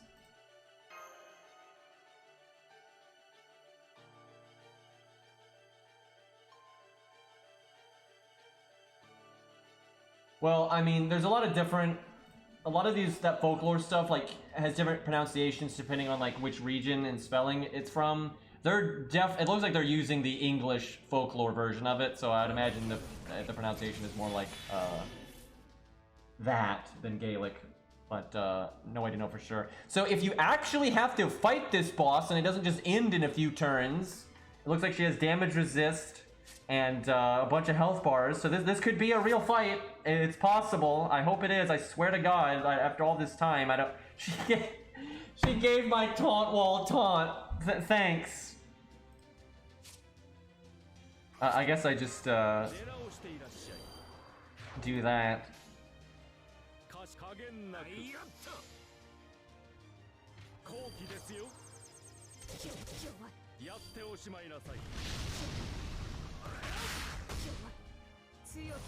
Really, I don't mind her stage 1, but it's nothing I would, that is pretty funny. But it's nothing I would, like, you know, gun for. Oh, you can see, like, the demonic dog there.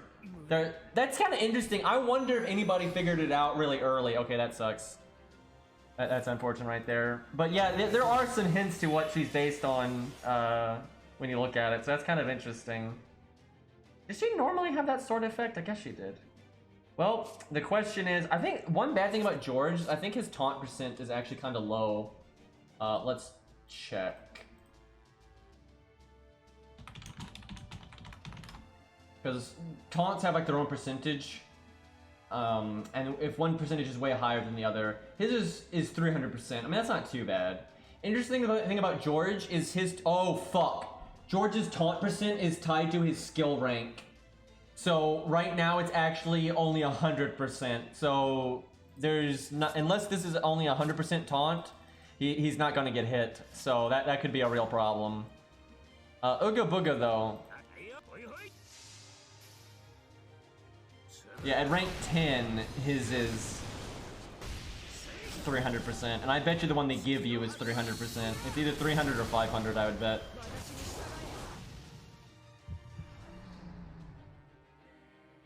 Dude, I bet you if you bring like Merlin, all this crazy bullshit stuff. Wow. Oh, okay. But I bet you if you bring Merlin, all this crazy bullshit, you can probably break her first health bar pretty quick. I bet you you're not supposed to beat this fight. We'll see. But I have a feeling you're only supposed to last a few turns. And like lore-wise, you're supposed to lose your command spells here. Or you're supposed to just break her first health bar. We'll see though. I can't decide if I want to go kind of ham here or if I want to be... It's kind of tricky though because of the taunt. It's really hard to get into a solo.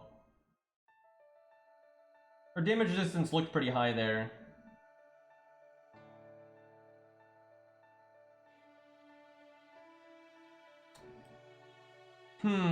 I don't really know how I want to do this then. There's a lot of ways to do this.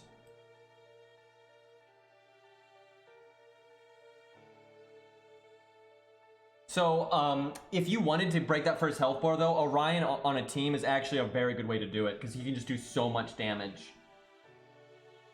Well, okay, before I commit to actually using a team, I need to, like, if I find out this is a real boss fight, then I'll bring like a normal team and try to, you know, be kind of medium with the budget. But I'm gonna go like a little ham, but not completely ham. If I was going totally ham, I would actually use Orion and like, you know, Merlin, but I'm not gonna go that ham. But I'm gonna use what this account has that's really powerful. But then we'll keep our summon kind of reasonable. Hell, we'll just do Hans. Oh, let's use Gilgamesh. There we go. Because that's like the thing on this account. Okay, I'm gonna be a little cheesy. I'm not gonna go full ham. We're not using Merlin. We're not gonna go that crazy. But I'm gonna be a little cheesy here. And I'm just curious. I want to know if you have taunt inherently, if she has to put the taunt on the person with taunt. Because sometimes they're like that, and sometimes they're not. And I want to know. Let's go Black Grail. Well, this account doesn't actually have an MLB Black Grail. We'll just do Golden Sumo then. Okay, we'll keep it a bit more reasonable after that, though. What do we want to go with? We could David, Billy. Oh yeah, Waver gonna fucking die. The thing is, if I want to go fully ham, I want to do it on my main account, because my main account can actually go. Like, if I go ham on this account, it really can't... It can be kind of ham, but not that ham, right? It doesn't have that many... It doesn't even have, you know, Merlin and any of that stuff, right? So, like, its options to go Super Saiyan are kind of limited. So I don't really feel the need to do it over here. If I wanted to be really disgusting, I'll do it on the main account where I actually can be really disgusting. But, I also just don't enjoy going super, you know, crazy all the time anyway.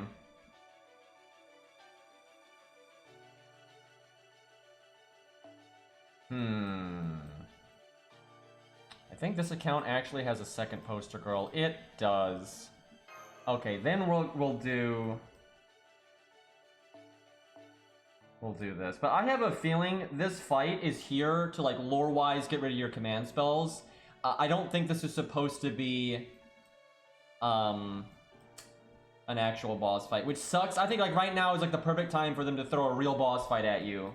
But I just get the feeling that they're not going to do that. We'll go Billy. I hope I'm wrong, though, because I would really like to have a real boss fight and, you know, make a video and all that, but we'll see. Do I have the Christmas one on this account? I probably do, but I bet you it's not leveled much. I'll just do aerial drive because it's leveled a lot.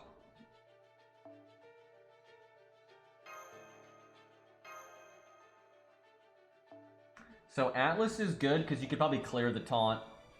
You really, I honestly, if you want to use Orion here, you can absolutely do it because you could use Atlas, and Orion just gets so much damage that I am sure he could do really well here. What do I want to use? Could do that for the big crits. Safe option. Switch Mystic Code could be alright.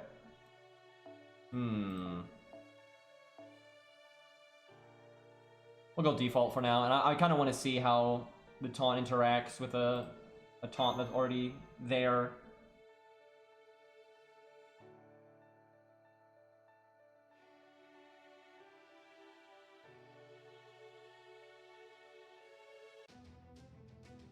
Drunk Jolter's not actually very good on Billy, to be honest. People think it is, and it's okay, but it's not really that great.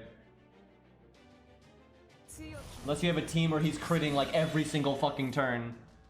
Yep, it could have been luck, but she did try to cast it on the person that already had taunt, so it's seeming like it does work that way. It sounds like a remix of the Knights of the Round Table theme.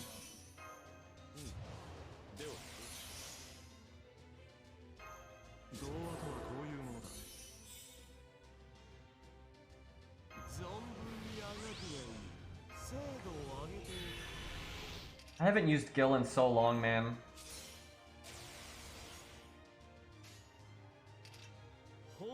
Feels good, though. Yeah, that's definitely a remix of the Knight of the Round Table boss theme from Camelot. And this is Cosmic Air.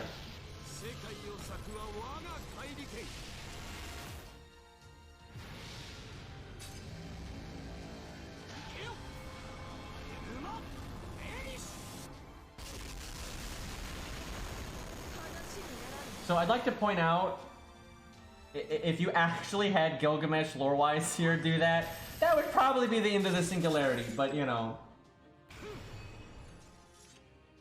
Yeah, I don't know if she's a servant here or not. I didn't look. You can tell if the bonus damage thing pops up. She is outside of singularity though, like as your unit, she does count as a servant, but I don't know as an enemy here. I didn't pay attention. She's got a lot of damage resist though. Yeah, I know it didn't look like bonus damage, but that could just be her damage resist. I'm not sure.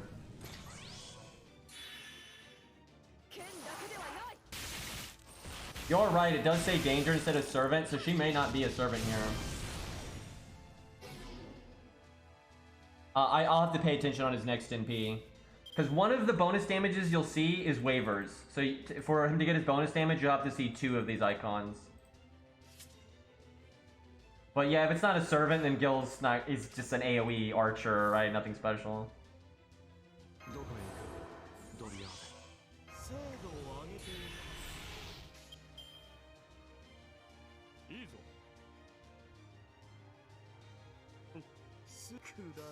Because like our normal card damage is doing less, but not as much less as our NP did, so I do kind of suspect she's not a servant here.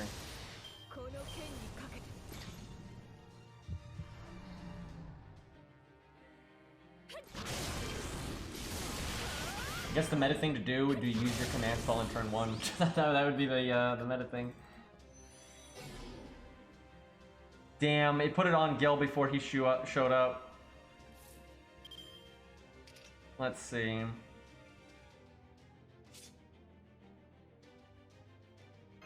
No, I shouldn't have done that. Because I can use Chin Gongs. Mistake!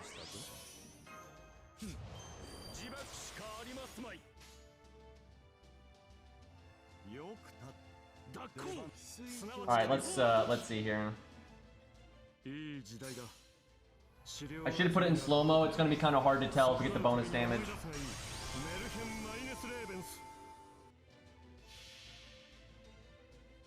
But we still have waivers things, so we need to see 2 of them.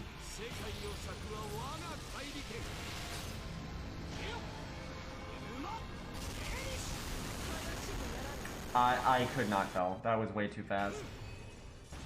I think we are getting it, but I don't know. I couldn't. That was super fast. I saw nothing. Okay, people are saying they didn't think this it saw it, so then maybe that makes me think though that her damage resist isn't that big.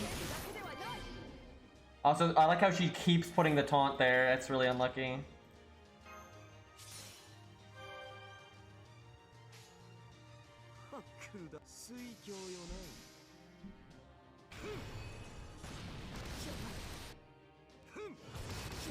Don't think she's a servant. That would explain though why it says danger instead of servant. So I'm guessing she's alive here.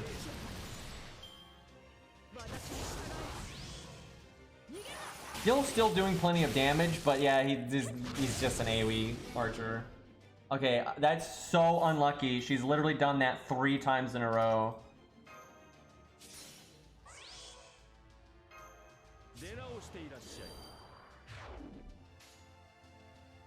The real question is if you have to break more than 1 health bar. If you have to break more than 1 health bar, then this is a real fight where you're going to need to bring an actual team with like actual, you know, plan and the synergy and everything. And if you only have to break the 1 health bar, then it's not really that big of a deal.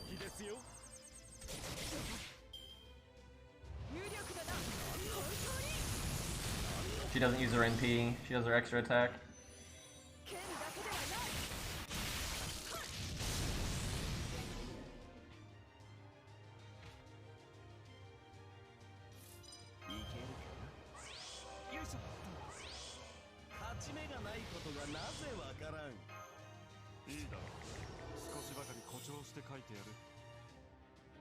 Might break here. We'll see. Poor Hans.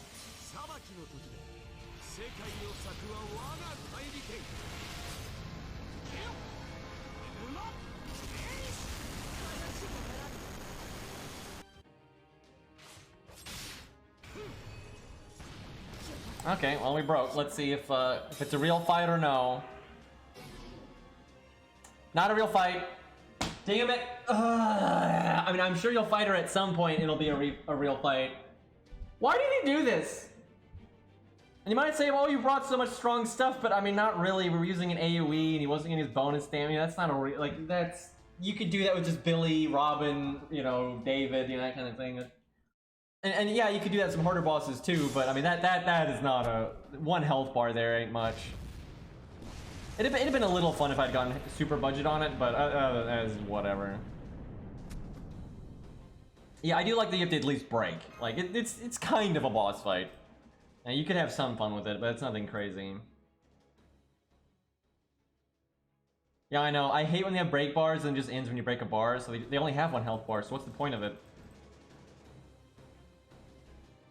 There's a cutscene, so don't fast forward. Okay, I'll be careful here.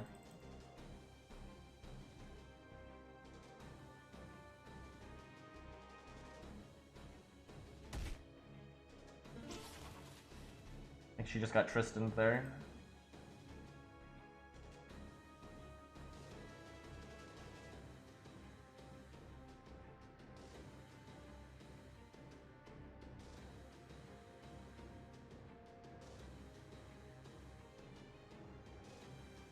It ends after 7 turns? Oh, that sounds lame. Well, it's cooler to break the health bar and win that way.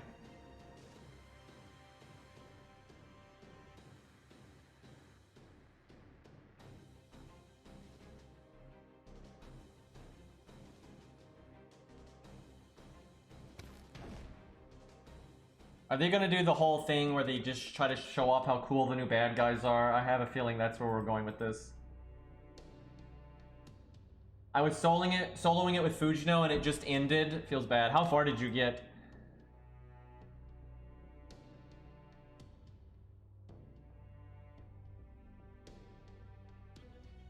Broke the bar.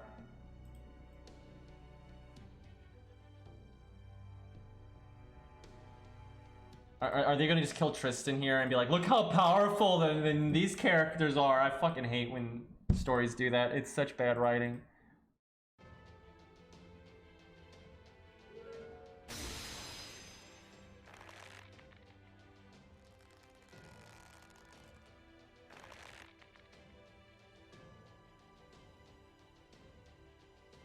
She looks really happy right there.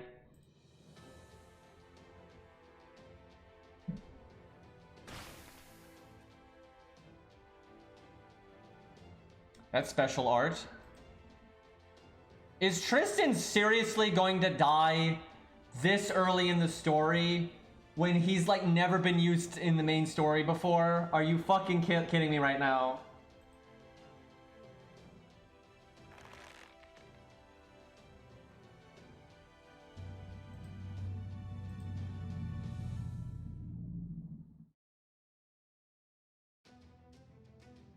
This is going to be stupid, isn't it? Yep, this they're going Dragon Ball Z on us right now.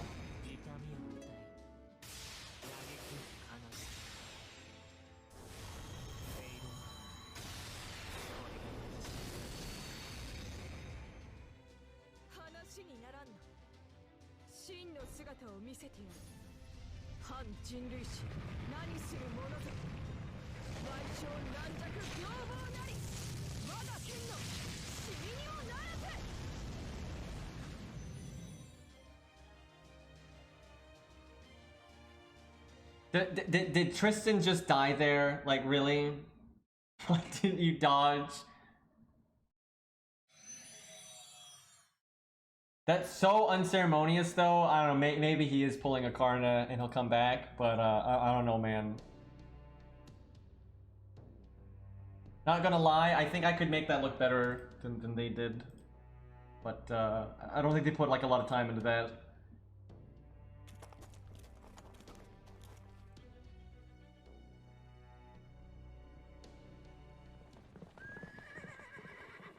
Tristan was throwing.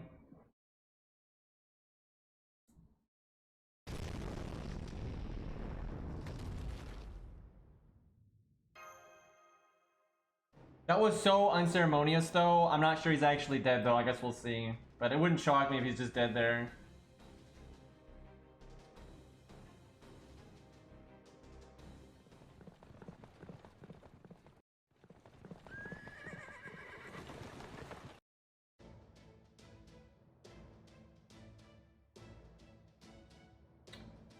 You gotta be fucking kidding me right now. You gotta be fucking kidding me right now. Why is Lu Bu, excuse me, why is Lu Bu here? What the fuck? I don't even. Like, we're in Lostbelt 6, which is like British stuff, Avalon stuff. And for some reason he's here. I can't even imagine. That is a lot of gifted subs, Aura. What the hell, man? Jesus Christ, thank you for the 10 gifted subs. Damn, dude. Scam train indeed. So Tristan was finally going to get some screen time, and they just got rid of him like that. What are we doing here? Why is a Chinese horse in a British Lost Belt? I don't know, man. That's a good question. I already forgot how to pronounce the name of this thing. Berghist. I forgot. I can't remember fucking names, man. Baghest.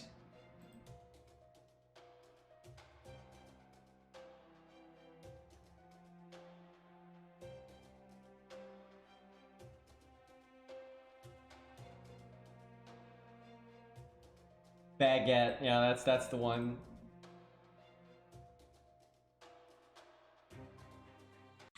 I do hope we get a dwarf though. And them being a lot of dwarfs in the story, and then there being that one silhouette, I could see there being an important dwarf popping up here.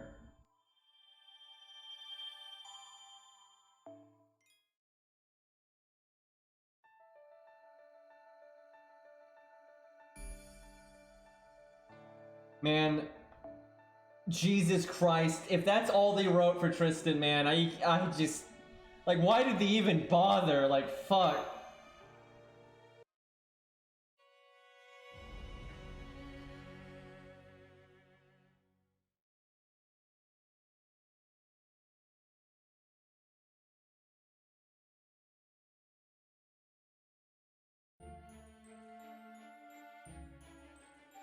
This music. Oh, well, back to MASH. And the goblins. His hat bothers me.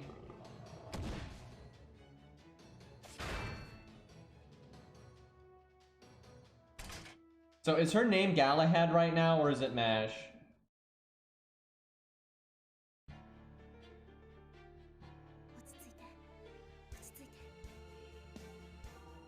They're really liking this thing. Why put the damage numbers? Why, she just did an AoE extra attack. That is bullshit. Wait, that was the most insane thing I've ever seen a wolf do in FGO. They normally don't do shit. Why can't we do that? Why can't we do that?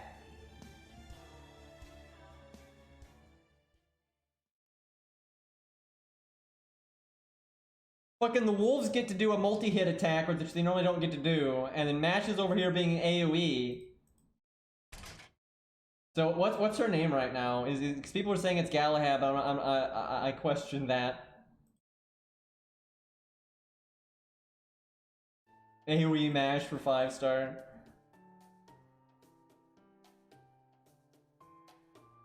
The hell? I'm so confused what's going on in this story.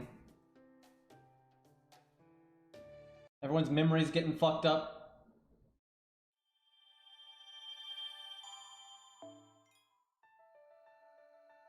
I'm guessing we're gonna play as MASH here. No, we can do whatever we want. Huh. Well, we're fighting question mark, so you never really know what to do here. Hold on, I'm gonna run to the restroom real quick.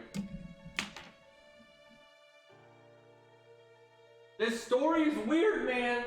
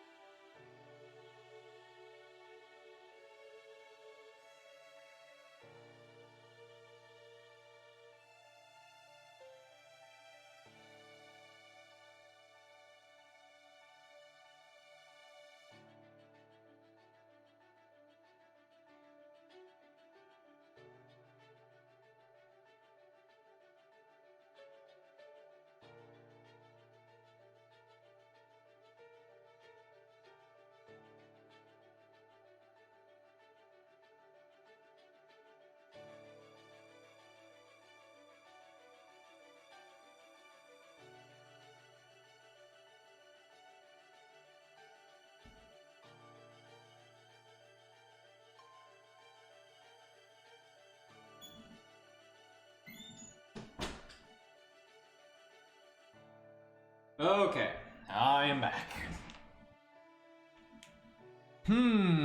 What to use? Could just throw the kitchen sink at it because it's a question mark stage.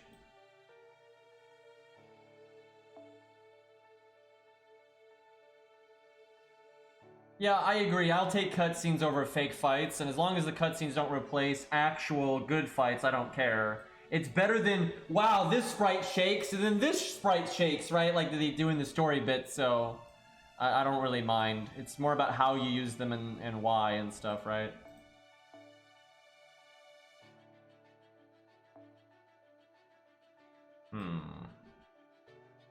I hate question mark stages. They're impossible to have fun with. Like you just because you can't lowball it or highball it either at all because you don't even know what it is. Like it's just lame. It's probably going to be a joke battle anyway. Ricky Boy, because why not? Well, I'm probably not even going to use him because I'll probably just bring like AoE bullshit and get it over with.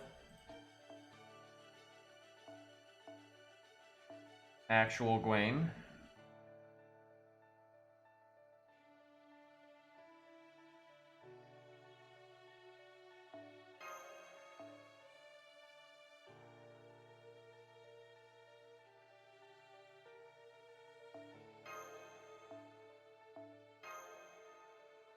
What could go wrong?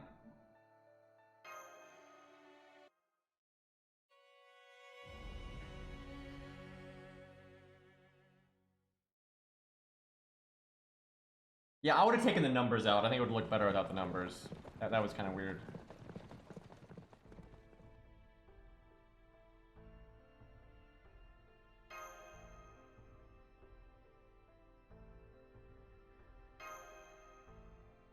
That is different art than we saw him in earlier.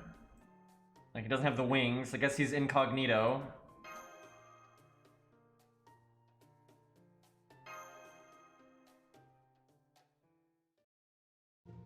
Why is red hair here, though? Don't even...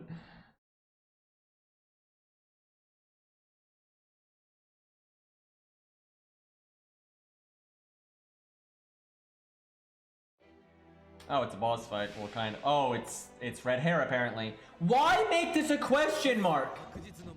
Literally, why make this a question mark? This is probably not a fight, though, that's going to be video-worthy. Unless there's, like, a gimmick when you break the health bar. Then maybe you do it at neutral, because 140k at neutral can actually be pretty tough.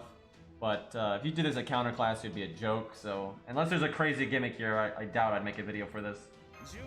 So far, nothing really standing out as video-worthy.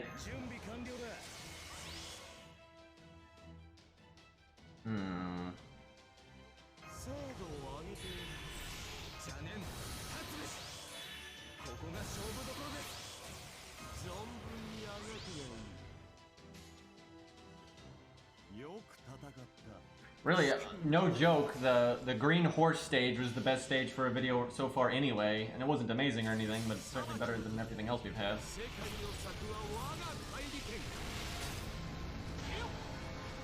Gwen's animation update is fucking awesome.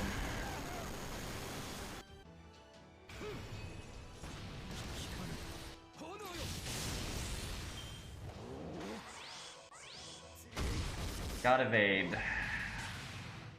And here we are with absolutely no sure hit or anything, so we're just gonna sit around here and waste Gwen's buffs. Feels bad.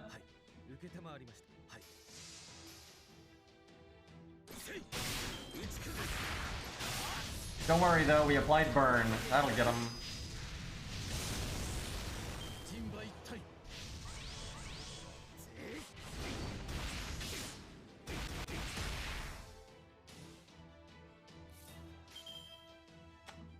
You know, we'll make stars. Why not? Final turn of Gwen's buffs though, what a shame.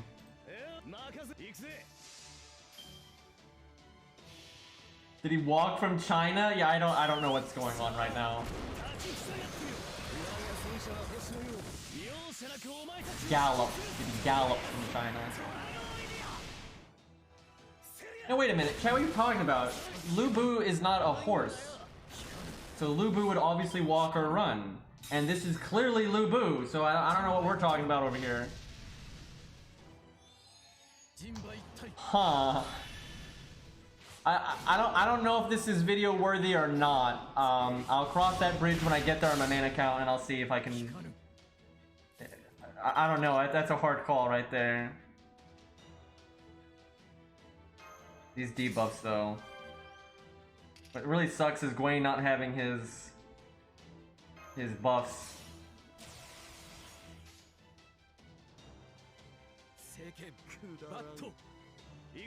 What is going on right now? Why is Red Hair summoning completely random ass creatures for no reason? Can Phantom solo this? Probably not. The second he summoned those, I'd say it goes right out the window there.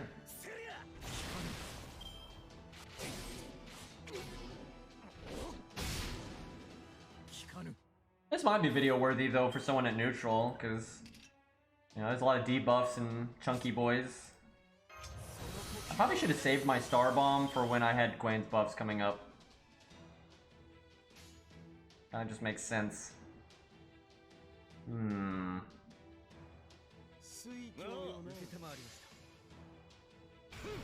We might actually lose this just because our team is just trash for this.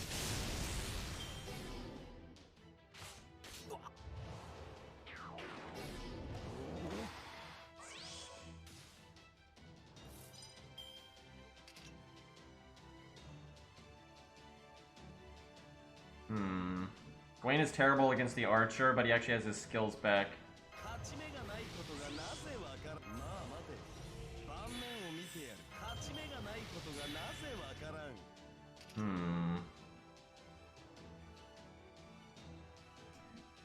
I guess we save Gil.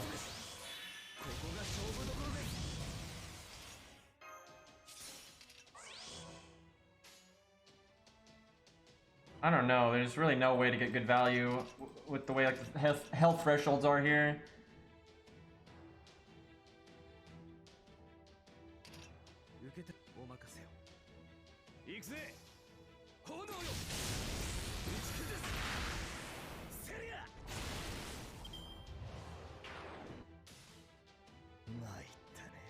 Generally, I mean, sometimes the first day on a banner is fine because maybe you just want the 5-star and that's the only thing that's rated up in the 5-star area that matters. But if there's like, if you, for example, let's say you want Barghest, however the fuck you say her name, if you want her and you don't really want whatever the fuck the vampire Tristan lady's name is, then you should wait until she's not rated up, right? When they're split rate up, it's just, you know, it's bad, so... But the only time it makes sense to roll in a split rate up is if you want literally every single thing that is rated up. I guess Red Hair didn't do his NP. He must have just done a extra attack and then killed. Achilles. I'm tired, man. I couldn't remember his fucking name. Feels bad.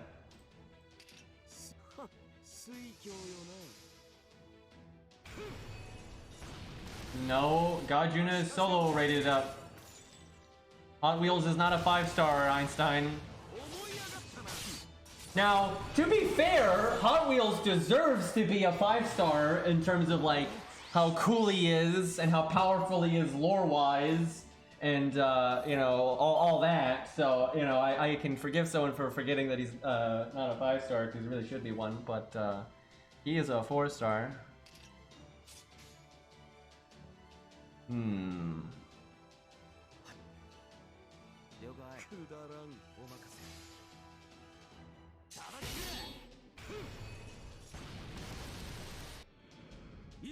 Who needs NPs when you just do normal card damage? Yeah, honestly, I think if Hot Wheels was added at a different time, there would have been a chance for him to have been a 5-star. But because of when he was rated up relative to Gajuna, there's like no way. Also, he's a dude, and dudes are more likely to be 4-stars. That's just so common. You know, the roster is pretty 50-50 on male and female, but then the females make up an overwhelming majority of the golds, and the males make up the overwhelming majority of the bronze and silver, which is bullshit, but, you know, money.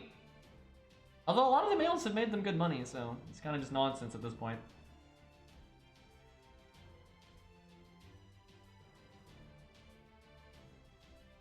If he had been in the first banner, he probably would have been a 5-star, honestly, but I think they wanted to save him because he's kind of the, you know, the antagonist role ultimately. He's kind of back and forth there.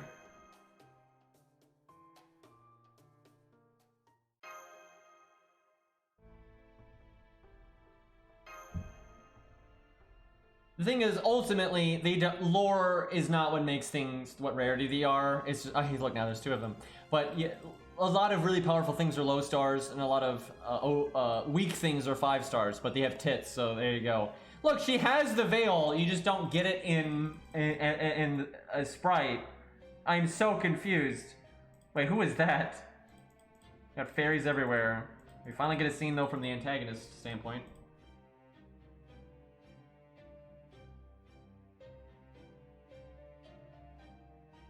Is Beryl here? Well, that's not very nice.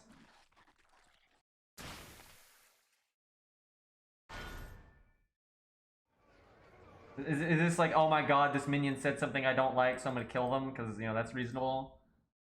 Never a good look for antagonists, by the way, killing your own minions.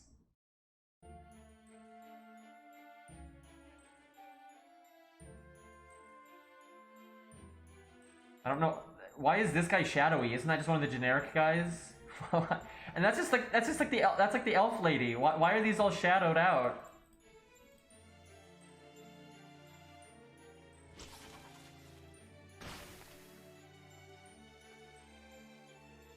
And she's just killing people at random now. Okay, I guess they're just showing her as like a psychotic, sadistic, jackass vampire.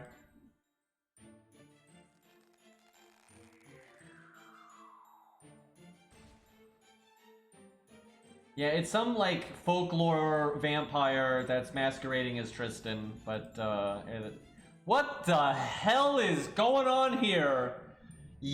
Wow, that's a look and a half.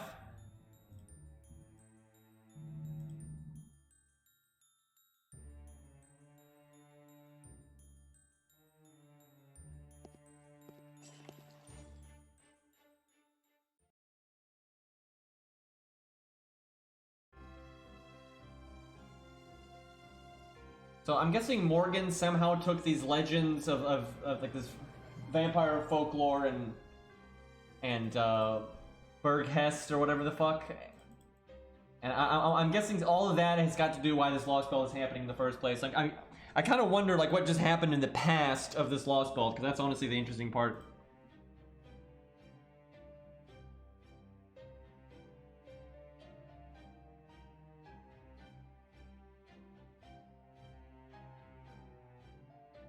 Also, I wonder what's sustaining it, because the tree is dead. I wonder if it's just Avalon stuff.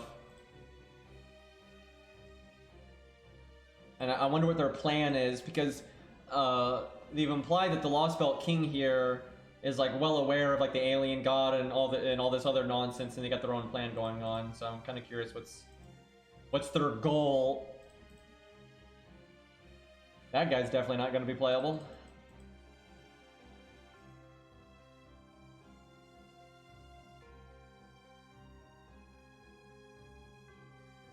Morgan's daughter? Huh.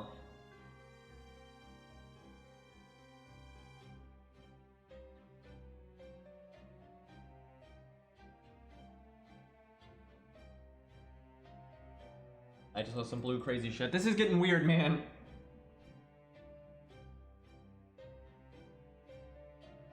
She doesn't normally have a daughter, but I'm guessing in this timeline she does, and for some reason that's based on that vampire folklore thing.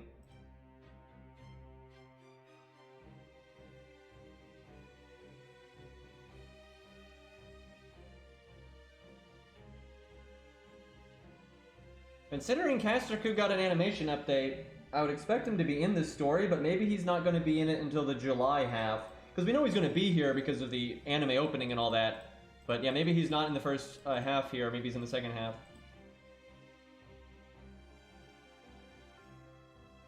That's Beryl. I don't even know why they're bothering to blur that one out.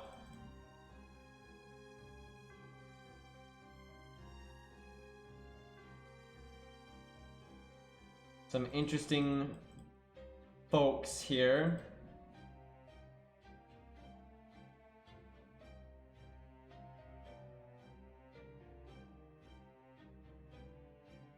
The elf seems to be Lostbelt's Agravain.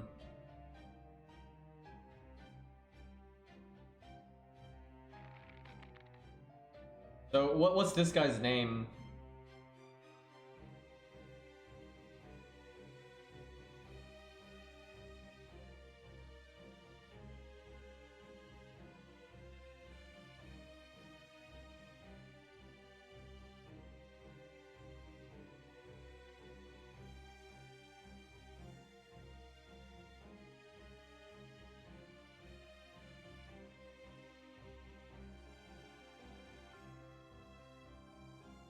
Kind of curious who has Rongo Bongo here.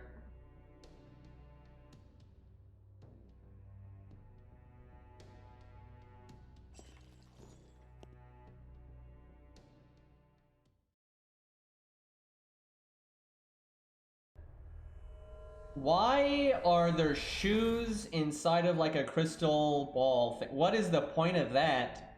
And it's only a single shoe, right? It's not even a pair. That's not how that works. You're gonna walk around in one shoe? Do you really like shoes? I guess. That's a really weird way to do that, though.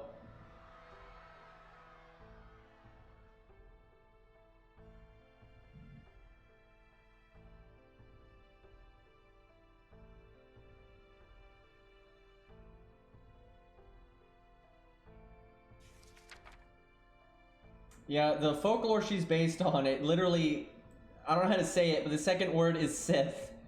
That is pretty funny.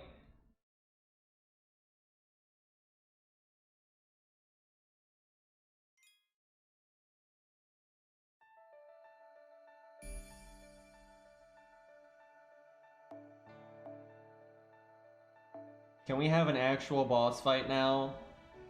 Like, so far the horse is the closest thing to a real boss fight that we've had this entire time.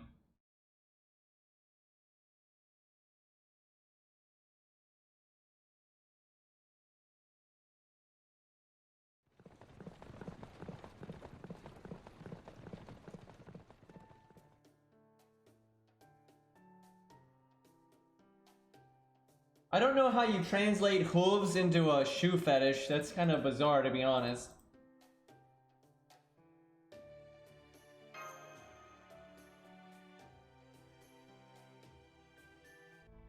I mean, there's been plenty of stories where the bosses are not backloaded, but they've definitely been... Because, like, Lostbelt 5's not like that. Demeter is really early on. Gwaine is really early on in Camelot. Right? They've had plenty of stories where the bosses are well-paced. And Lostbelt 5 really is a good example of that, and it's really recent. But, yeah, there are definitely times where they just backload it like a motherfucker.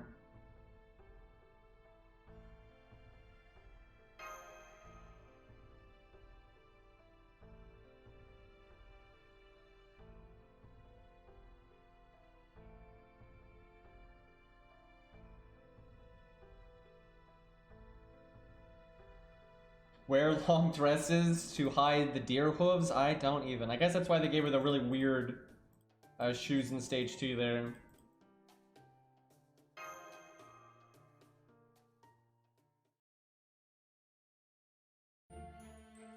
And probably Andy's gonna call her Sith because that's a lot easier than her actual name. And they were back with the wacky wings.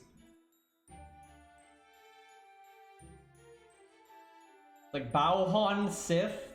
Like, what kind of fucking name is that?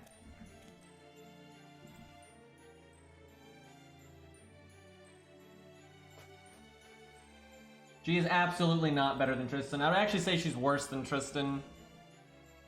Tristan does more MP damage than her. Tristan has buff removal, which is a massive thing in his favor. Like, she's fine. I don't think she's bad. Like, she's got more self-survival, and she has more self-battery. But, I mean, you cannot understate... I mean, Tristan not only has buff removal for the enemies, but he has debuff removal for his allies. He removes all debuffs from his allies, and he removes all buffs from his enemy. That's a really powerful thing. She doesn't do either of those things. And she does have 10% more battery than Tristan, but that's irrelevant. They're probably going to NP on the same pace because the 10% battery, 50% versus 60%. Who gives a shit? So I mean, they're both really good, and depending on the context, one might be better than the other. But overall, I actually think Tristan is better. He has an upgraded NP. She doesn't. Buff removal's awesome. Debuff clear's awesome.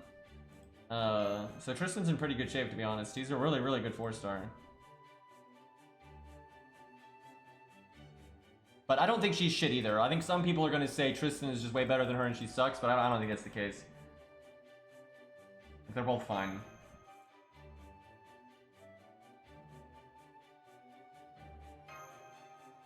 I like how Tristan's dead and we're over here like smiling and shit. What are we doing here? I mean, all the Lost Belts are actually set in the modern age. All of them are. They're basically, they diverged from a classical moment, and then the world just continued. Like, Lost Belt 5 is in the modern era, but the Greek gods never fell, right? And so it still has, you know... it looks like the surrounding areas are underdeveloped and are still, like, medieval, but, you know, the main cities and stuff are probably a lot more advanced.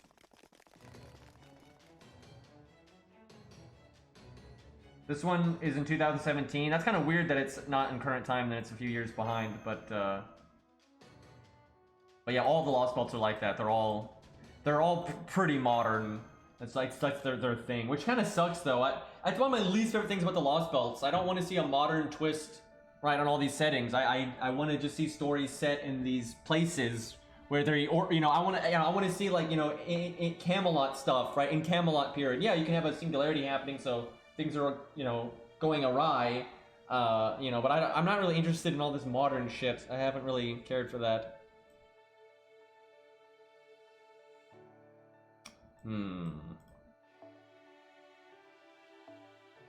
Oh my god, is this the Salem gimmick? This looks like the Salem gimmick. Wasn't expecting that. That's also super random. I can't even imagine why that would be happening right now. Guess we'll find out when we get in here.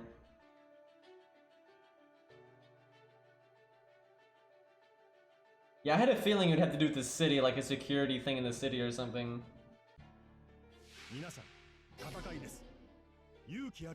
Why are there a bunch of dragons just chilling inside of a city like this? That don't make a whole lot of sense. Well, they're AoE, so haunting won't do us much good. Hopefully, and I got no cards. Thanks, George. Thanks. We're level 1? I'm gonna need to bring a better team. My taunts, you know what's crazy? My taunts aren't even weak then, really. Oh my god, my taunts are like, oh my god. Okay, I'm gonna reset. I'm just gonna reset. This was my main, I'd use Sanson.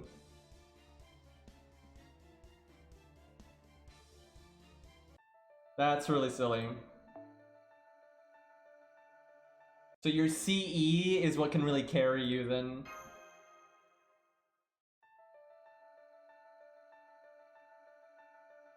What's something fun to use here? Jekyll and Hyde. Why am I doing this to myself? Like how Chad is telling me the enemies are level 1, like I don't know that. Like, like what the fuck? It's like in Salem, of course the enemies were scaled to you being half level, and of course it's gonna be the same thing here. I'm not 12. I know game design, thank you.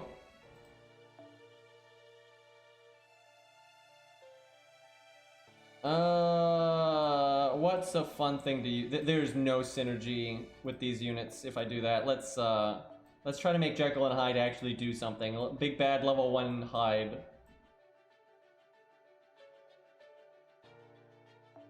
Even if he dies soon, that's fine.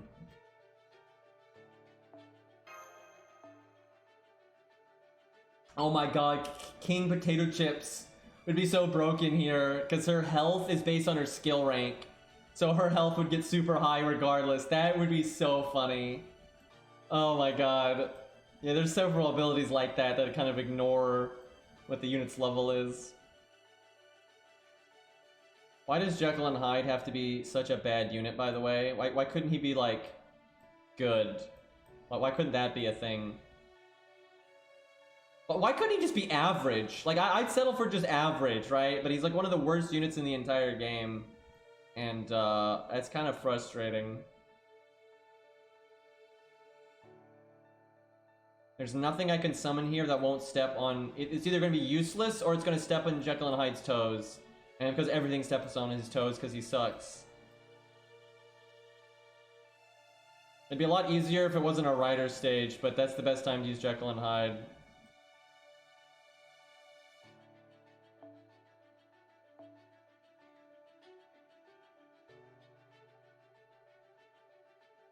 Gonna need Star Gen, that's like a whole problem here. You know, flat damage would be pretty OP here. Seriously, flat damage, you could do like someone with a flat damage passive, covering fire, or Caneth. And then like a flat damage command code, and you'll really shred things. Man, I really wish I wasn't so tired today. It's making it super hard to concentrate, and that sucks, because I want to be able to concentrate when it's a new story. Although, I gotta say, I'm pretty pissed that we're this far in and there hasn't been a single boss fight that I give a fuck about. Like, we're this far in, and there hasn't been a single boss fight that I give a fuck about. Like, that's lame.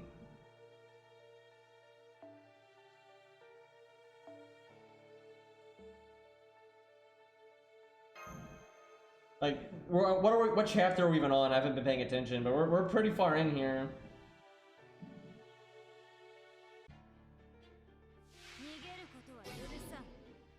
You have some kind of delayed debuff. Probably should have brought Atlas and could have just gotten rid of that. How about this opening hand, though? But it's not a solo, so it doesn't matter. Like, in a solo, this is really good, because when a taunt dies and the deck shuffles, and you can get your cards again. But this just guarantees I don't get my cards later, so in a typical team setting, it doesn't actually matter very much. Oh, it's good to get Brave Chains, because you basically get more cards per shuffle every time you get a Brave Chain, because of the extra attack.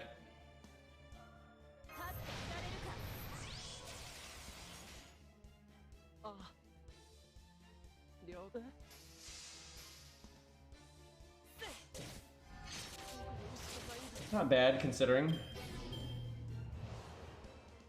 I like how her... I wonder if I'd use debuff immunity there. I wonder if that would have prevented it. Now I can't cast it, so... Well, Pinth got damage. Can she kill one of them, though? Yep, quite easily, actually. The little one smash. They're doing 70 damage to Hyde, or Jekyll right now.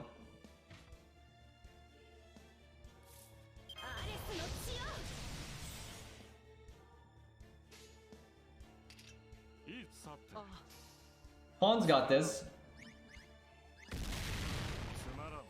Hans did not have that. Damn. I tried.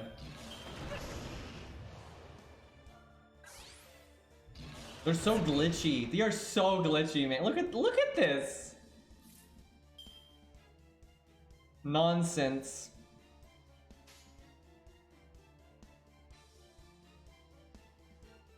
I'll wait just a little bit longer to transform.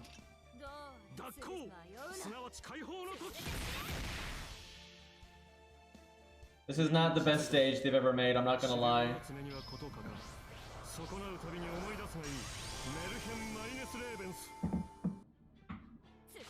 They're like phasing through each other when they attack. Like, look, he goes like behind them. What is going on? He maybe should have tweaked the stage a little bit. Call me crazy.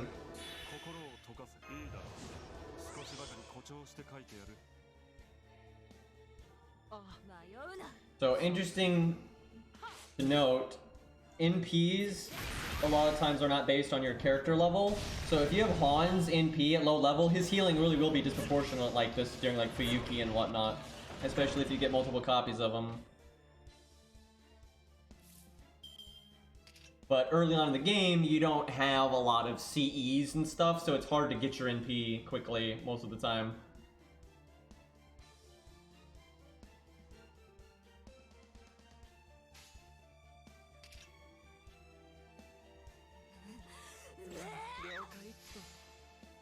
Oh, if only Jekyll's NP did damage. So far, I don't, you know, the setting and everything's kind of interesting, but the gameplay's compared. I mean, this is a joke compared to Lostbelt 5. Lostbelt 5 was non-stop. Lostbelt 5-2, to be clear. Lostbelt 5-1 was pretty forgettable, to be honest, in terms of gameplay. But Lostbelt 5-2 was like a non-stop roller coaster ride of good gameplay. There was no filler stages. There was lots of good boss fights from the get-go. It was just, you know, non-stop. It was non-stop good boss fights. This has been boring as fuck in terms of gameplay. And it's just weird coming off Lostbelt 5 and coming here and having it be so much lamer. But I figured there'll be some good boss fights eventually.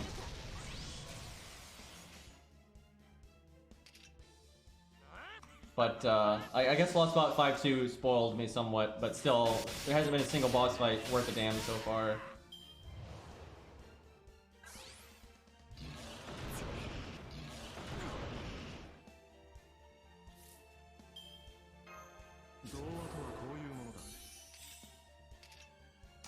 You know, I should have cast this earlier. We could have done a good crit turn there. Oh wait, we can do this. There we go.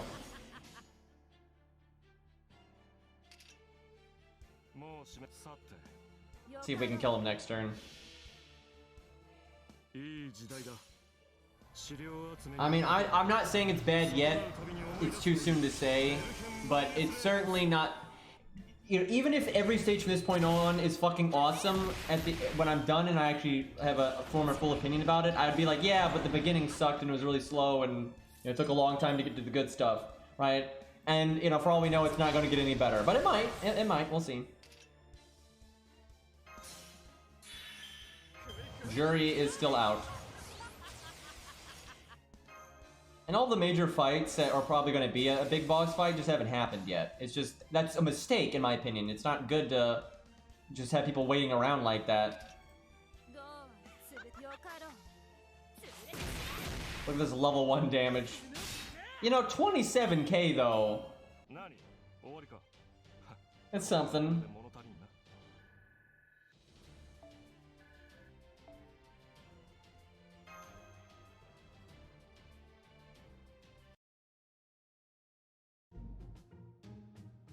I think that's hyperbolic bullshit, though. They've said that all the time. Like, do you realize how many times they'd be like, oh my god, this story coming up is so long, guys, it's so big, it takes so much effort. It's PR bullshit, and people just eat it up. Most of it is 0 AP stages that nothing happens in. And this is a video game, I will remind you, right? And I'm all for having a good story and everything, and that's great, but a lot of this stuff is filler garbage. Like, seriously, even though I can't read this text, most of what's been happening is filler garbage. Right? It's not like this is such an in-depth story, right? Like, it's not. Like, it clearly isn't. And, you know, it might get better later, sure. But it's been a whole lot of filler, and there's been a lot of 0 AP stages. I don't think at the end of the day, Lostbelt 6 is going to be some crazy, impressive singularity that's just dwarfing the rest of them. I don't see that happening at all. That's just hyperbolic nonsense. And in no world should you ever gauge a story's worth based on how many pages of text it has. That's child thinking. Because a lot of stories are full of filler garbage, right? Like, hello, and a lot of really good stories end up being really short. And sure, there's some, you know, great epic novels out there that are really long, of course, but that length is not indicative of quality and not indicative of effort either. Like, absolutely not. You can toss out a bunch of, you can pump out pages that aren't any good in a short period of time without putting a lot of effort into them, and you might get writer's block for a month to put out something amazing, right? So just length is no barometer for anything. It's no barometer for low quality either. Just because something is long doesn't mean it's bad, but it's a nothing burger. That's something you hide behind to be like, oh, look how good this is, when you don't have anything to actually point to. But so far, I can tell there's a lot of, like, not plot events happening.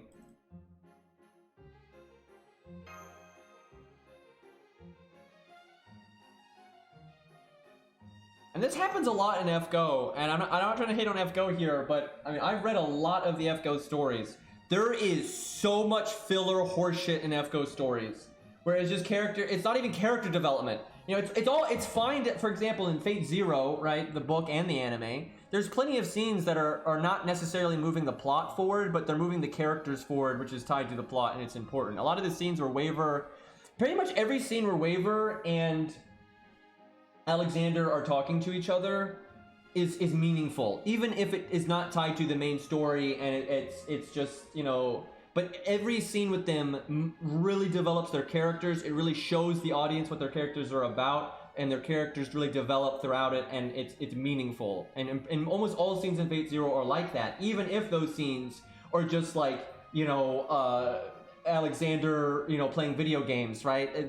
They're still very meaningful scenes that have a real purpose to them. They're not just like 2D fluff. A lot of scenes in FGO where they're quote-unquote trying to characterize the characters are just 2D fluff, right? They're not well handcrafted scenes that like work in an arc and in tangent with the whole story. They don't do that, right? A lot of the scenes, they're just trying to like quickly establish the persona of a character in a really sloppy way, and that's it. The FGO does that a lot. Now, I'm not saying everything written in FGO is bad. There's plenty of scenes in FGO that are cool, and there's plenty of plot points that are cool, and a lot of the characters are, you know, well written sometimes.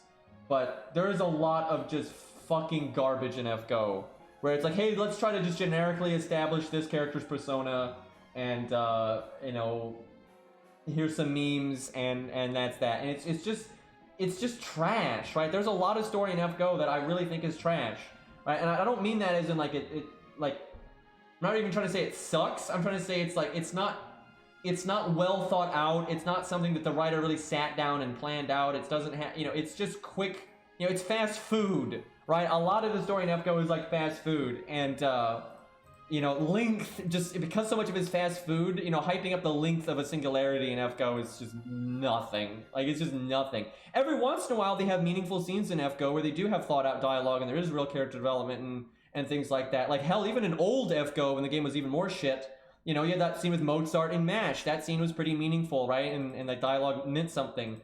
And they do have scenes like that. But there's a lot. Why, though? Anyway, we're at the circus right now. Anyway, there's a lot of scenes in, like, they'll have good scenes with, like, you know, like heartfelt moments or dramatic moments or whatever. But in between those scenes, there's just a lot of, you know, padding.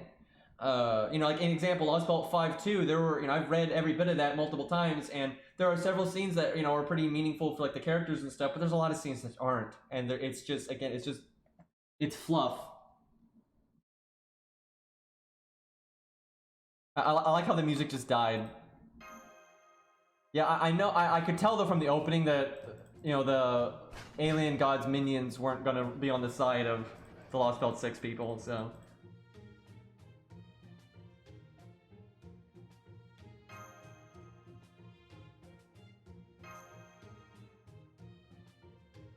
I'm guessing we're actually going to work with him some in the singularity, but in the grand scheme of things, I don't think we will. But that's already happened with the villain several times.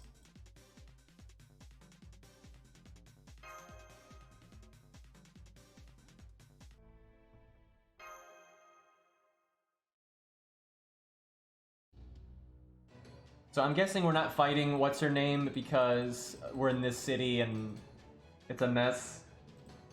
That's a face.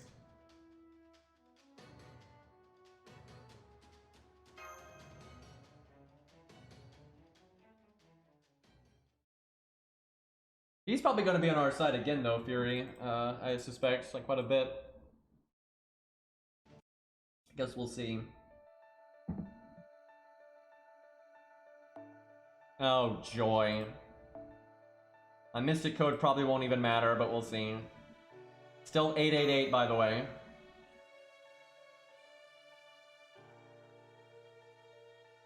I wonder if we'll get any insight to Lostbelt 7 in this. Oh, okay, we're having like an arena fight, okay. That's kind of cool. Got some music. Well, we can't NP turn 1 because we're a scrub. And we don't have our skills maxed, so. Interesting boss theme. I like how she's level 1 too. Not immune to this nonsense.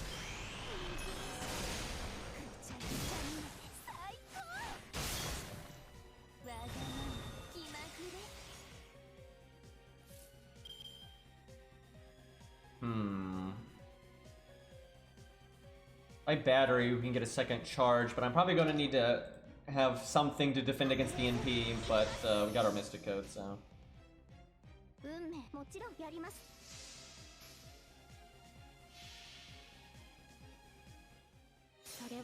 Can't distinguish classes anymore.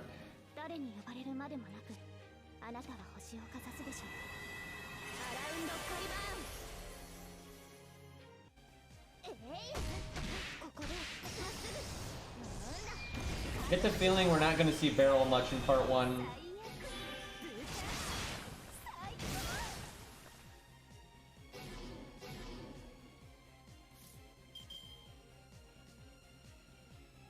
We are almost dead. We are almost fucking dead. I like how we heal and go to full. So she's stunned. Doesn't have a duration on it though, so I don't really know when to use my stuff. Game, you're worrying me. Yeah, her drain skill, you know, it doesn't, you know, scale based on levels, so I think they were aware of that though. That's why it had its had her get her. She got stunned, right? Man, formulating sentences when you don't sleep enough is rough.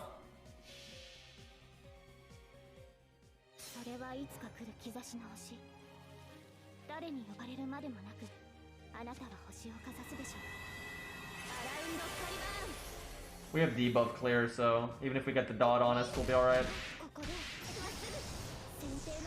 I'm gonna be pissed if you win with breaking 1 health bar, because you can definitely go the distance here. Like, make it a real fight game, no reason to make it a joke. And if you use her NP wisely, you'll be fine.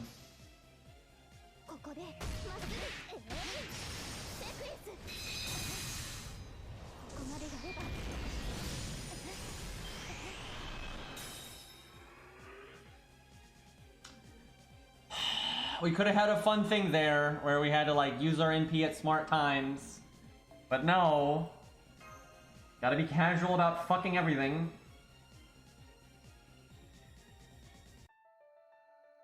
We're on chapter 4. My god though, that shows how many like filler stages there's been of nothing happening, because we're only on chapter 4 for God's sakes. Jesus. That face.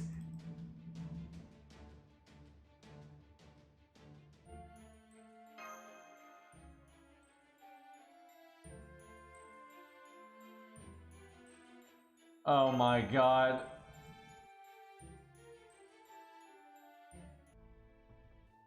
I guess Muramasa is gonna be on our side for a while here.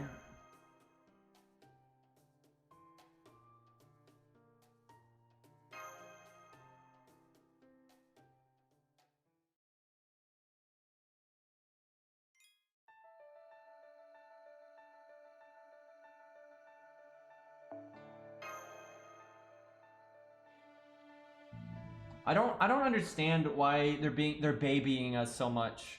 Do you feel like, what the fork? Why though? Why?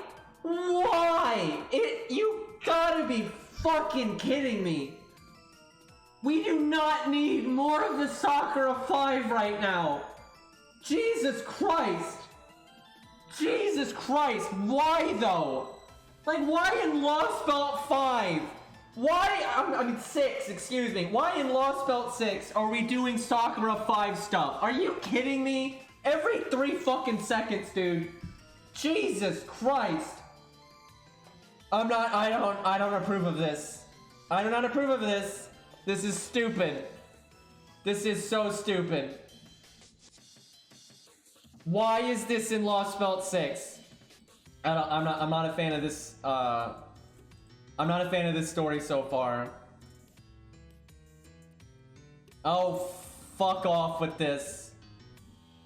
Yes, I know who it is, game. Thank you. I never... if you asked me, was there going to be even more Sakura 5 nonsense in Lostbelt 6, I would say no, because they've done so much, and it has literally nothing to do with Lostbelt 6.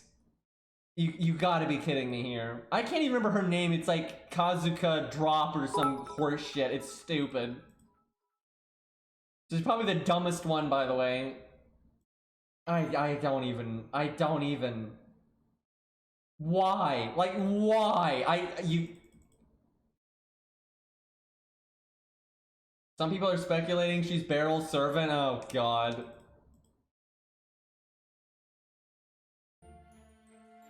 Because she's got fairy wings, guys!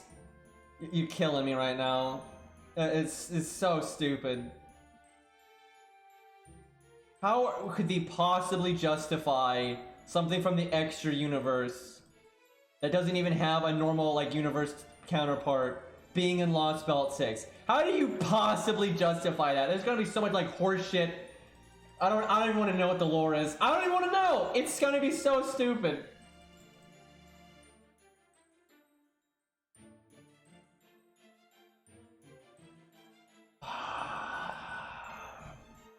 This is not what I wanted out of Lostbelt 6. And there's Tanvinch for some reason. Speaking of extra. Also, what is she wearing right now?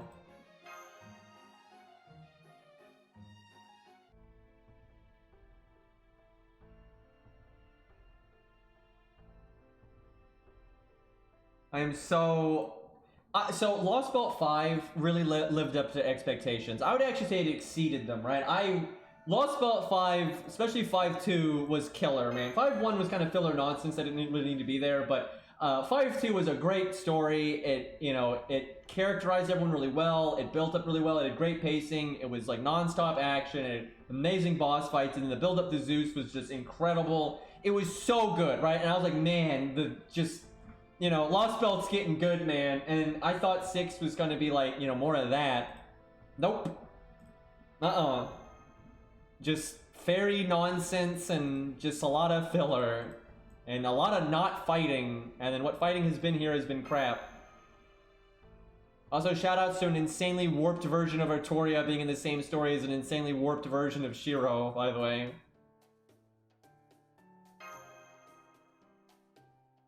This does feel like an event. I completely agree with that. The way that this has been, it is absolutely... them babying you with the gameplay and with, like, just how the story has been, this has absolutely felt like an event for the most part. Maybe slightly more serious, but boy, do I mean slightly. No, I think it's 30% of the overall story text. I don't think it's 30% of the story at all. I think it's going to be like 20 chapters or some shit total, and we're probably getting 10 right now. Which we're almost done with, by the way, and we've yet to do fucking anything. Don't say that, Fury. Don't tempt fate. I'm about to start skipping, though, I swear to God. I'm so uninterested in this nonsense. Was that Edison? Back that up, game. What? I'm guessing this is just another thing that happens to be a lion. So I don't think that's Edison, but I think it's just... I don't know why there's so much animal stuff in this story, but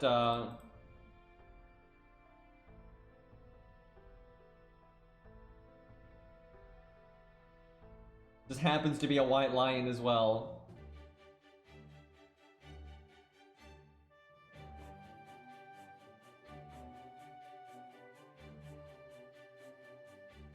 I want my money back.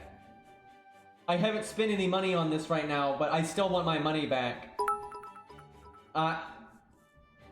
Lostbelt 6, keyword, Land of the Knights of the Round, right? This is not what I signed up for. This just... Oh, God. Oh, God. Why is this Lostbelt 6? Remember when the alien god was summoned and you know, stuff was happening? Remember that? That was a good time. What, Morgan, why are you in charge of a zoo? Why? Like, why is when Morgan is the villain, why is it a fucking zoo? This music's not helping.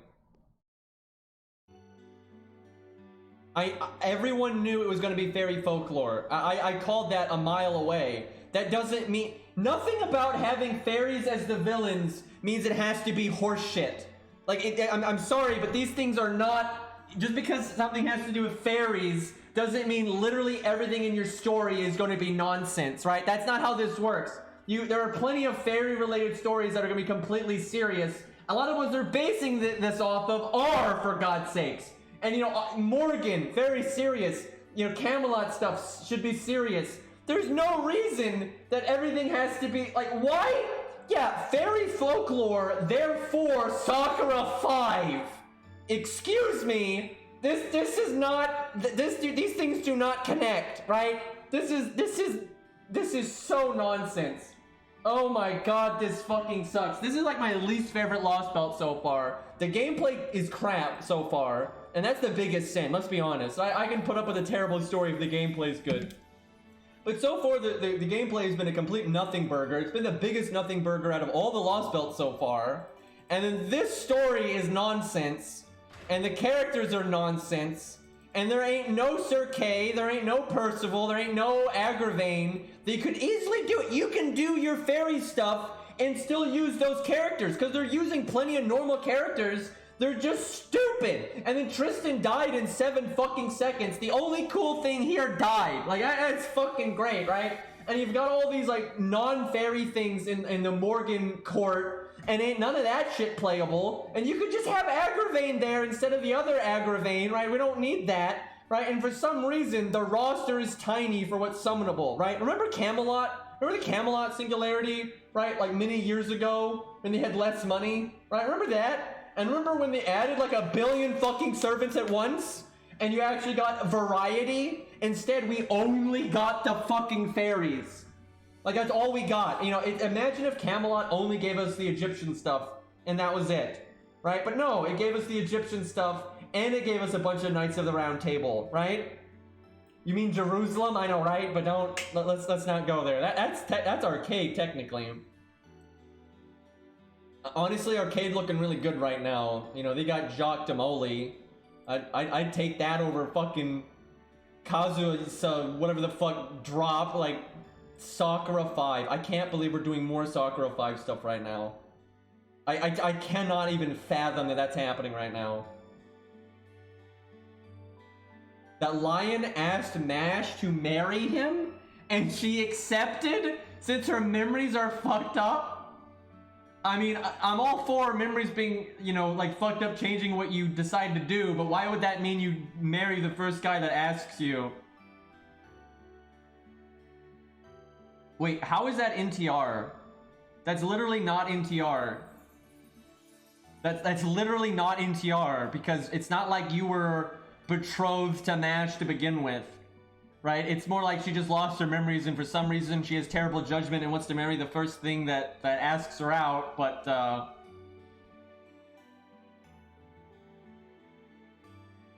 I miss Guadia.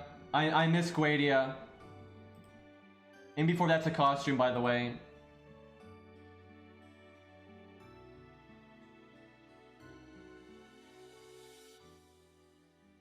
I mean, we weren't officially an item with Mash anyway. So again, it's still not NTR. Also, it's a self-insert character, so who the fuck cares? This is not important. Can we get back on the fact that we have no boss fights? There's a bunch of stupid characters everywhere, and this feels more like Fate Extra than it does a Lostbelt. I mean, look at fucking Sith and what, Berg Hest. They look like extra characters, 100%. I'm losing my mind right now. I'm gonna take like a 30-second break here to I'm gonna throw a burrito in the microwave. Remember when Green Man was hyped about Lostbelt 6? Remember that? That was a good time. So when they announced Lostbelt 90 years ago, and they gave out a lot of key phrases for each Lostbelt, the one I cared about the most was Lostbelt 6.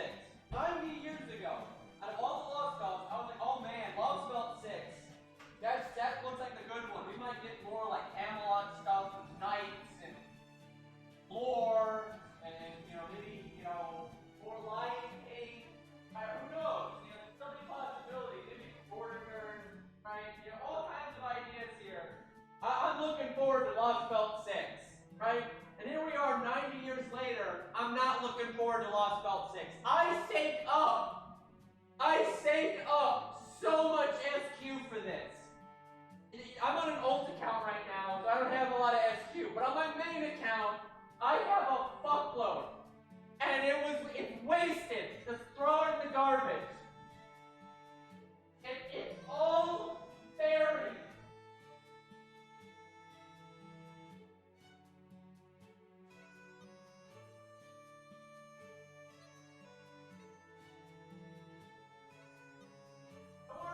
So Natsu wrote it, right? So it's fine, right?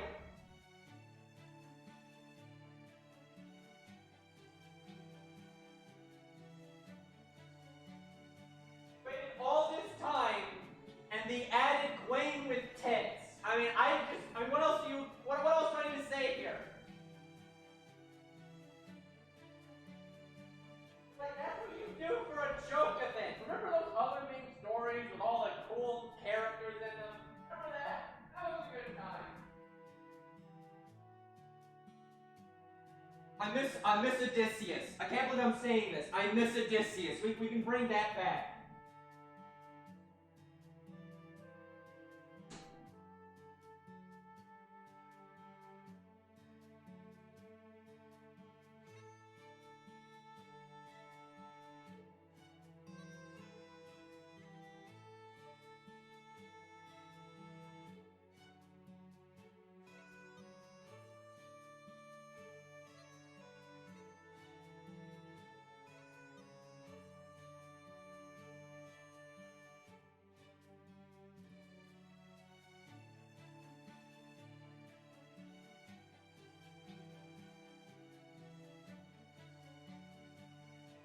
So, this is an experience I think a lot of people had. I saw a lot of memes about this in the Devil May Cry community. When Devil May Cry 4 first came out, like when it was new, right? A long time ago, but when it was new, there was a real backlash, and a lot of people did not like Nero, right? They went from all the games having, Dante in it, and everybody likes Dante, and then all of a sudden you have like knockoff Dante, right? And a lot of people really didn't like Nero back then, right? And they're like, oh, he's so emo, and there was a lot of Nero hate back then. And then we didn't get a Devil May Cry game for 90 years. I mean, for a while. And they did the DMC reboot, and they gave us Cancer Dante, right? And then everyone real fast was like, that Nero guy wasn't so bad, actually. If we could go back to that, we would take that. I remember a lot of people had that exact reaction when the DMC reboot came out. They were like, you know what? Yeah, that Nero guy, not so bad now, right? I'm having that feeling right now with like Europa. Remember when Europa was added, and everyone was like, this is so random. She's not even in the story yet. This is a wasted rate up. What? And all that. That was a thing, right? That was a thing, and I was in that. I said that. And now I'm here in Lostbelt 6, and I'm like, yeah, no, Europa rate up doesn't sound so bad right now. That's it's at least Greek. It's all right. Yeah, that's oh my god. I don't think this story could be a bigger letdown than it is right now. Again, I can get over them not adding characters that I like and that kind of thing, and the setting being a shit show and kind of a joke, but there's no gameplay. There's like no gameplay here. Like it's like they're showing off all these wacky designs and then nothing is happening. That's kind of what this feels like. I want to go back to 1.0. Camelot was good. Camelot was good. All right, I'm gonna go get my burrito now.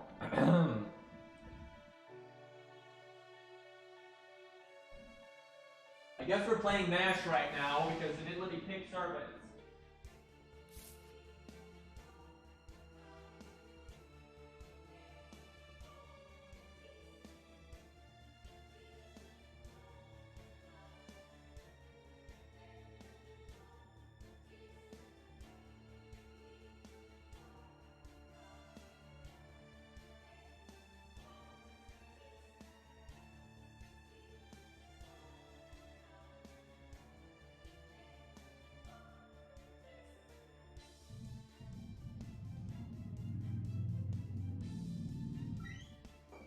Also, where's Caster Coup? Remember that? He was in the anime trailer. Got an animation update here, you know? What is going on? Nope. Nope. I'm dreaming. I'm dreaming. No, we can't. No. We can't get a new 3-star. We can't get Big Boy. We can't get Big Boy Lancer guy. We can't have anything, you know, coup related apparently. Can't have Green Knight, can't have Agravain, can't have Zeracane. No, you can't have any of that. And you know, we've been looking for things to be like in the Part 2 banner, right? And everything's getting shot down, and then this happens. And this though, this gets to be rated up soon. Sure, yeah, okay. Yeah, Lostbelt 6. Land of the Knights of the Round Table. Oh, okay. Yeah, it's great.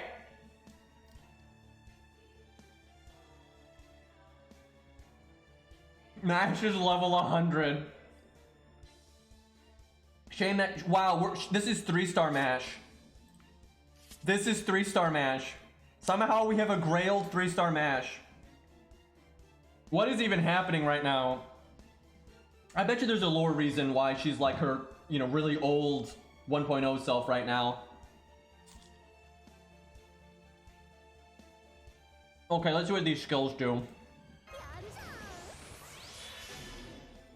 HP drain and art up.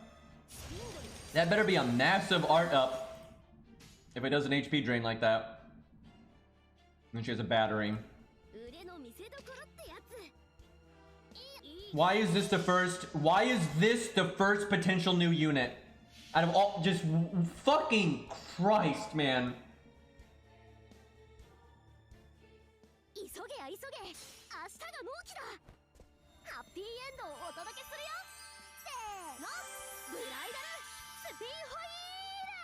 Did she just say bridal? That was also a support NP that didn't do a whole lot. Oh boy. Oh boy. Can we just summon Ort? Can we just wake Ort up right now?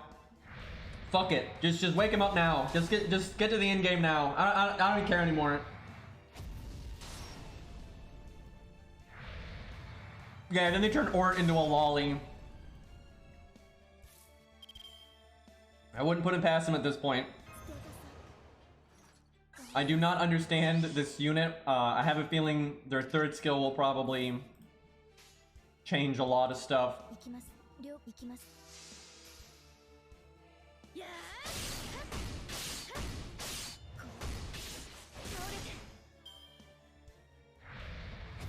Smash you though.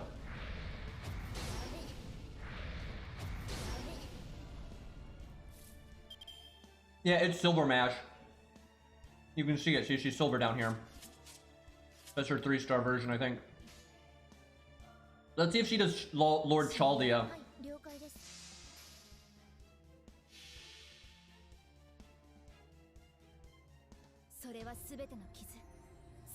I wouldn't think so. This is actually messed up. That's the wrong stage. I think that's messed up because look, her stage changed. What the fuck?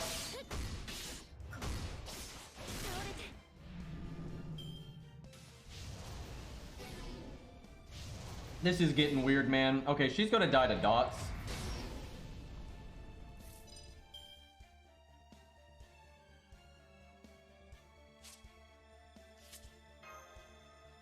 Can she debuff clear?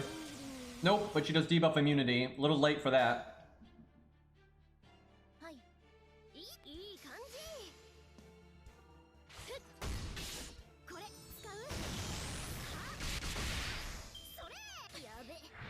She's probably a new 4-star. I don't think she's a 5-star. Doesn't look like it. I mean, she's even level 80 right now, so.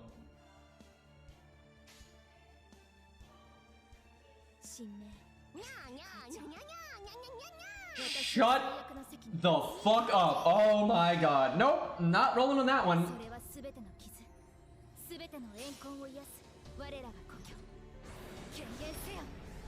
I'm not liking Lostbelt 6. I'm really not liking Lostbelt 6.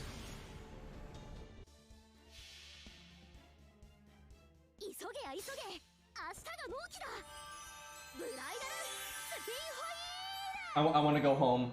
I want to go home. I don't like this place. Lost my shit 6, yeah, pretty much.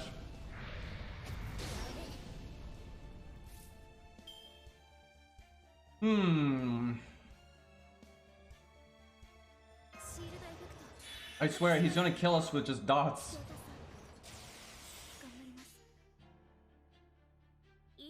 Mash has a special attack up, so she's doing more damage, so.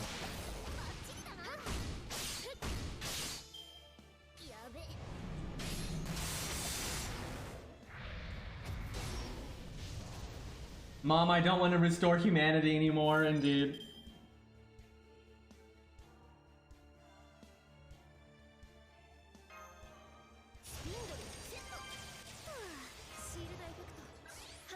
I guess she's like some kind of like dressmaker or something, because she's got like the whole bridal thing and like sewing wheels and stuff. Let's just kill it.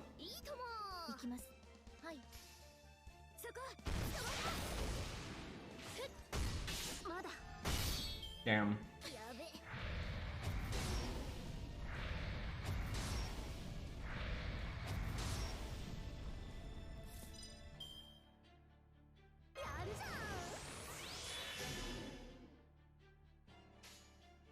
I see that has the battery on it. We'll do it one more time just cause.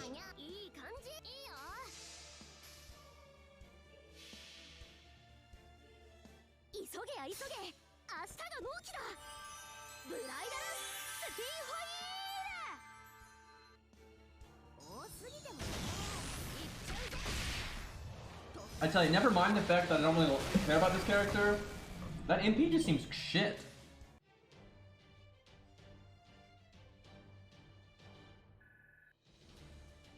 It gives her star absorb down, so maybe her third skill will like make a lot of stars every turn. She'll need a really good third skill, I feel like, to be a worthwhile unit. I don't know, maybe I'm just missing something.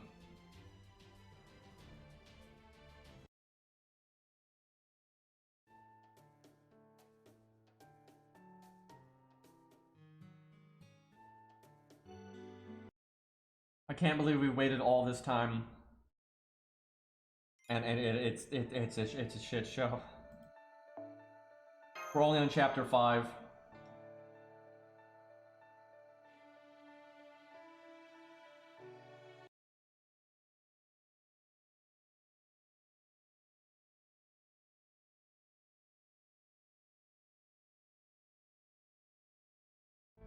Interesting theory. So I suspect they think, and they're probably correct in this, but like the player base is just gonna freak out because Mash is trying to willingly marry this guy. You're supposed to like be out of your mind or something, but I don't give a shit. I don't give a shit.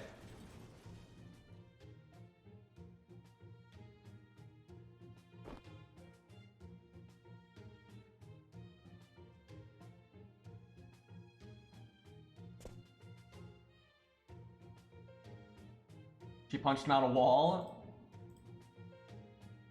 Yeah, the amnesia stuff is the dumber stuff, really.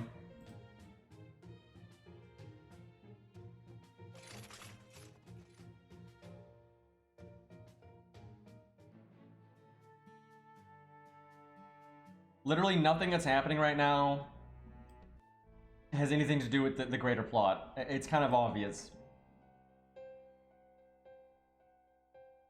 Why couldn't that be a new 3-star? Oh my god, it's Bear. I'll fucking kill him.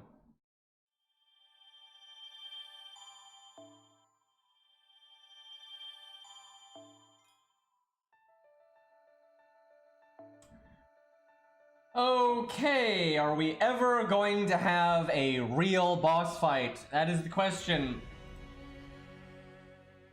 In before there's just one, like, big boss fight at, like, the very end of the first segment.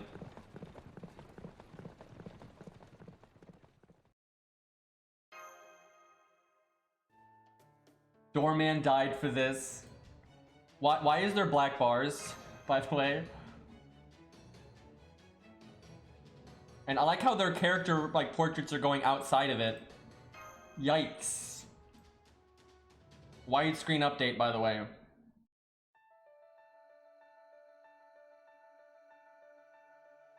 Oh my god. There's like no chance this is going to be an actual content if they're making you bring these characters. Unless you, well, no, if you put them in the back row, maybe they'll let it be real content. Let's see. I need to level my Aussie on this account so I can do Aussie Gwen things. That's a legitimately very fun setup.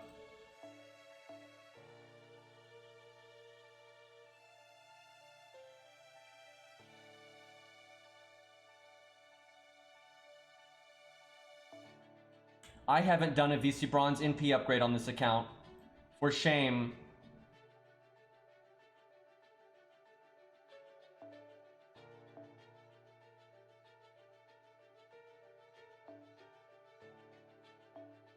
I miss the Knights of the Round. That was a good time.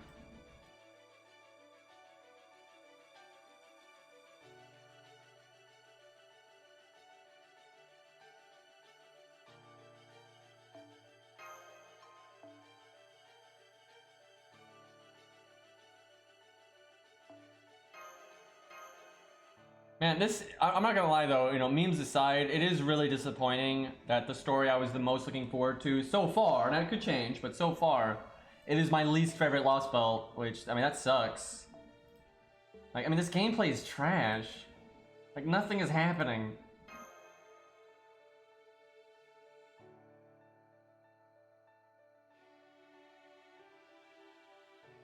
Yeah, it's because that's the alien god version of Muramasa.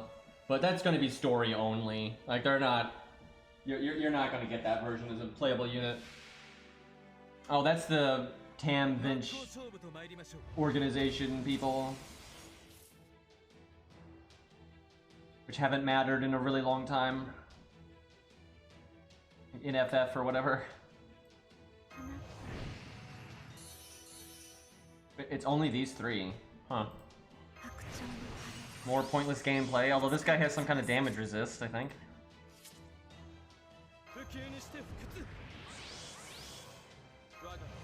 Oh yeah, Bedivere got buffed. That's like a whole thing.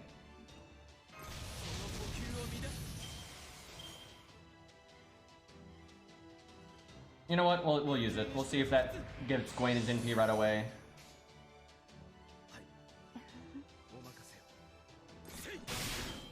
Not quite. He'll have to be attacked.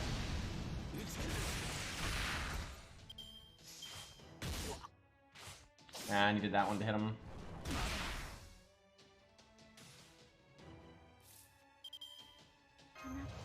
But the buff, his NP buff lasts 3 turns now. It's pretty cool.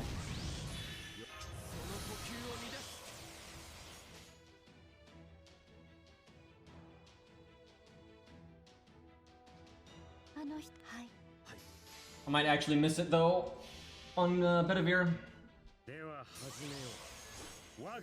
Yeah, I saw the new 3-star CE gives buff removal resist, but it's not a lot, so it's not that good. It'd have to be combined with something else to be worthwhile. It's a good idea, but it needs to be way more. That thing has so much damage resist. And before there's like a gimmick here where you've got to get rid through that, you've got to use the preset units. If so, that's super boring.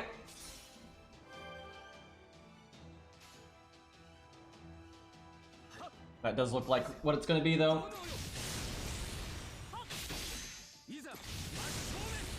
Either that or he's just resistant to Buster or something. I just did 0 damage. What? Let me read it, or I'll try to read it. No, it normally has like Buster in it if it's immune to just that. Huh. That sucks that Gwaine didn't get his buff, his NP and all that time. Why are people always backseating?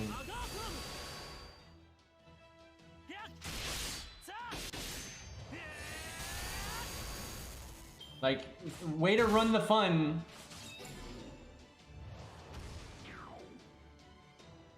Dude, I cannot stand when people backseat, because like now it robs you of figuring things out for yourself, right? Like it's just fucking awful. Every stream ever, dude. It's like people just it's like they just have to do it. It's like compulsory.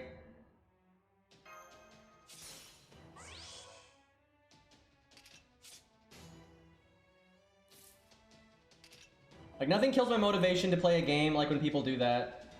Because like now if you do the gimmick, it's because oh, he said so, right? It's just so fucking lame. Like instead of being able to figure something out naturally for yourself, because I'm not a moron. Of course I'm gonna run down the list and try to figure out, you know, how to get through it. And I'm, you know, but then when you just spoil it like that, I don't get to do that.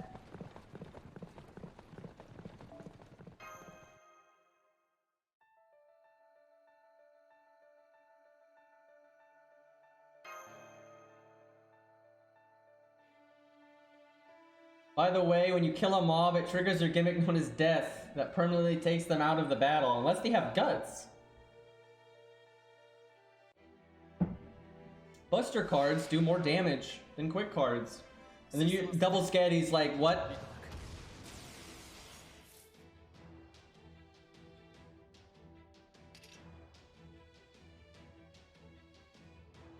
Look, it doesn't matter if, like, why am I having to explain this right now? The fact that people like question me on this is retarded, right? Like, I am well aware that if I could read Japanese, I could read this. And because I am an adult and I have a functioning brain, I am aware that if I want to just, you know, look it up or figure out what it is, like if I wanted to mimic what it would be like if I could read Japanese, I could do that.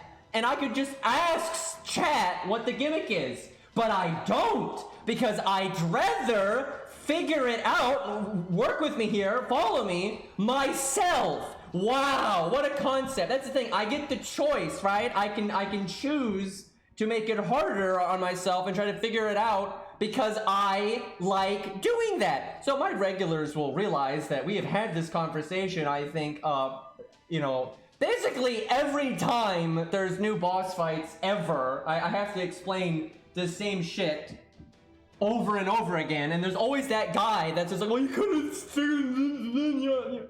It's like, look, when you're playing your game, right, and in your house on your own, right, and I don't come busting through the wall like the Kool-Aid man and just word vomit and backseat and tell you, you know, what's happening in the game, and then we're like, I didn't want to know that, I wanted to play this myself. I'm like, well, you could have just looked it up on the wiki, so it's totally okay that I just busted in here and ruined your fun.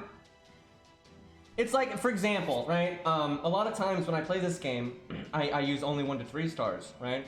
I do that a lot, where I just go out of my way and I just use the 1 to 3 stars.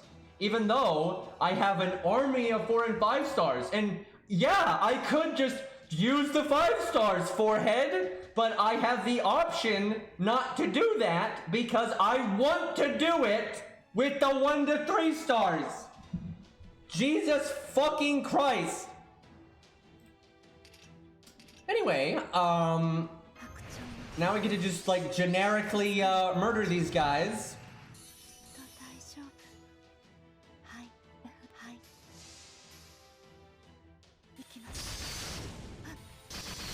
So far, you'd have to be out of your mind to think you would need Castoria for anything in this story.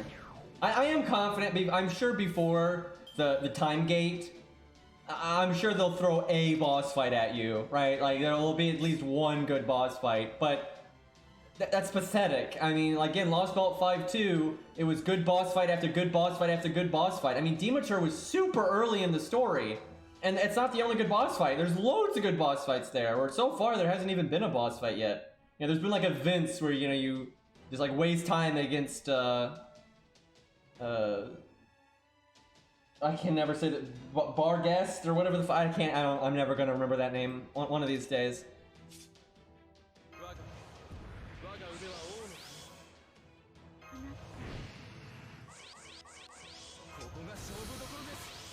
So legitimately, this is something that I've kind of dodged a bullet on, because I don't really enjoy using units that trivialize a game, and you know, like in like Dark Souls, I don't want to fight a boss that's aimed at level 40 players and level up to level 100, right? I don't want to do that. I never play video games that way, really. It's just, oh, occasionally it's kind of funny to mess around like that, but so something that it's yet to happen, really, but it would bother me if it did, is if they ever added a character that I really liked, right? I really like the voice acting and like the character design, you know, the legend they're based on or whatever.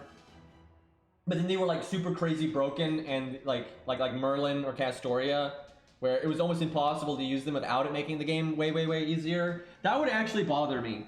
But thankfully that's never happened. But one of these days,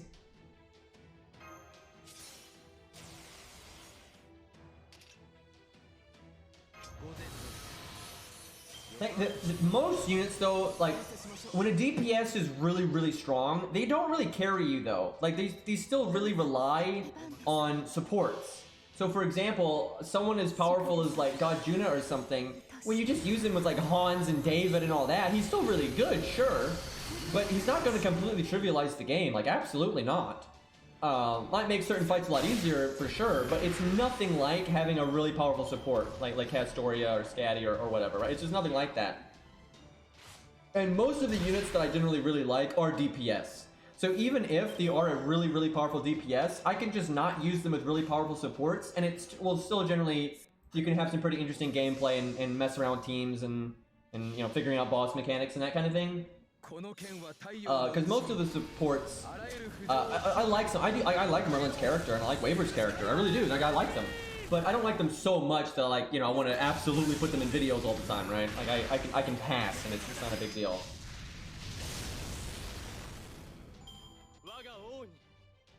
You know, they might have Beryl survive and have him die later. They might do that, but it wouldn't shock me if he dies in 6. But they could have some of that stuff linger into the later stuff.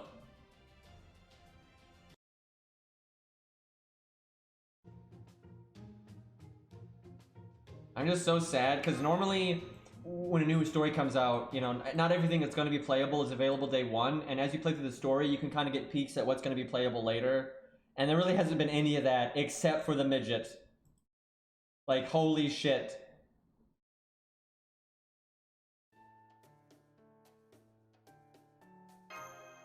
And then obviously, though, there's the other, you know, female knight. They even call them knights. They don't even look like knights. They look like Power Rangers.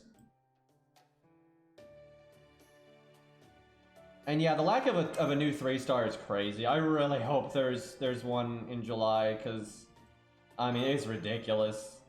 I don't even know what they're thinking, because it's not, let's be real, it's not that hard. It's not like some big sacrifice to make a new 3-star. And in the past, they pretty regularly added them, but now it's been well over a year. Like, that's really disappointing. That's definitely as shitty as this gameplay is, I think the most disappointing thing is the lack of a new 3-star. Like, that's messed up.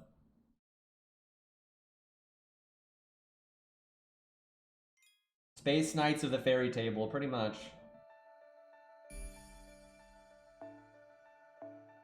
This sucks, though. I love new main story. They're normally my favorite time in FGO, and I get so hyped for them. But this doesn't even feel like a new main story, like, in terms of gameplay. This feels like an event story. Like, 100%. I cannot be the only one. This feels like an event story, right? Where it's, like, really gimmicky but hand-holdy, so it doesn't even matter, right? Like, that's all this has been. The only fight that was even remotely interesting was the giant green horse. And only if you, like, solo or handicap yourself. If you used a real team in that fight, even a budget one, it would be laughable, right? Like, this absolutely feels like an event story, right? Where it's like style over substance, like all the stages are style over substance. That is absolutely what this feels like. Like there's been nothing worth a fuck here at all. And again, I'm sure there'll probably be some better stuff later, but you know, with all the other Lostbelts being so much better than this, it's like why do we have to wait until later? DW doesn't do the writing, which is probably for the best. Lostbelt 1 was pretty easy as well, but it was better than this. At least it had some real boss fights by this point. And Lostbelt 5-1 really is not anything to write home about, but the fight with Charlotte is fine. The fight with at the end with Cerberus is fine. The fact that you fight him a billion times though is not, but you know, he was still an okay fight. And then I stand by that the what's his name? Poseidon. I'm so tired, dude. Anyway, Poseidon in Chiron, that was a good fight. That was totally fine. And some of the earlier fights, they weren't amazing, but if you wanted to solo or mess about, you still could. Right? There's just nothing to do here. I mean, this is a joke. Like, fucking Lostbelt 1 was better than this.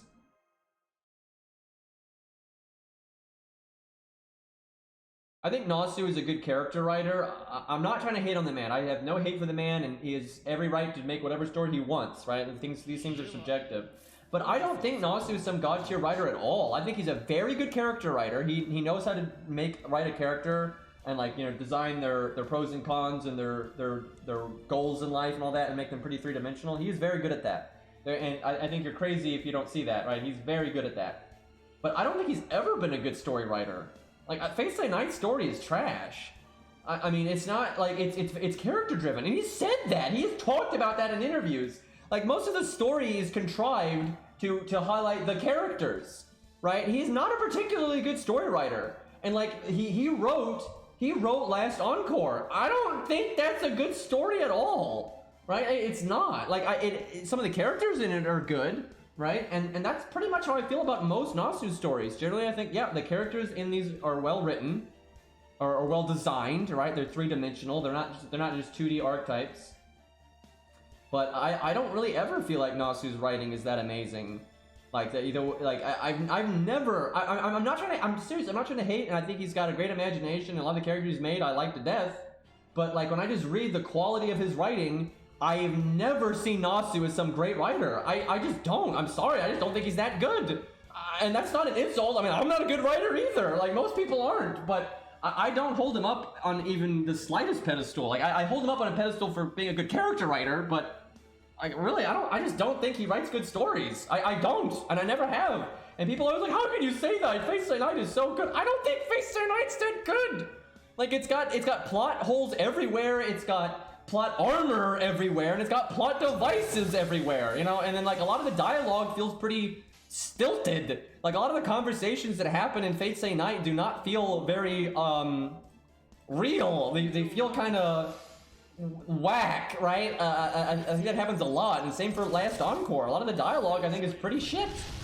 And I think sometimes he writes good stuff. I don't think he's like a hack or anything, you know. And especially if he puts his mind to it, I think he can do all right. But I've never seen like Nasu is just like the pinnacle of writing. Like Jesus Christ! But a lot of people act like, you know, it's like crazy to think that Nasu writes a bad story. But I'm like, what? K&K is like the one thing from Time Moon I can think of. I'm like, yeah, it's pretty good. But even that is still very character driven, right? And the story just, it has like, it doesn't have too much plot device and plot contrivance, so it's not like making me puke when it comes to the story. And I think that he did a better job with like the character talking and stuff than normal. And I really love the characters in K&K. And so overall, I do think K&K is probably their most coherent and best story. But I still don't think, it's not like, you know, it's not like the best story ever written here. It's not like going to be winning any awards here or anything. Generally with the Lostbelts, from what I've heard, is a lot of different people write them. It's not like just one person. Like even Nasu's not the only person writing Lostbelt 6. And we don't ever really learn about the exact process. And so also the writer for Septum, and they also wrote they wrote the book for Blue Fragments. That writer is all over the place. I've seen a lot of stuff from them that's totally fine and good, and a lot of stuff that's not. But something you gotta remember, it's not always the writer's fault. There's a lot of stuff that goes into a story that especially for FGO, like budget and time. They might say, hey, can you get the story done? And they only give them like 14 days and they don't pay them that much. So they're expecting you to pump out shovelware. Like when they got them to write Septum, I don't think they hired them and paid them accordingly, expecting a masterpiece. Quite the opposite. I think they pretty much wanted shovelware. Because back then, FGO was shovelware. It wasn't supposed to be this crazy successful game. It was like a quick cash grab. I highly doubt they were even wanting Septum to be some big, in-depth, well-written, cohesive story, right? And so I think it's a big part of why Septum it just feels like, you know, garbage, as does most of Day 1 FGO. Because a lot of times, like, what a writer can churn out is going to be based on, you know, what information you give them, what time frame you give them, and how much money you give them, right? And a lot of times with that writer, I think it's a lady, I'm not 100% sure, but I'm pretty sure it's a woman. She seems to, when she puts her mind to it, actually make pretty good stuff.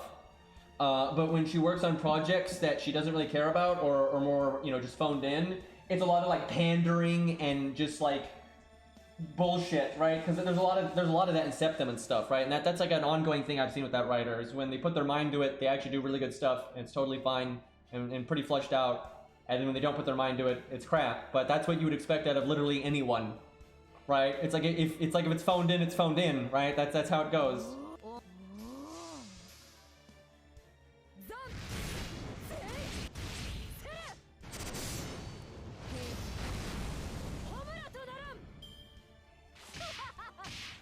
I like how they didn't attack Shin-Gong a single time there. That's kind of interesting though. Wolves normally only have one action per turn. But this one has two, so that's a twink. Like they've changed it. Well, can't get rid of my taunt walls yet, so that's unfortunate.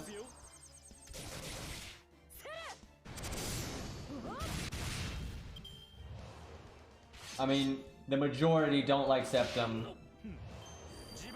I've actually never seen someone that thinks Septum is great. I have seen people that are like, it's not that bad, but yeah, it's not like, you know, amazing. I don't think I've ever seen someone hold up Septum as a good story, ever. And I mean, I don't think anyone holds up any of the Day 1 FGO stories as amazing, because they're all kind of just shovelware, and rather obviously. Oh, Salem, not Septum. I don't know if I think Salem is pretty split. I see a lot of people that don't like Salem, and I see a lot of people that like it. But I've seen a lot of people that that don't like Salem.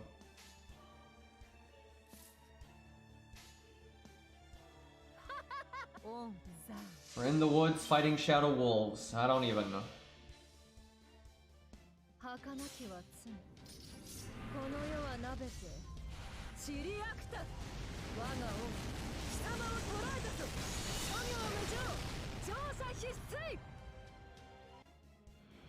I forgot that she had her own NP theme there.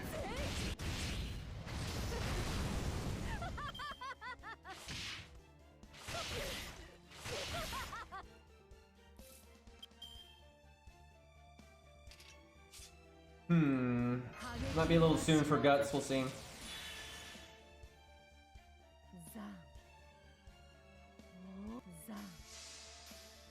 Man, I hate to say this, but I'm literally bored of Lostbelt 6, and I like never say that about main stories. I so wish that was not the case. Like, I want Lostbelt 6 to be awesome, but I mean, this fucking sucks. And that's like the sin, man, is being boring. Yeah, I didn't want to know how many chapters it was. I've seen so many people say it. I already know it's only 9 chapters. That's kind of pathetic. I'm guessing in total it's just gonna be like 21 chapters or 22 chapters or whatever, and the other chapters will come out in July. But we've waited so long, and it's just 9 chapters, and so far none of these have been good. I mean, these are just boring. Hey, look, Salem enemies.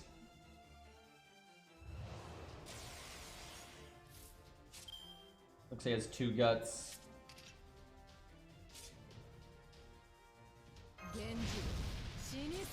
Yeah, it's totally a Genji, for sure.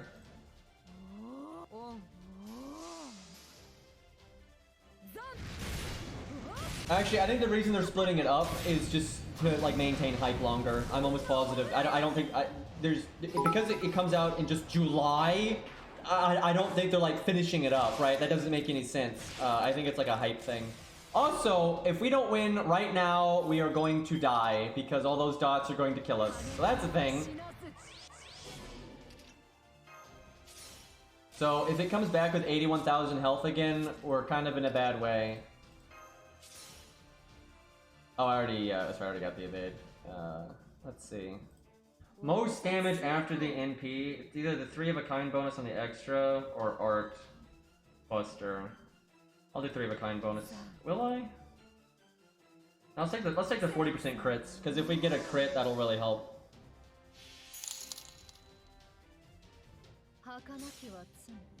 Oh yeah, she has buff removal. Also, thank you, Locomid or something. I'm not trying to say that. Thank you for the $1 sub or donation there. I missed the message, but it was something about Agravain. Well, yeah, buff removal kind of good. Oh, it only did 2,000 damage. Never mind, it would have been fine.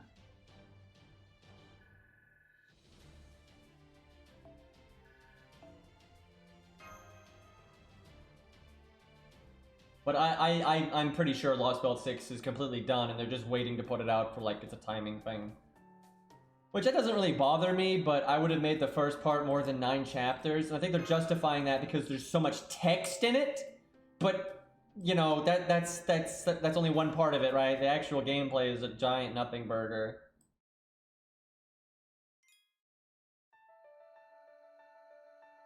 Yeah, and you can't farm the mats. That I don't even, that's just stupid. It doesn't even make sense. Because you could get whales to like throw a lot of AP at the screen to get stuff quickly, and they're kind of screwing themselves on that. What the hell is this story? Yeah, red hair's here for some reason.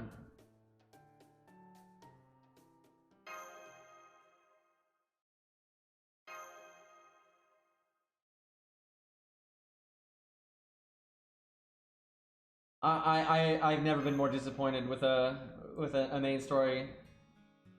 Cause you know the early stories suck, but that was day one, right? And the Lostbelts, you know, there's been a few that I wasn't super crazy about, but I've liked all the Lostbelts, and I've ultimately enjoyed all of them. But so far I am not enjoying this, which that sucks. It's the first time this has happened. But and it's not just because the characters are not characters I really care for and stuff. It's just, I mean, the gameplay is garbage. This absolutely feels like just filler, like an event story, right? Where like the fights are just kind of there to just, you know, style over substance. I wonder if we're fighting Muramasa, like they're like training or something, because kind of random to have an alter ego here. Let's see, what do we want to use? I wonder if it's like red hair and Muramasa, because they're not on the support thing.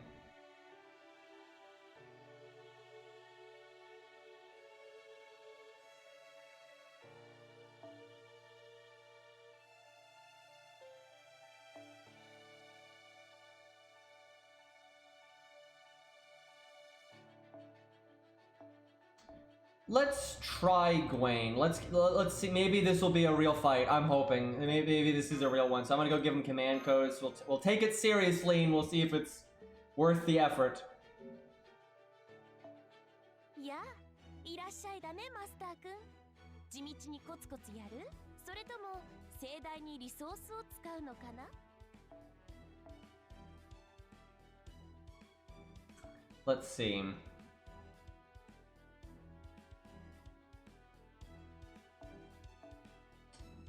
Gwaine is always really tricky to do command codes for because there's a lot of different, even though he's BBB, like the way you support him changes a lot based on the stage. Like his best craft essence and his best mystic code change all the time.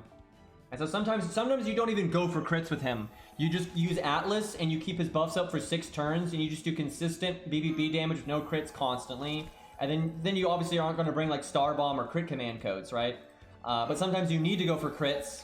And it's more about burst stuff, and you're not going to use Atlas. It's more about key damage on a few turns, and not about good damage over 6 turns. and then you might use Anniversary Blonde, and then that really changes what command codes are good. So it's really hard to pick a generic set of command codes for him. Because like for Ku, Ku has like a generic way you can go that maybe it's not the absolute most optimal for a very tailored fight, but it's going to be good enough that it's going to work well, and you're not like screwing yourself, and so you can kind of, you know, feel things out. Gwen just really isn't like that. So I guess what I'm going to do is I'll do Star Bomb and Star Absorb. But then I'll bring Atlas. I feel like Atlas is the... because it could be debuffs. But the Star Bomb with Star Absorb, even if you don't like make stars from your Mystic Code or your CE, you still have a chance to crit every once in a while. And if you live long enough, you're pretty much guaranteed to get something. I'll put Heal on quick. Rarely does it matter, but it does occasionally. I actually do think they're probably saving the command code update for Anniversary 6, which I think is ridiculous. They should have gotten that in the game ASAP, because it's pretty absurd the way it is right now, but oh well.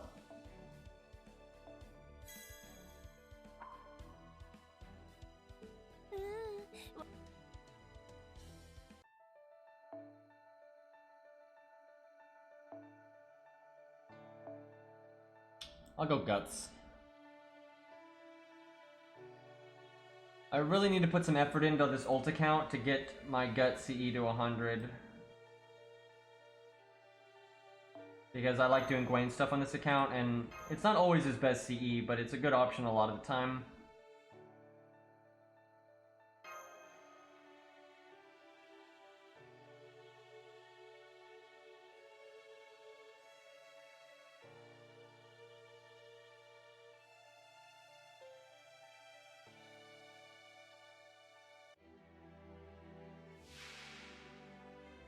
Well, they don't have any break bars. That's, you know, it's something, but I bet this isn't that big of a deal. Guess they have gimmicks. Well, if I had known he was gonna have that, I would have gone with an Armor Ignore command code.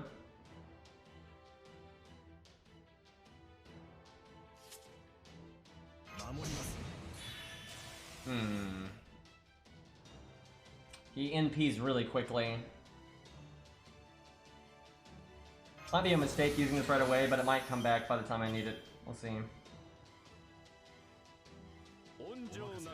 I should have swapped George and Qingong's cards around, because Qingong makes more stars than George, so being in second place, his hit count's higher. You get more out of it.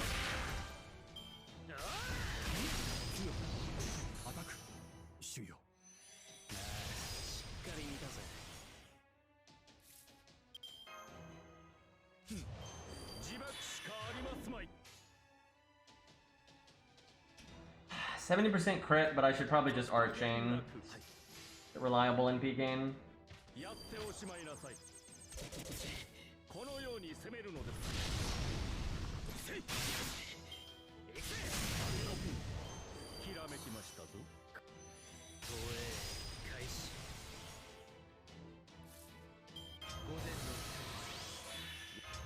Kind of feel like Anniversary Blonde might be better here. Guess we'll find out. At least Gwen's animations are fucking awesome. Gwen and Lancelot's animation updates are some of my favorites. They're great.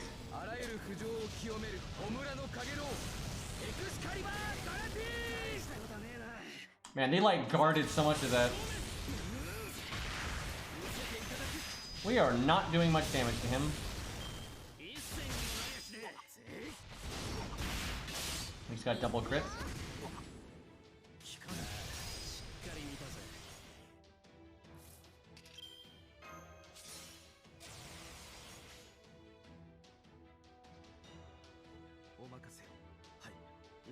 Go for the bonk.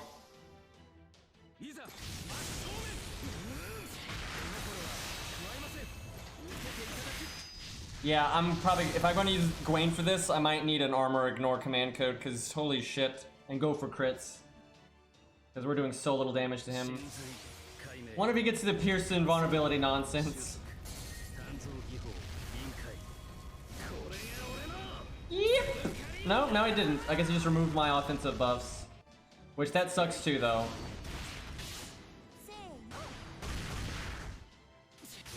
It is strange, though. His skill set is different as an alter ego. The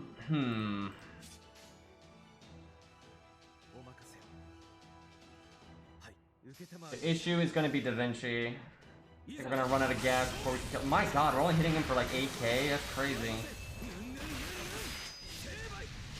That's a pretty big defense up then.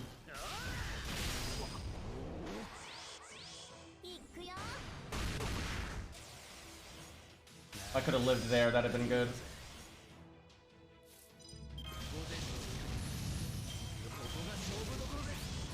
Yeah. It's taking us way too long to kill Muramasa. I don't see this happening.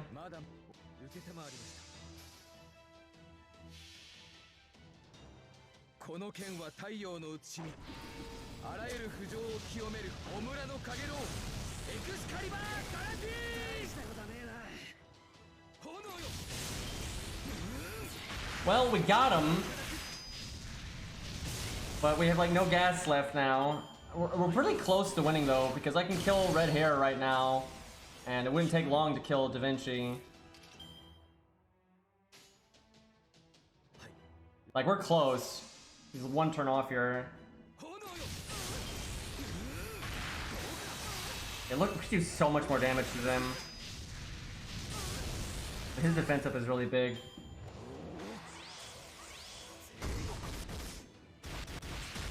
Even as an enemy, his normal card damage is really low. Feels bad. So obviously we blue cube.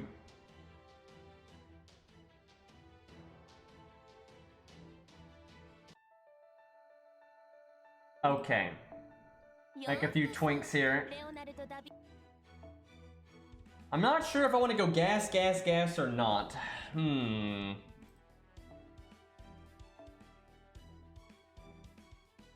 Well, definitely the armor ignore one. That's Pierce and Vulnerability. I always forget which one the armor ignore one is. I think it's like the pink dagger thing here. Yeah, I think that's it.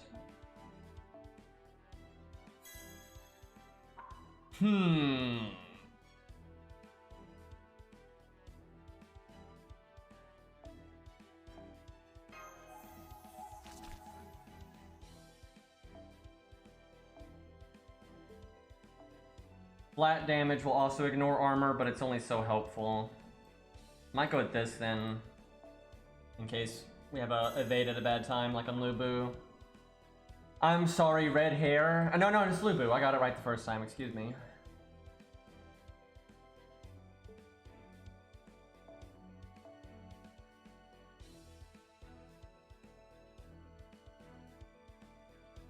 Could do sure hit, and so on like a turn where he does that, I could do 2 hits that actually land. Either that or just stuff to help with critting. It's only a quick card though, I could put it on, doesn't do that much damage.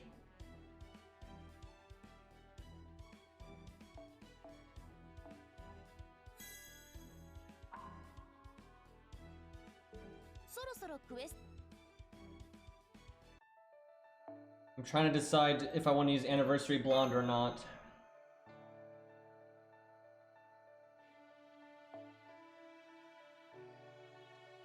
Let me try it with the same setup with the command code twinks, and then I'll probably try it with Anniversary Blonde.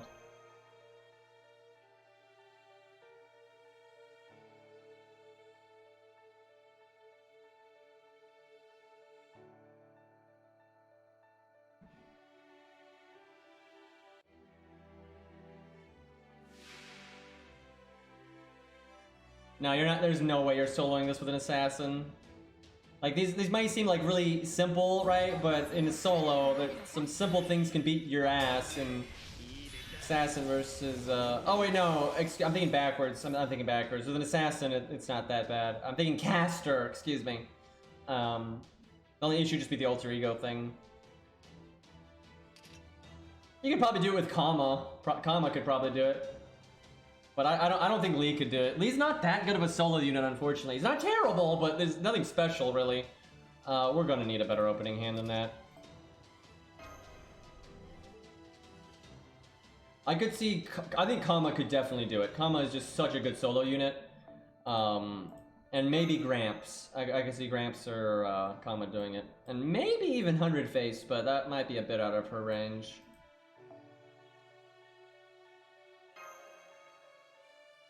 But I think Kama would wreck it, because Kama is just ridiculous. I mean, I wouldn't even really call this a real fight. It's really only a real fight if you're soloing or, you know, really handicapping yourself. This, you know, Gwen in Camelot is harder than this. Like, of course.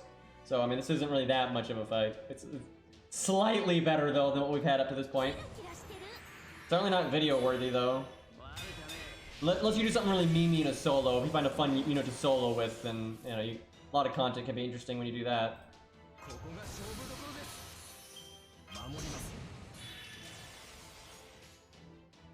I almost wonder if I shouldn't attack him here, because I can actually do decent damage to Da Vinci. Yeah, that makes more sense.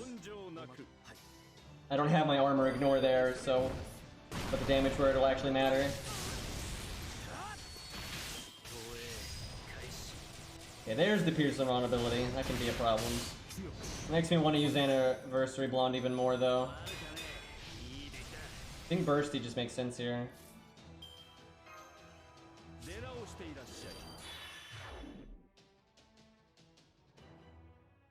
Wait, why is that on there? Oh, right, I guess because of, yeah, the evade later. That's not worth it, though. I should have gone with something more damaging. Because red hair ultimately is not the problem.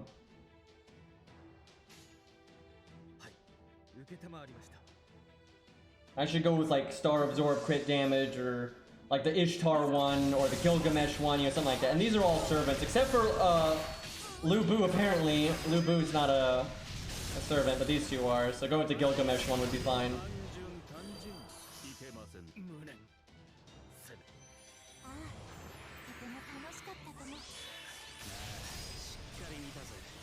This is the worst timing ever. Why did this happen? Did they just... I'm confused. Why did this happen? Did they take longer to kill my taunt walls or something?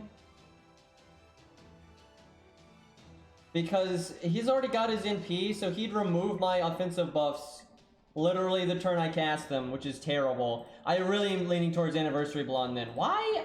I'm really confused. She used Quick Charge? Yeah, but it's still turn 3, and he should have it on turn 3. I think he was going to get his NP that turn anyway.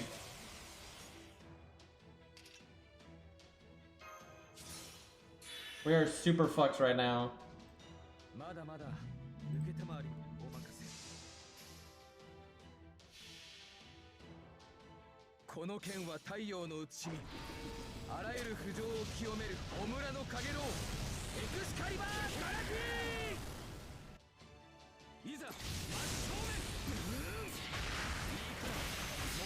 You can see though, the crit did 31k, and the non-crit that had armor ignored did 21k, so you can see that his defense up is rather large. I almost wonder if I shouldn't have even cast my skill there, because just instantly losing them is so bad. Wow, he does so little damage. What the fuck? He does so little damage. Oh my god, this is definitely a joke battle if you're not soloing. And if you're soloing, you kind of have to use a unit that's not meta for it, because if you are meta for it, you'll just wreck it.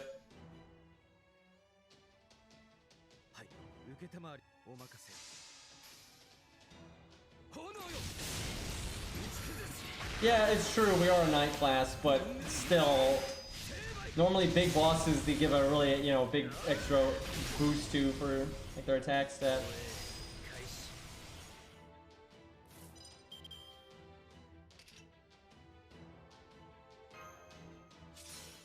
This still isn't gonna work though. Gwen might be an AoE unit, but honestly, he's kind of single target, and because we don't have a good way of dealing with the armor up, it's a real problem.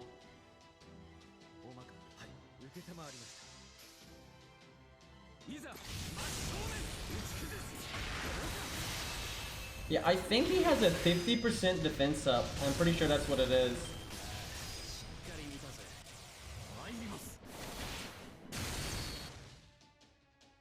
So he can only attack you with his Pierce invulnerability if you kill one of his teammates first. 君たちはあらゆる困難を乗り越えるその勝者を今示そうビューティフルジャーニーさあ行けるとこまで行ってみよう放映開始午前のよその呼吸を乱す午前のよき Well, it's pretty much the same boat as last time, like nothing really changed. バットお任せをはい Because, although I will say, if I didn't lose my buffs as fast as I did, if I got one more turn out of them, I might be a turn ahead of where I am right now. 天の守り Like, we might have been at the point where I could have killed Muramasa and then, like, actually target switched. 炎よ Like, I probably could have hit him with the armor ignore buster, and then the NP, and then do the buster extra into Da Vinci and kill two of them.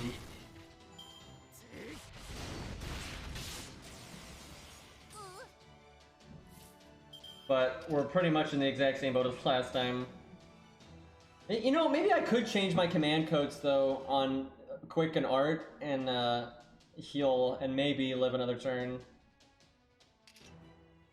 はいうお任せを炎よ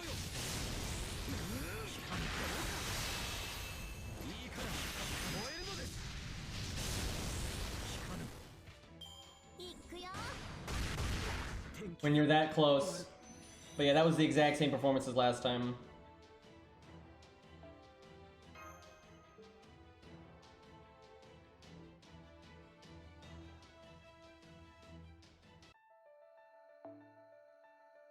Let me try Anniversary Blonde. Also, I should change that command code. The Pierce invulnerability one is not worth. ようこそレオナルド・ダ・ヴィンチ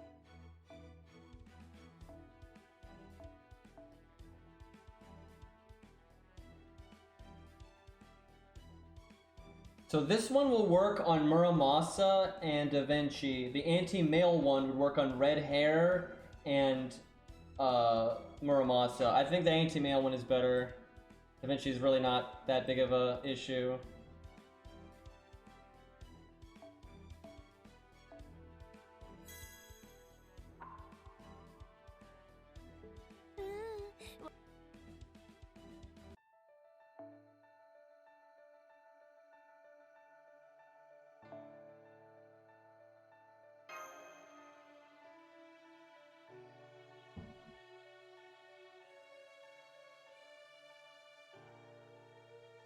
And no, Icy, I have really not found a real boss fight. This is the closest thing to a real boss fight so far, but it's nothing too great.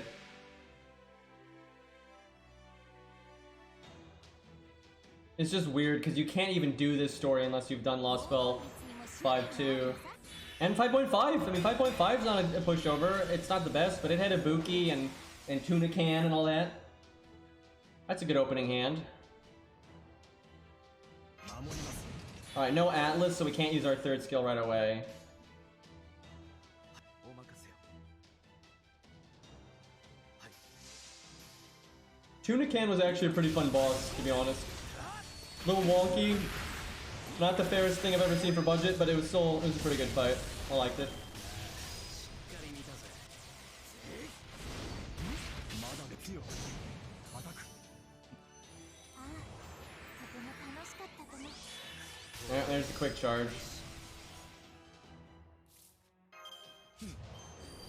That's really shitty for us. Like, I think if she quick charges, you're just fucked, especially with Atlas, because you'll just immediately lose your buffs. And you can't really afford to wait either. Like, it's really bad, 根性なく受けたまわりま for someone like Gwen anyway. Like, 受けたまわりました後期ですよいざ真正面 fuck, the Lobo fight from Shinjuku has been better than every fight in this place so far. 出ません火力野球言うか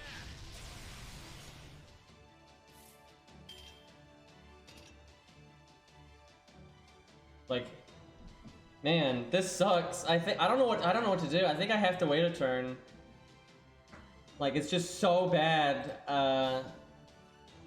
I guess I make stars then. 受けはいお任せ Yeah, it's actually kind of good to wait a turn because I don't actually have my NP anyway.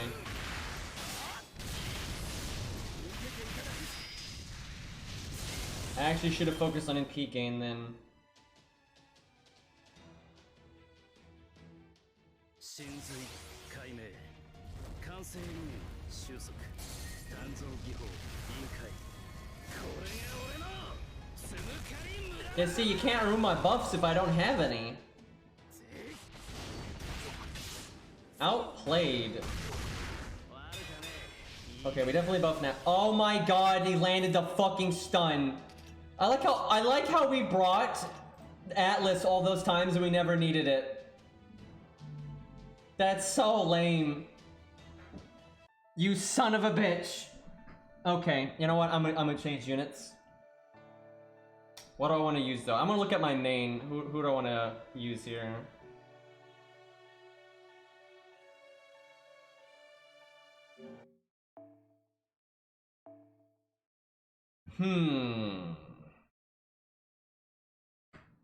See Aura.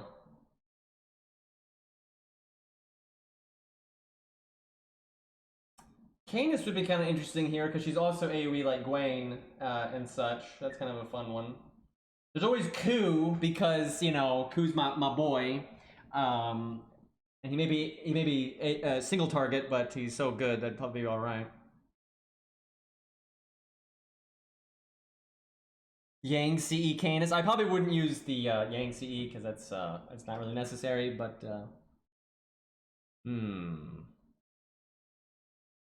I mean, Caster Ku is a caster, and there's 2 riders there. That would do literally nothing.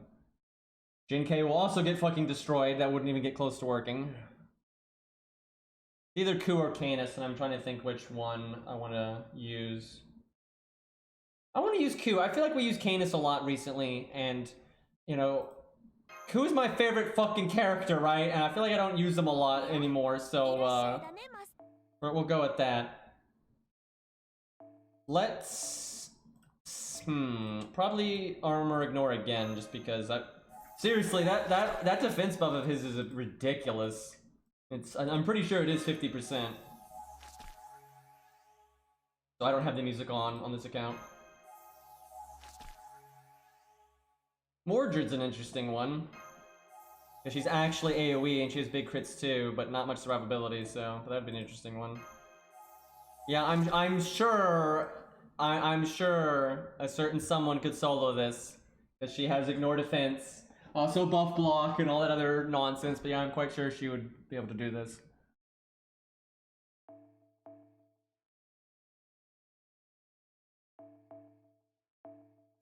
I don't know, Ku might be better off focusing on just getting his NP quickly. I don't know, Ku might struggle here. That defense up is not going to be good for him. Like, if you're not able to actually do anything about that defense up, and you're not counterclassing, Muramasa effectively has a pretty insane amount of health, actually. Because if you're fighting him at neutral, you know, each point of his health is worth more, and then if he's got the defense up, each point of his health is worth even more still. So that could be a problem. Where the fuck is the... Let me guess, it's equipped to somebody. No, it's not, I'm just blind. So normally I have my playlist up to play music, but I turned it off because we had the in-game music off, and I don't even have it up right now, so... Here we are!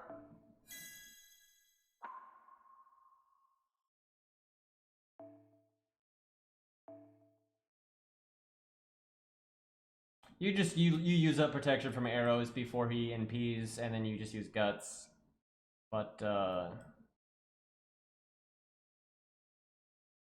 I think isn't it only offensive buffs? Well, I gotta get my playlist. This is annoying. Like, if you're looking something up or whatever, and there's just dead air, right? It's not great.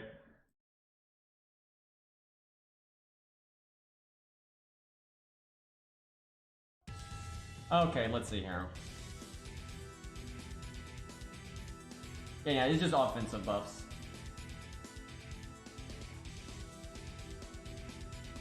Let's see. Guess just double star bomb.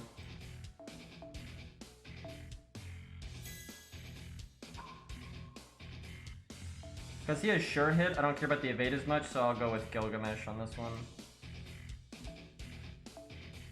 But yeah, I'm kind of worried it's just going to take us so long to kill Muramasa that we might be in trouble, but we'll see. He can live a lot longer than Gwaine can, so...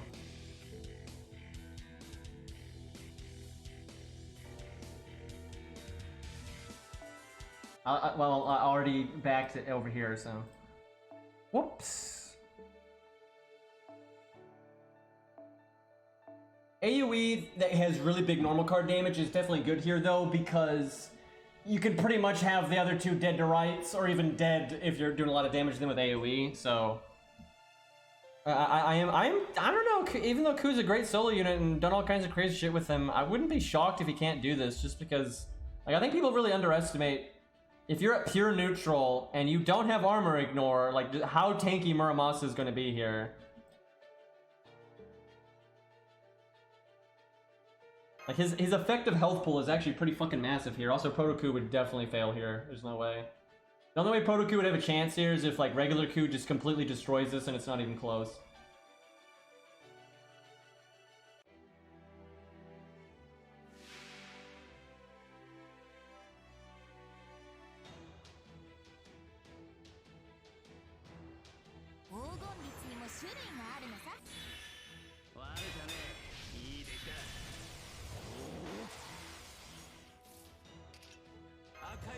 And we get a really shitty opening hand. Fantastic.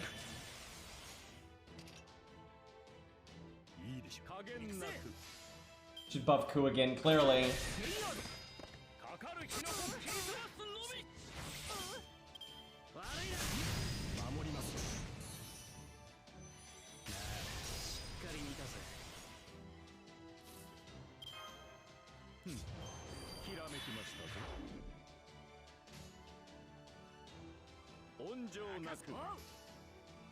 Hitting Da Vinci, because again, if I don't have the armor ignore, it's kind of just a waste of time.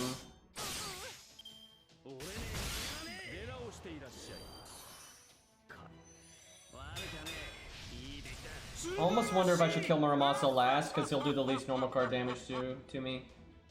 The Blanc Uzumi, I think that's how you say that. Thank you for the 8-month resub. Okay, well, he'll remove my attack up buff, but that's not that big of a deal. But thank you for all the subs, guys.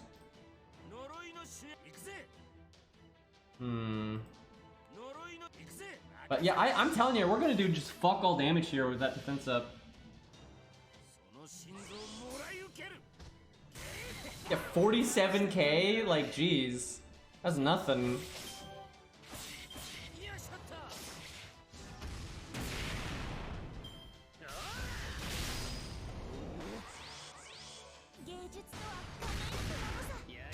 So, that's really lame. She has a chance to stun on every time she attacks, and it's just random. So, if you really want to be consistent here, you need to bring that command code that makes you immune to stun. That's really lame.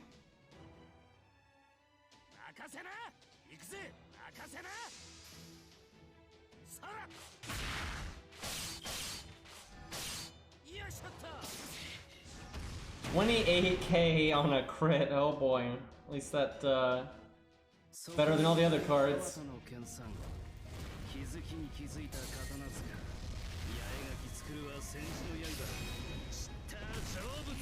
There goes my attack buff. I almost want to kill Da Vinci first, just because of that RNG stun.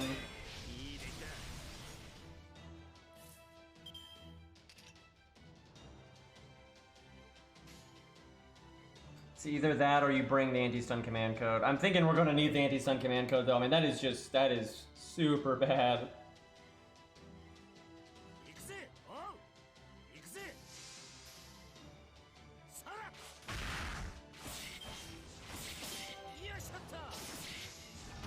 Can you imagine if they gave Ku the cooldown reduction that they've got on whatever the fuck her name is, like that was just added? Hey, they didn't pop guts there. That's really good for us. 2 turns. I think that's close. If I do PFA, they're attacking twice for sure. probably go off next turn, so it's probably okay if I do PFA here. There's not a lot of reason to, but one turn might make a difference.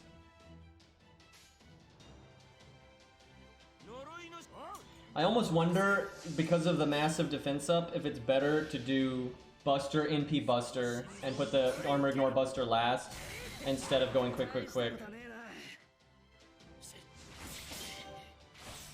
The one good thing about Protoku here would be the his high debuff resistance. Doesn't seem to stun very often anyway, and if she does stun, then you'd have a lot of debuff resistance.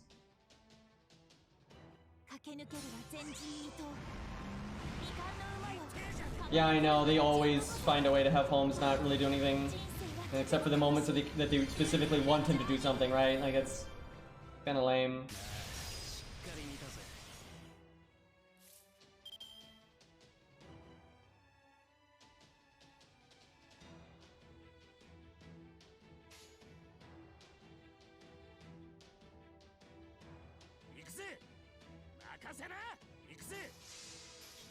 Yeah, we're definitely taking a spell here to get rid of Muramasa.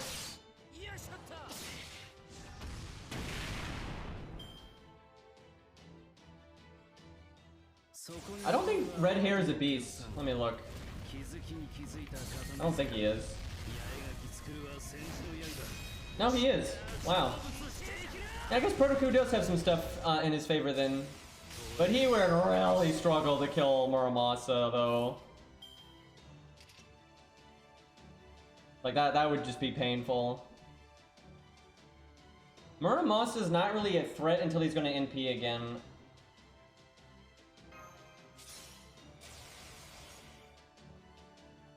But I should probably just kill him and then do this. If you can get a decent target switch, you might as well. I thought about NPing Da Vinci there.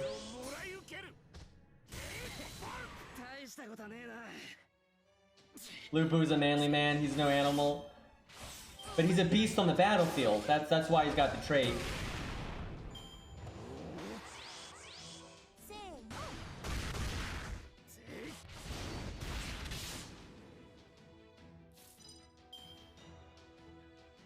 I really wish I had my NP right now because I got a really big attack buff.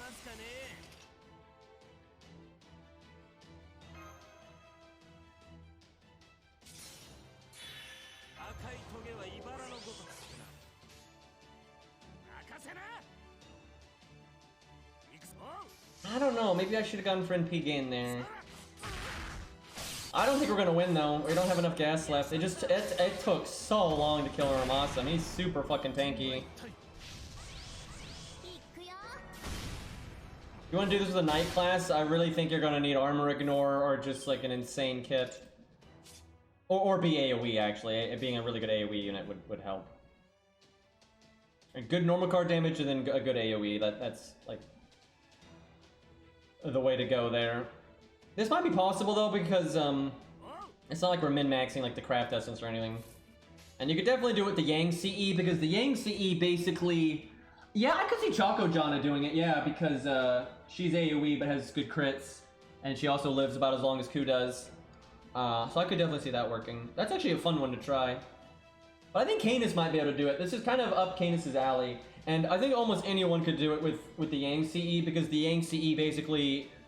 the damage makes up for the defense up.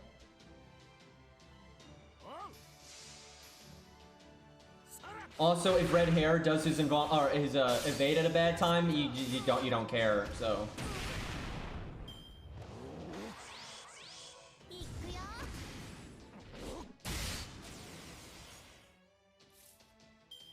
Well, that's pretty much all she wrote.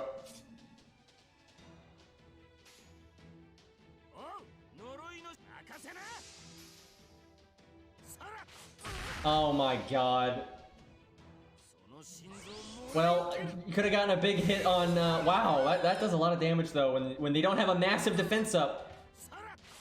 So if Ku actually, I think Ku could have won right there. If we had like crit and stuff, that he actually could have won right there. Yeah, his NP, Ku's NP does a lot of fucking damage. I just got used to the stupid defense up there. That's winnable by Q, but yeah, being AoE I think is way better for this.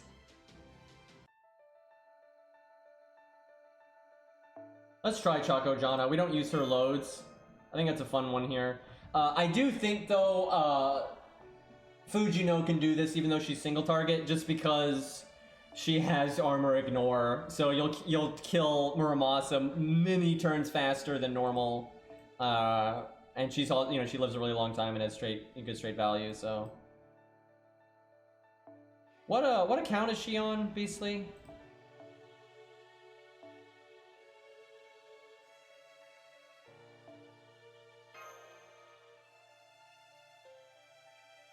On my ult, okay. Let's see. I don't know why, but all day it has just not let me summon your ult.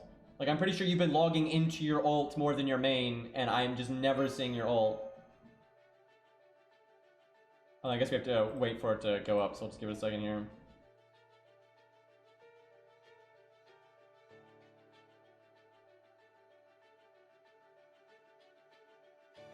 That Big Est, though, or however you say her name.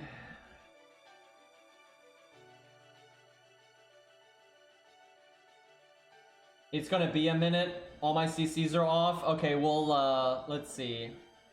Well, it won't be any faster for me, though, because all my command codes are off, too, so... Because, the command code UI, it's great.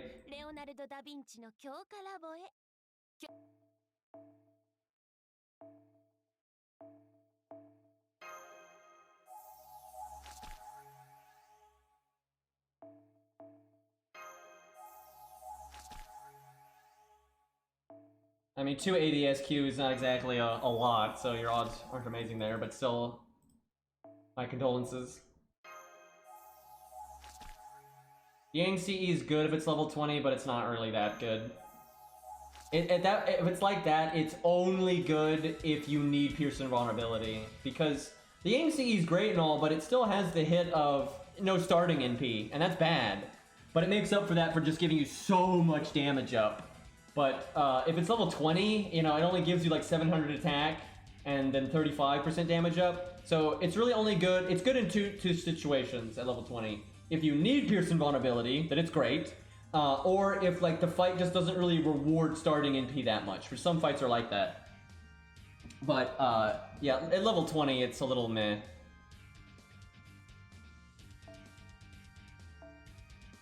I kind of want to do this with Canis and then do it with the Yang CE and show the difference.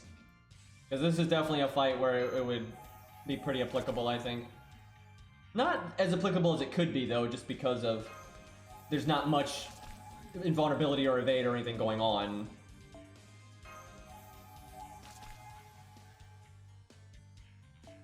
Oops. What does she want here?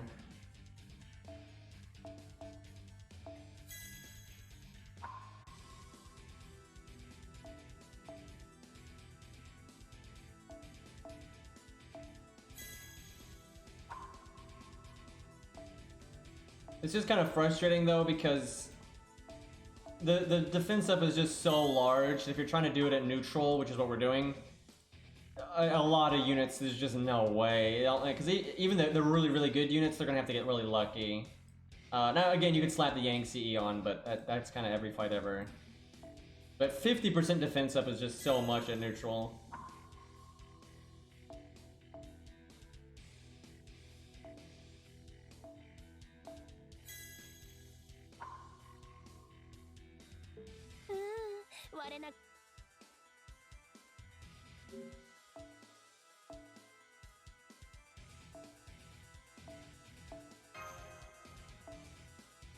Oh, there's so much wrong with the UI in this game.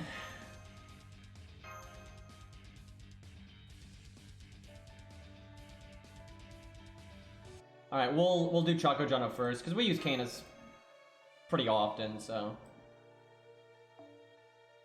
This should be an interesting one, though, just because she gets a lot of normal card damage through crits, and she is AoE. She's proper AoE. She'll AoE a lot more than Gwen will, so... I would think this is fairly upper alley. She doesn't have armor ignore, so it's not that upper alley, but still.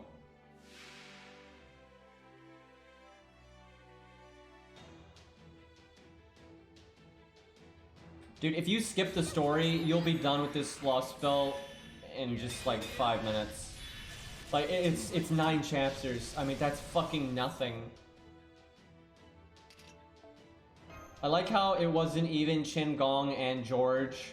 It was just Chin Gong. He got all 5.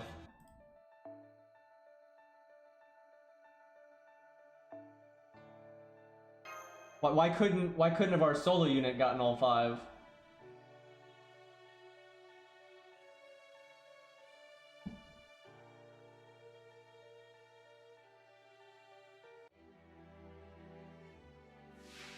And like, I bet you there's only going to be one really hard fight in all 9 chapters. Maybe 2. So it's like the challenge quest of an event, right? Like that it's like, why is that it?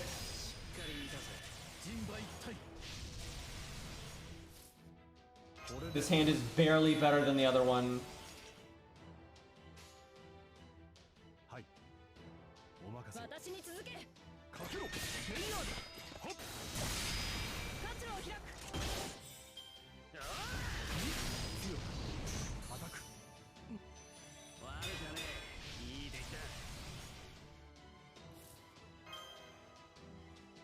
Now, theoretically, how long does this last? 4 turns. Theoretically, with her high magic resist, especially if I remove her magic resist down, she should just guard the stun, because it's not that likely to proc in the first place, and if it does proc, because she's got 4 chances at it. Although more like 2 chances at it, really. You're really likely to guard one of them. But we've got the command code, so I guess it doesn't matter. Eri, this singularity sucks. It's so boring. I hate it. There's literally no bosses, and fairies everywhere.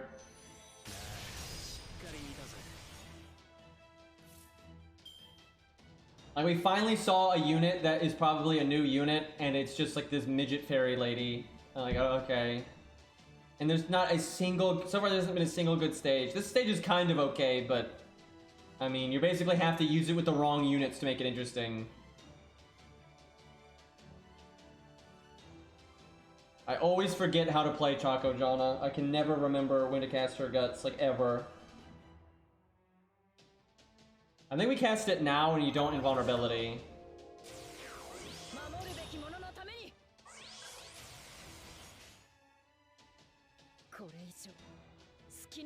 This is a really shitty turn to use our heal command code, but oh well. Oh yeah, and then the Kazu drop, whatever her name is. I can't even believe she's in this story. Fucking Lostbelt 6, and we're doing Sakura 5 things. Like, you gotta be kidding me.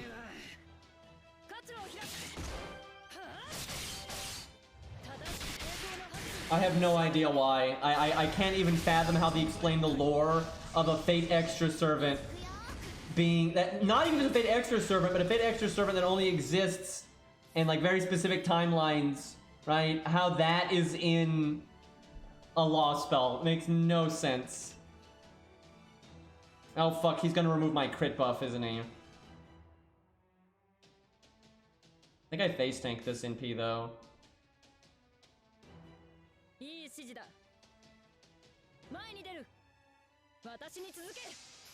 That's a yikes.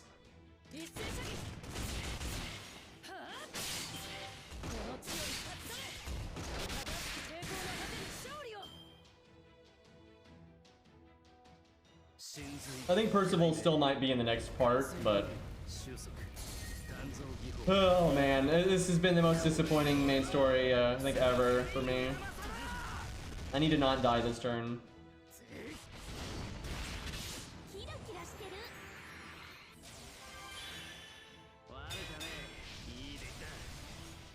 Okay, if Guts goes off here though, it's fine.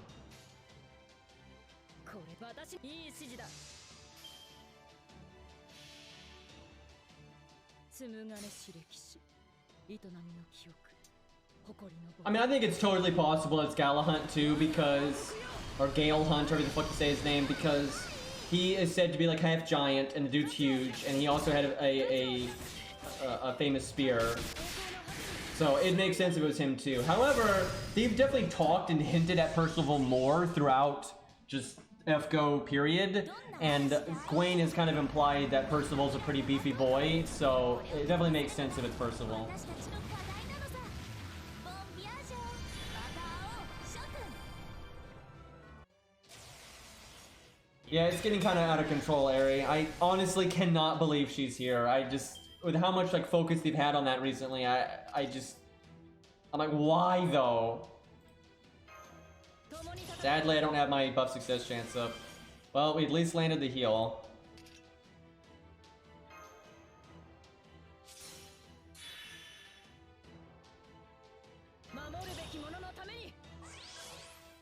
RNG is not with me. Wait, do I want the heal? What do I want the heal boost for? I want it for my heal at the end, but I think I need to use it like this, unfortunately. It's okay, it's still, you know, we get free healing out of it, still good. Just not as much bonus heal as I could get.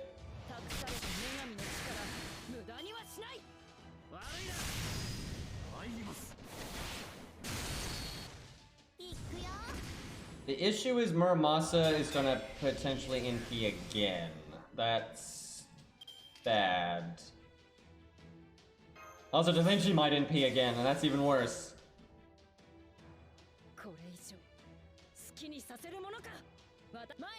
She might still want the armor ignore command code, I'm not sure.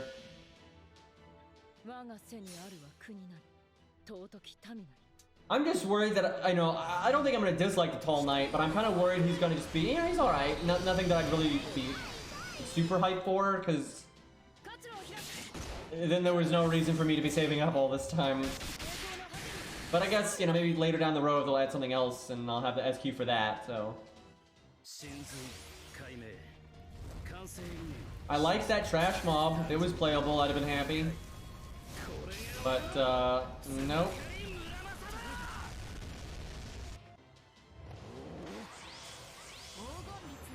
Yeah, we're taking too long, because I need to be focusing on Da Vinci right now, but it's just taking forever to finish off Muramasa, and so we're gonna get NP'd again. She needs to live long enough to get her invulnerability back after Guts, which I think she will, so then she'll probably be okay.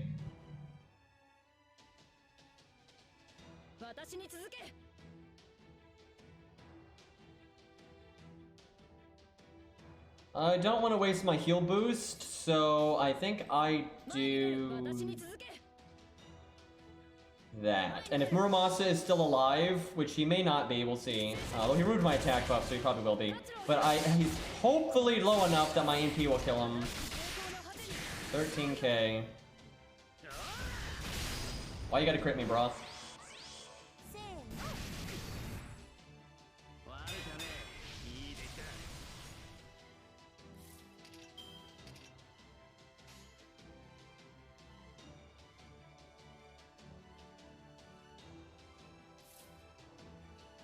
Not much point in doing the heal boost this turn because we're just gonna get NP'd. There's no point in doing the regular heal then too, but I want to crit next turn. It's probably okay.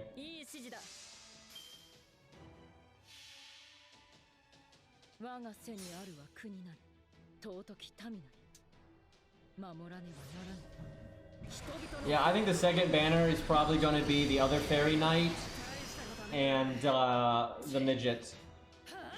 If there even is a part 2 banner. But yeah, if there is one, that's probably it.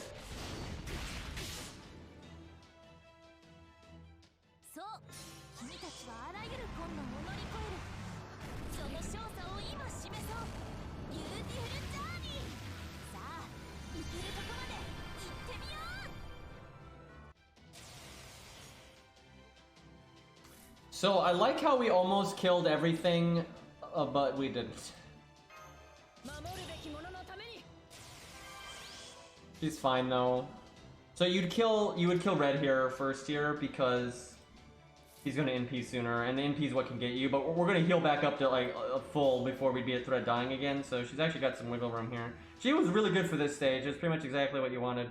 I'll mess around on my main account though, and for some other people that can do it. I think Ku can. I'll just have to min max it more.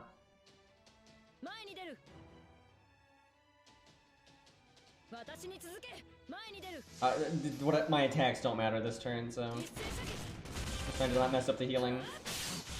活路を開く託された女神の力無駄にはしないねえこのアングル Did she just take a selfie? Oh god, she actually evaded, so it actually is good I focused on my healing there. 共に戦おう Because yeah, we're probably gonna have to live another turn here. Unless her evade is one hit. In which case, Ripperoonie. いい指示だ前に私に続け It is one hit? Yeah, I had a feeling it might be. I couldn't quite remember, but yeah, it is. Okay, never mind. We'd have been fine though, because you'll see it, we'd heal for a whole bunch of things in a second. 勝利を At 9,000, we were probably alright. Yeah, I'm pretty sure she took a selfie there.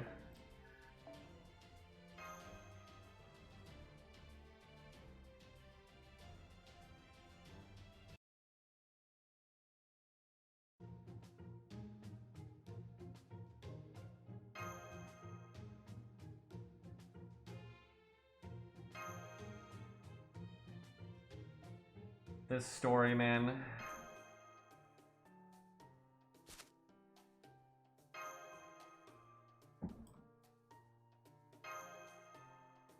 I mean, the Lostbelt 6 people aren't on the Alien God side either, though.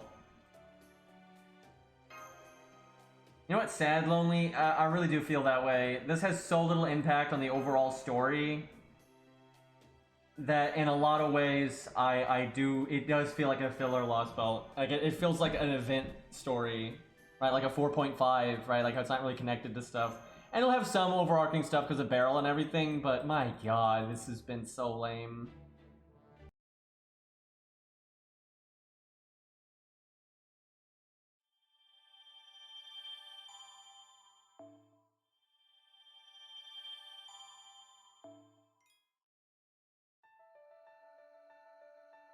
I'm gonna wrap up soon, but we'll keep going a little bit and see if... Every time I see a new character, though, in the main story, I get pissed. Oh god, the fucking Sakura 5, dude, I just...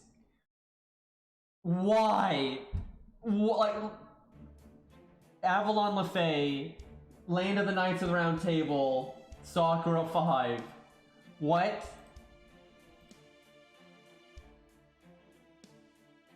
And the bad guys aren't doing anything, right? Like, I don't get it. This story should just be full of, like, you know, dealing with the actual antagonists in it and it being, like, a whole thing, right? At least Camelot was a lot better about that, like, for sure, the Camelot Singularity, where, like, we're barely seeing any of Morgan and the Fairy Knights, and you know, it's just a bunch of bullshit. Oh no, Mash decided to marry a lion. Like, so fucking what?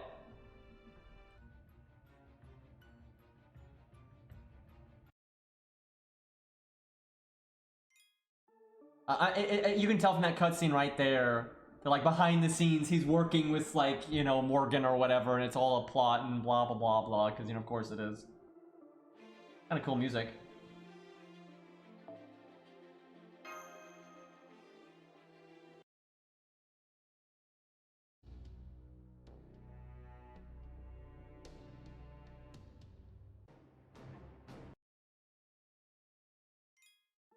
There's no tree in Lostbelt 6. That's like a thing you learn in Lostbelt 5, that it's already dead. And somehow they're able to sustain themselves through some other means, which I don't think they've told us yet. And yeah, Tristan died like immediately. Maybe he's still alive and they're pulling a Karna / Emiya from Unlimited Blade Works, because he died so unceremoniously that, you know, maybe he's still alive, but I don't know.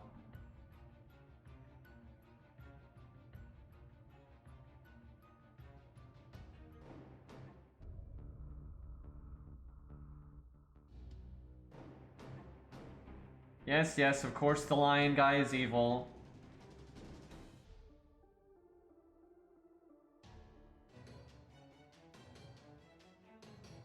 That could have been a new low star, man, but it's just a trash mob.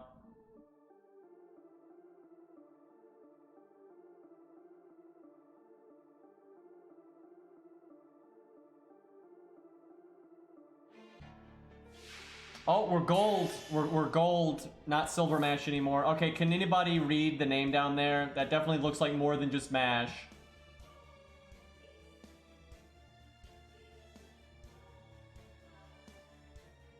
Where's red hair when you need them? There's one more enemy, there's 4 of them. You level 100 mash. I think that's temporary, but it's Fairy Knight Galahad? So what, is Galahad in control of the body now? And if so, why is it Fairy Knight Galahad? I don't think he'd be particularly happy about that, to be honest.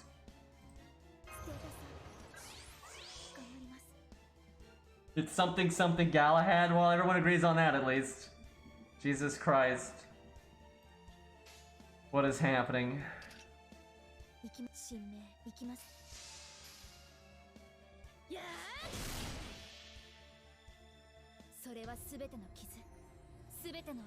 I feel like they're cowards and there's no way Galahad is in control of the body right now, and she's just like being recognized as that Saint Graph or some nonsense like that, and it's still just mash. I don't think they would do that. Like, they're just chicken shits.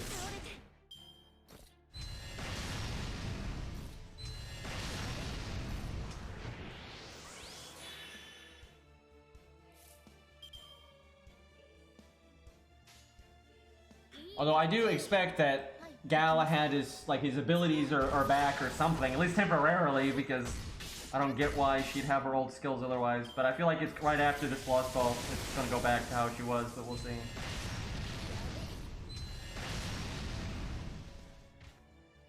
Okay, these are all the enemies, so there's nothing special in the back. I thought there might be.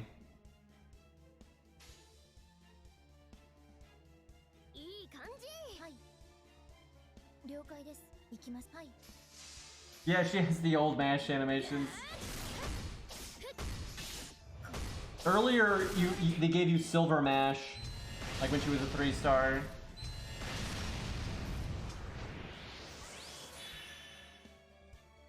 So I'm kind of wondering if Galahad's involved just because it's kind of like a time warp thing, and how she was back then. So Galahad still might be out of the picture. But surely this is going to hint at, you know, Galahad something, right? Something, something Galahad.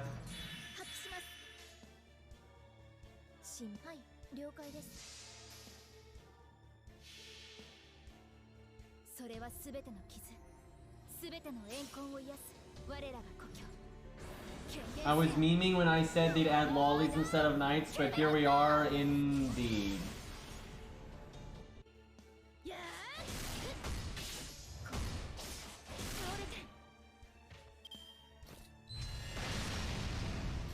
I cannot believe they don't swing their axes. That's just lazy, man.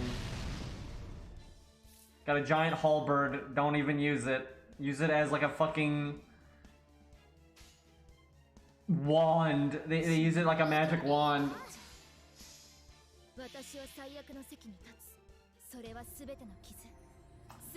This exact moment, Ari, I have no idea. And Morgan has shown up, but only in a scene that we weren't present for. Like, they went off, you know, like off, like what's going on in Morgan Land. She's been in one scene. There was like a scene where it kind of just showed Morgan and her crew in their crib talking about stuff, and that was it.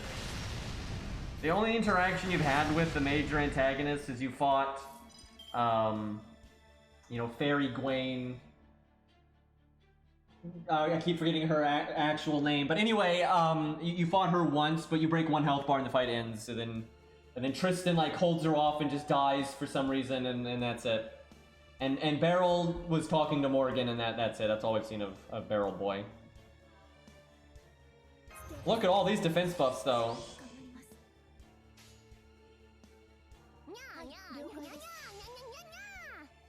Somebody just end me.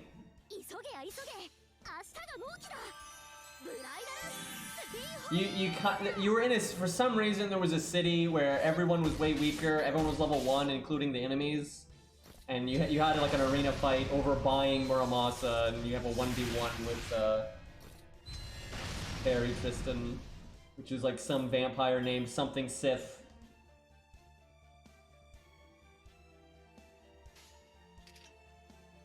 I feel like I'm stalling more than I need to.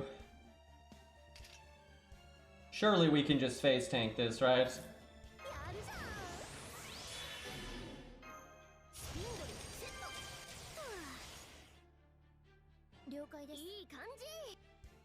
Just crit. 50, 60, 80. Nope, there's one. Not enough.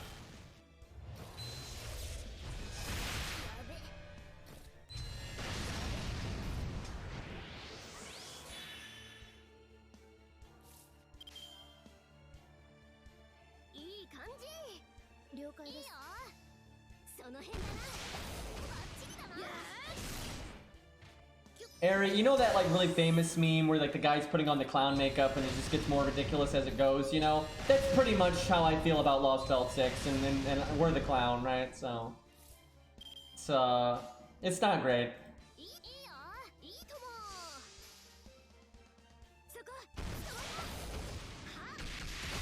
And I just don't find the subject matter very interesting, which is insane because the premise was awesome, but so far it just seems, and I haven't read translations and stuff, so when I actually see characters characterized and what plots are going on with Beryl and everything, you know, that might improve my opinion, but the roster just sucks, and like all this wedding crap is just stupid. You know, I regret not rolling for Ash and Vertra now, actually, because yeah, I much prefer them over this nonsense.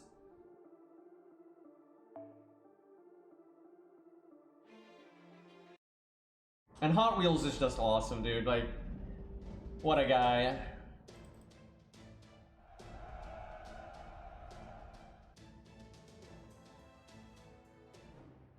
Oh, there's I think it's Lancelot Fairy. So the Gwen one is actually like the spirit of like that crazy dog folklore legend. What was it again? I can't fucking remember. Garhest? Barvest, whatever the fuck, is some stupid shit anyway. And then the Bergenhest or whatever. Anyway, and then the Tristan one is actually some vampire folklore. It's something Sith. And then so what's this one, right? What's this nonsense? And why did all the female knights have to look stupid like this? Why can't they just add a normal knight like we have for like Lancelot and Tristan or Gwen, I should say. Tristan's not very normal. Yeah, it does look a bit blaze bluish there. A water fairy. I guess that makes sense because of the, you know, Lady of the Lake stuff. Is it an English folklore thing? Because most of them have been at least related to English folklore, or is it just like other stuff in the region? I'm kind of curious about that. Well, she has 3 health bars, but because they're letting us use these characters, there's no way this is a real fight. There's just absolutely no way this is a real fight.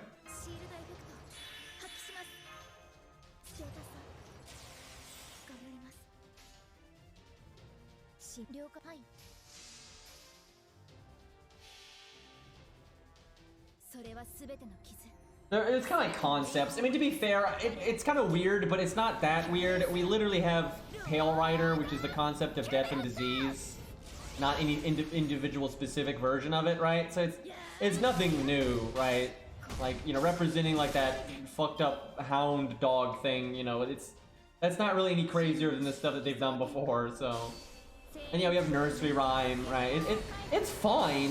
The issue I have with it is why convolute it then with Lancelot and all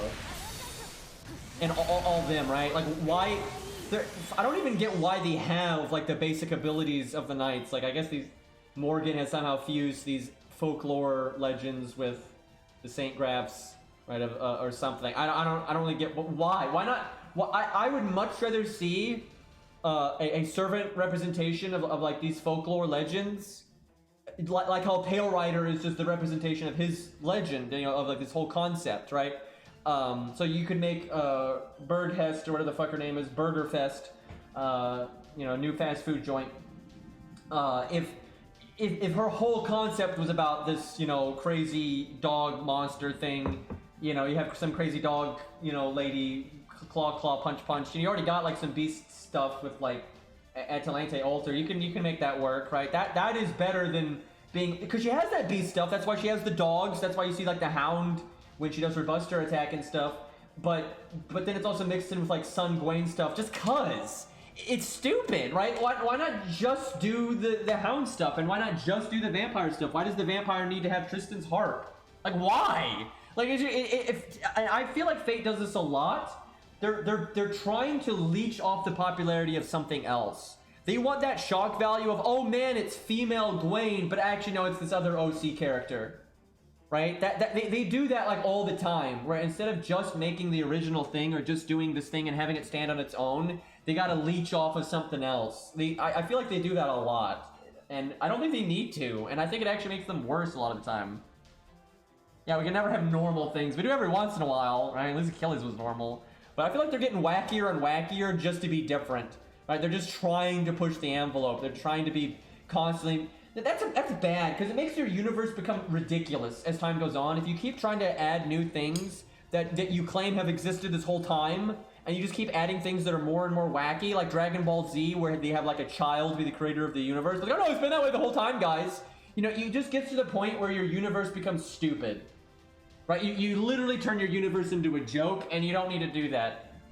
Don't skip, it's fine. I haven't been skipping, but it's fine if you want to, when people want to warn me like that, that's fine, because sometimes there's big scenes and you don't want to accidentally, miss them and stuff, so that's not a problem. But we haven't been skipping, so I figure we'd be alright. Oh, she's NP spamming. I'll put it in slow-mo so we can actually see it more clearly here. Well, let's see if a crap-loaded defense will save us. NB for the boss has armor ignore.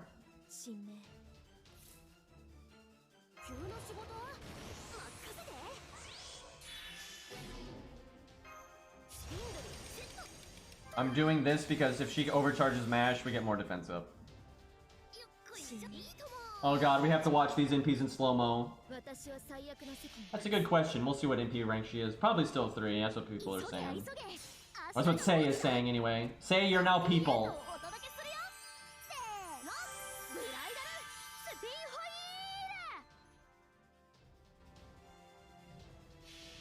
Oh, what's her name now? Her name's different now. Is it just back to being MASH? It's much shorter now.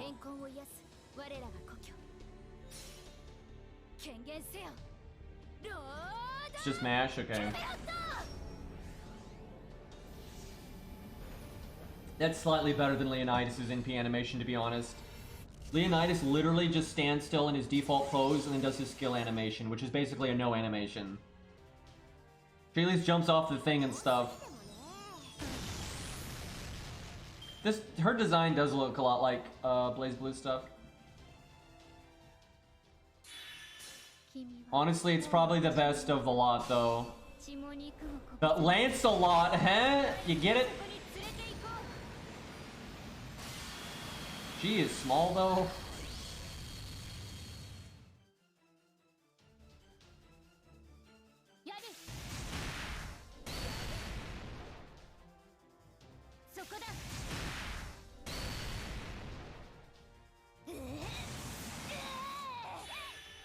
Yeah, she seems to like NP spam.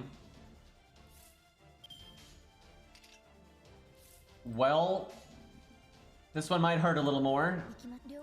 You have double defense down.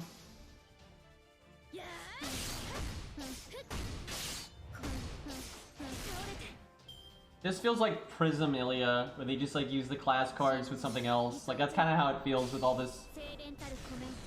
Because they're not even like random people, and they're not like, I think a lot of people think they're like alternate versions of the Knights of the Round. They're not. Like these are different characters entirely that just have like their abilities for some fucking reason. Like it's just, why though?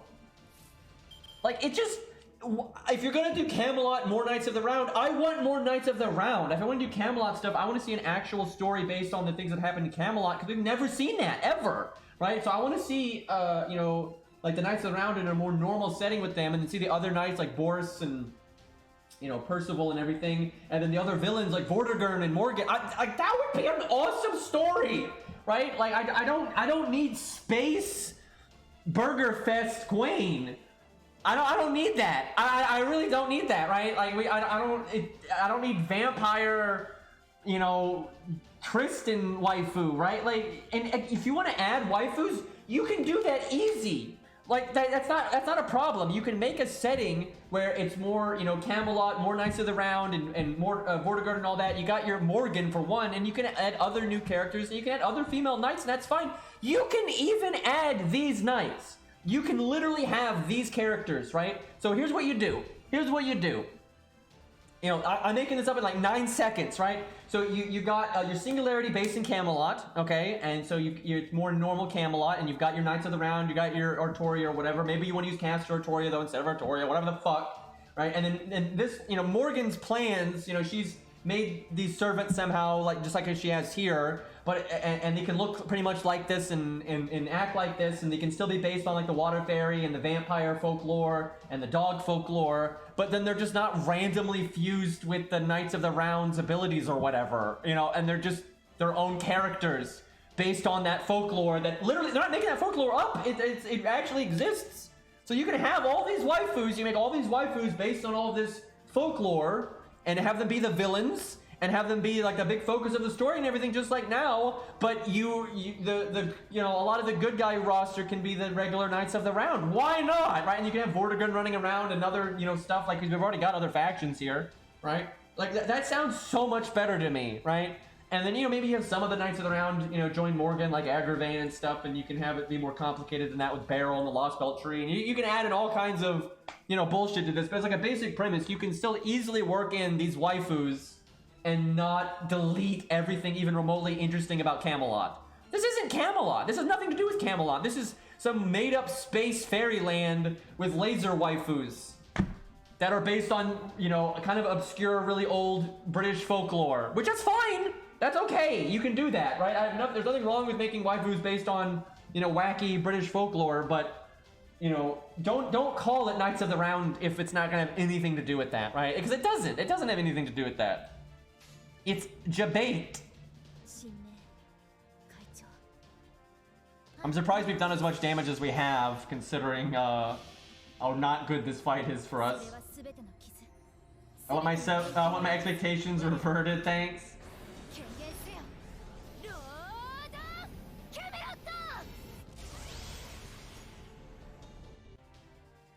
And yeah, to be honest, this isn't really subverting expectations because they do so much bullshit like this all the time. I mean, we've been memeing about this for a while. We just hoped for better. She keeps trying to cast something and it misses. I wonder what that is.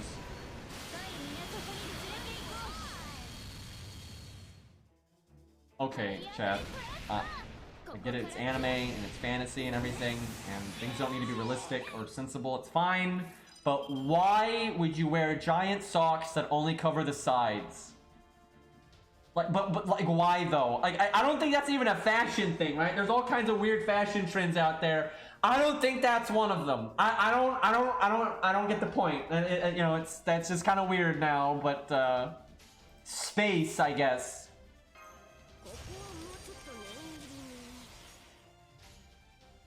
We're about to get bodied, I think.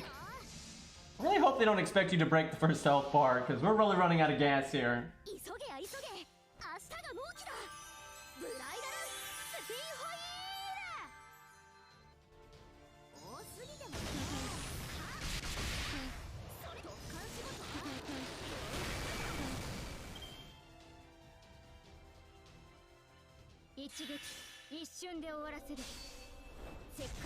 I've seen this NP animation a couple of times. Well, there we go. I think we're dead now. Boy, I really hope, can I say, if we have to keep going, we're in trouble here. We've had a few Grail Wars that are almost normal Grail Wars, and they've had some happen off screen, and like the backstory of some of the stories.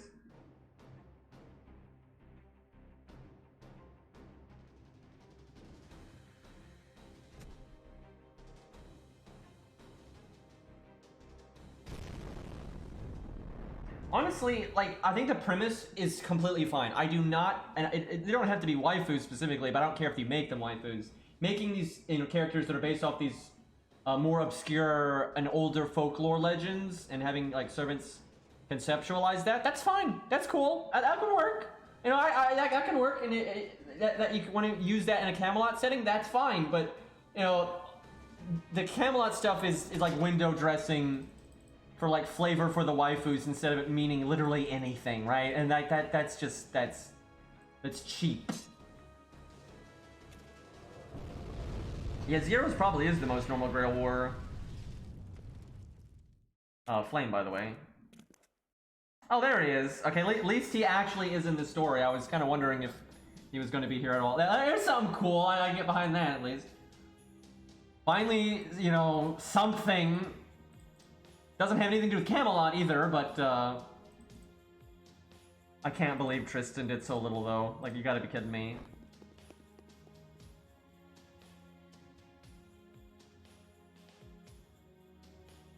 So what's his name say? Like right here. Yeah, I'm not surprised they used Fuyuki music because you know that's when he was in the story. So.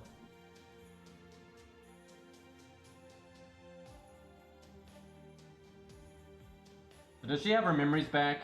I'm assuming because her name is Mash, she does.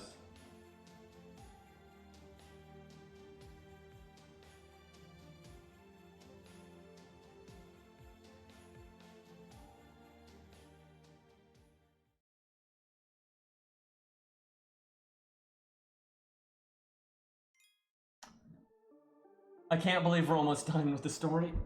This is ridiculous. There's no boss fights. They're all fake. Something Grim, huh? Sage Grim, another name for Odin. Well, yeah, I think they're... it's getting pretty obvious there's some Odin shenanigans gonna be happening. I'm still not convinced though he's just Odin. I don't really think that's the case. I think it's more like Odin's tagging along or influencing him or something. We'll see though. Because I suspect if they want to make a big reveal and add Odin, they're gonna want him to be his own character that you have to roll for, right?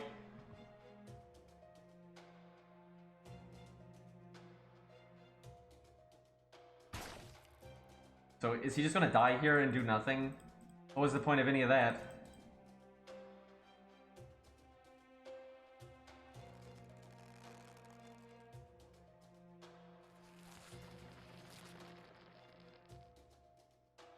So, I'm guessing they had like their own plans for MASH or something?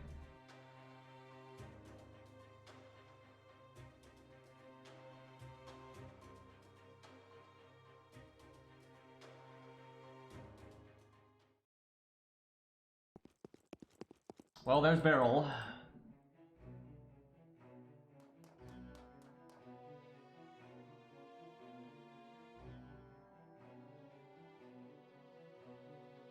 I guess they would get along swimmingly. They're both nut jobs, it seems.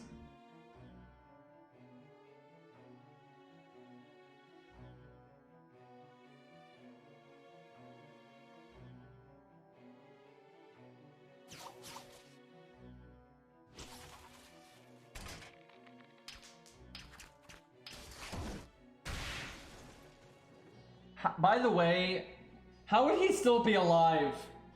I think she broke through, you know, the stringy stuff and just smacked Beryl, but considering she has like the power of a servant and he doesn't, I don't see how he would be alive right now. If Mashu wants to smash you, I'd be okay with this. That would be the best accomplishment. Honestly, I actually love when stories do this. You have to be careful about it, and you know, if you do it the wrong ways and at the wrong times, it can be bad. But that's like one way you can subvert expectations in a good way. For example, if you have a character that legitimately would want to kill another character, because so often you'll see a situation where like X character could kill Y character, they just don't because it wouldn't be dramatic there and blah blah blah blah. But if they just like fucking kill them because it makes complete sense, that kind of stuff I'm totally okay with. Like if Nash killed Beryl here, I wouldn't care. That would be fine, right? Like even though it's not really dramatic and everything, it's totally viable, and it makes MASH really awesome because you don't think she'd be able to accomplish that right now. Right, but if she accomplished that right now, you'd be like, well, that's awesome, right? And you know that's like a legitimately cool thing if you can pull something like that off, but they're not going to do that.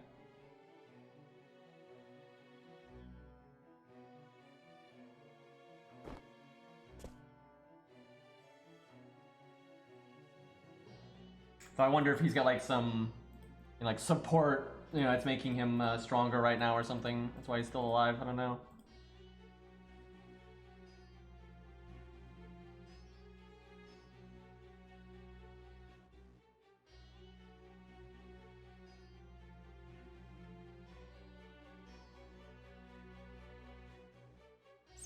You blew it.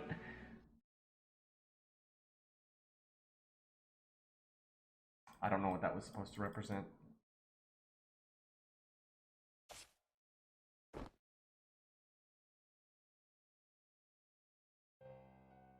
I have no idea what's happening.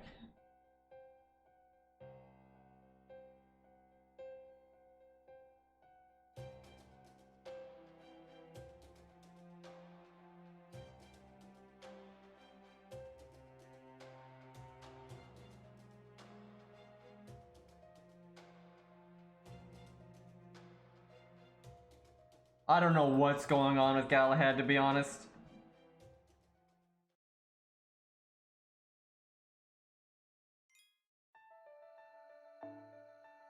I don't know if that's his servant or not. They might just get along.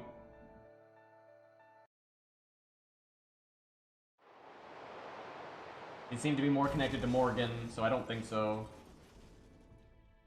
If anything, it's probably Morgan or someone else.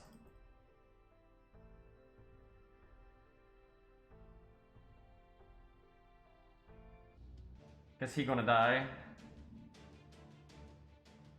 So he's still alive right now, but I'm guessing he's dying.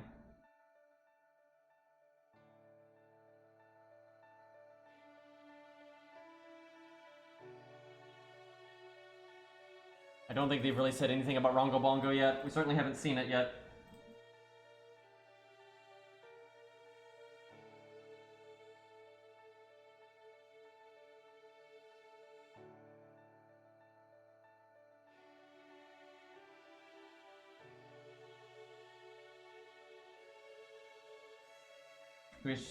I'm guessing he was supposed to be working with Morgan, but he was backstabbing her.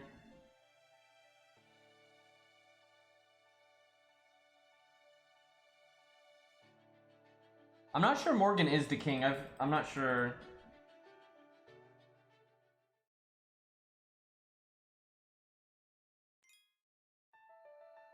Basically, from what I understand, and they've said this in the earlier Lostbelts, is like in this Lostbelt, a lot of like the typical Age of Mystery stuff has never left the world because like Camelot didn't fall really, and like this, like the Age of Mystery has stayed.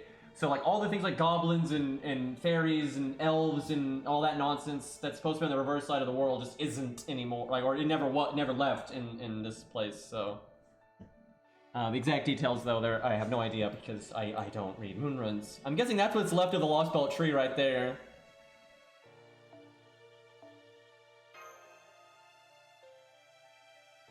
I mean, all of the Lostbelts are in current time, or close to current time. I don't know why so many people don't realize that. Like, all of the Lostbelts, these start, like, the Lostbelt originates from, like, a really old, you know, time period. But then they move, you know, they continue on until, like, the modern era. Literally none of the Lostbelts are, like, in the ancient past. Lostbelt 5 is in the modern day. It's just the modern day where the Olympian gods from ancient Greece never fell, and ancient Greece just stayed in control of everything. But yeah, this one's a few years behind. Normally, they're normally like set, they're not normally set in 2017. This one is abnormal for that, but I have no idea why it's set then. I have not a clue.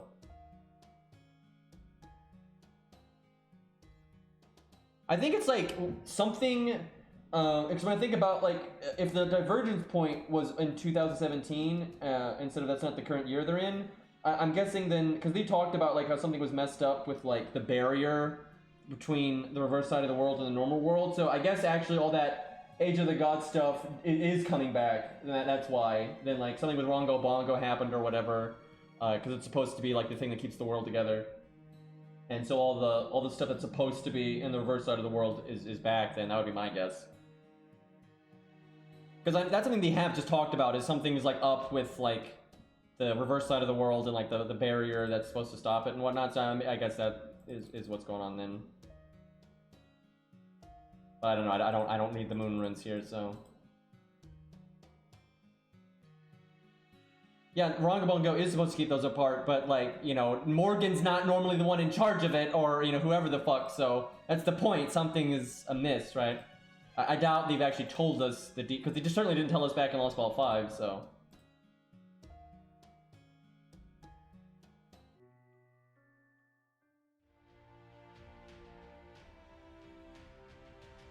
That, I'm assuming, is one of Caster Ku's doggos.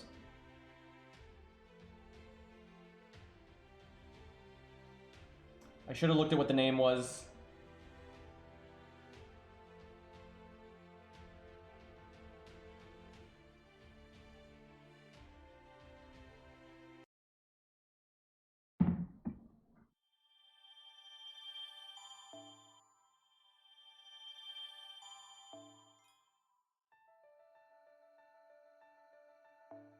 I'll keep going through these until we get to a new stage, and then I'll stop when we're at a new stage. We're almost done, though. This is ridiculous.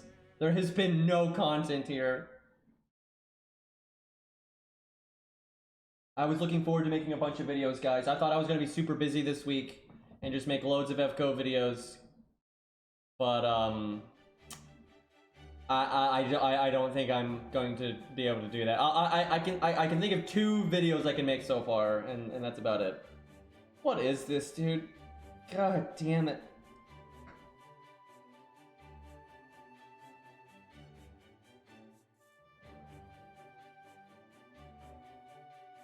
Tristan died, remember? We're really torn up about that. Hi, Fino. Thank you for the raid, although I'm getting ready to wrap up myself. We're having an interesting time over here.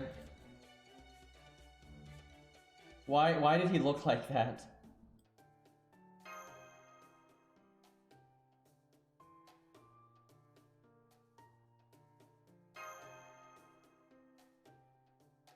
Well, he's not small anymore, so I don't even... Oh, well, there's Gareth. At least that's something else that makes at least a half a degree of sense.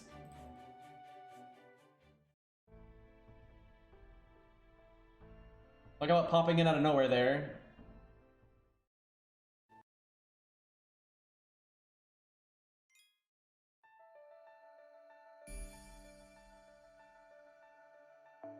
Okay, well, I think we'll wrap up here. I do apologize because we just got raided, but I've been streaming for 7.5 hours.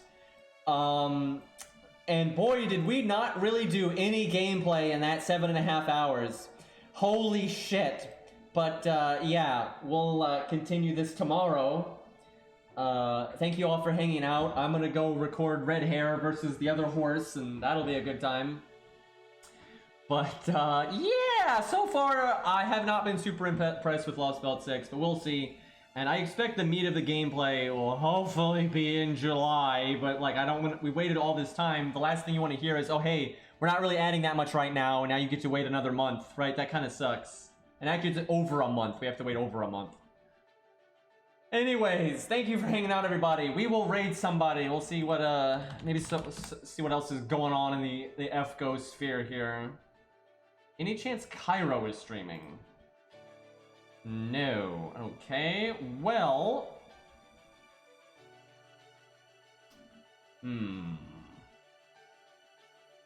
What do we got here? Okay, we'll raid Kadroth. I guess he's probably talking about the new characters I would expect. Anyways, boys. Thanks again. There's our raid. I'm out of here. I will see you all tomorrow.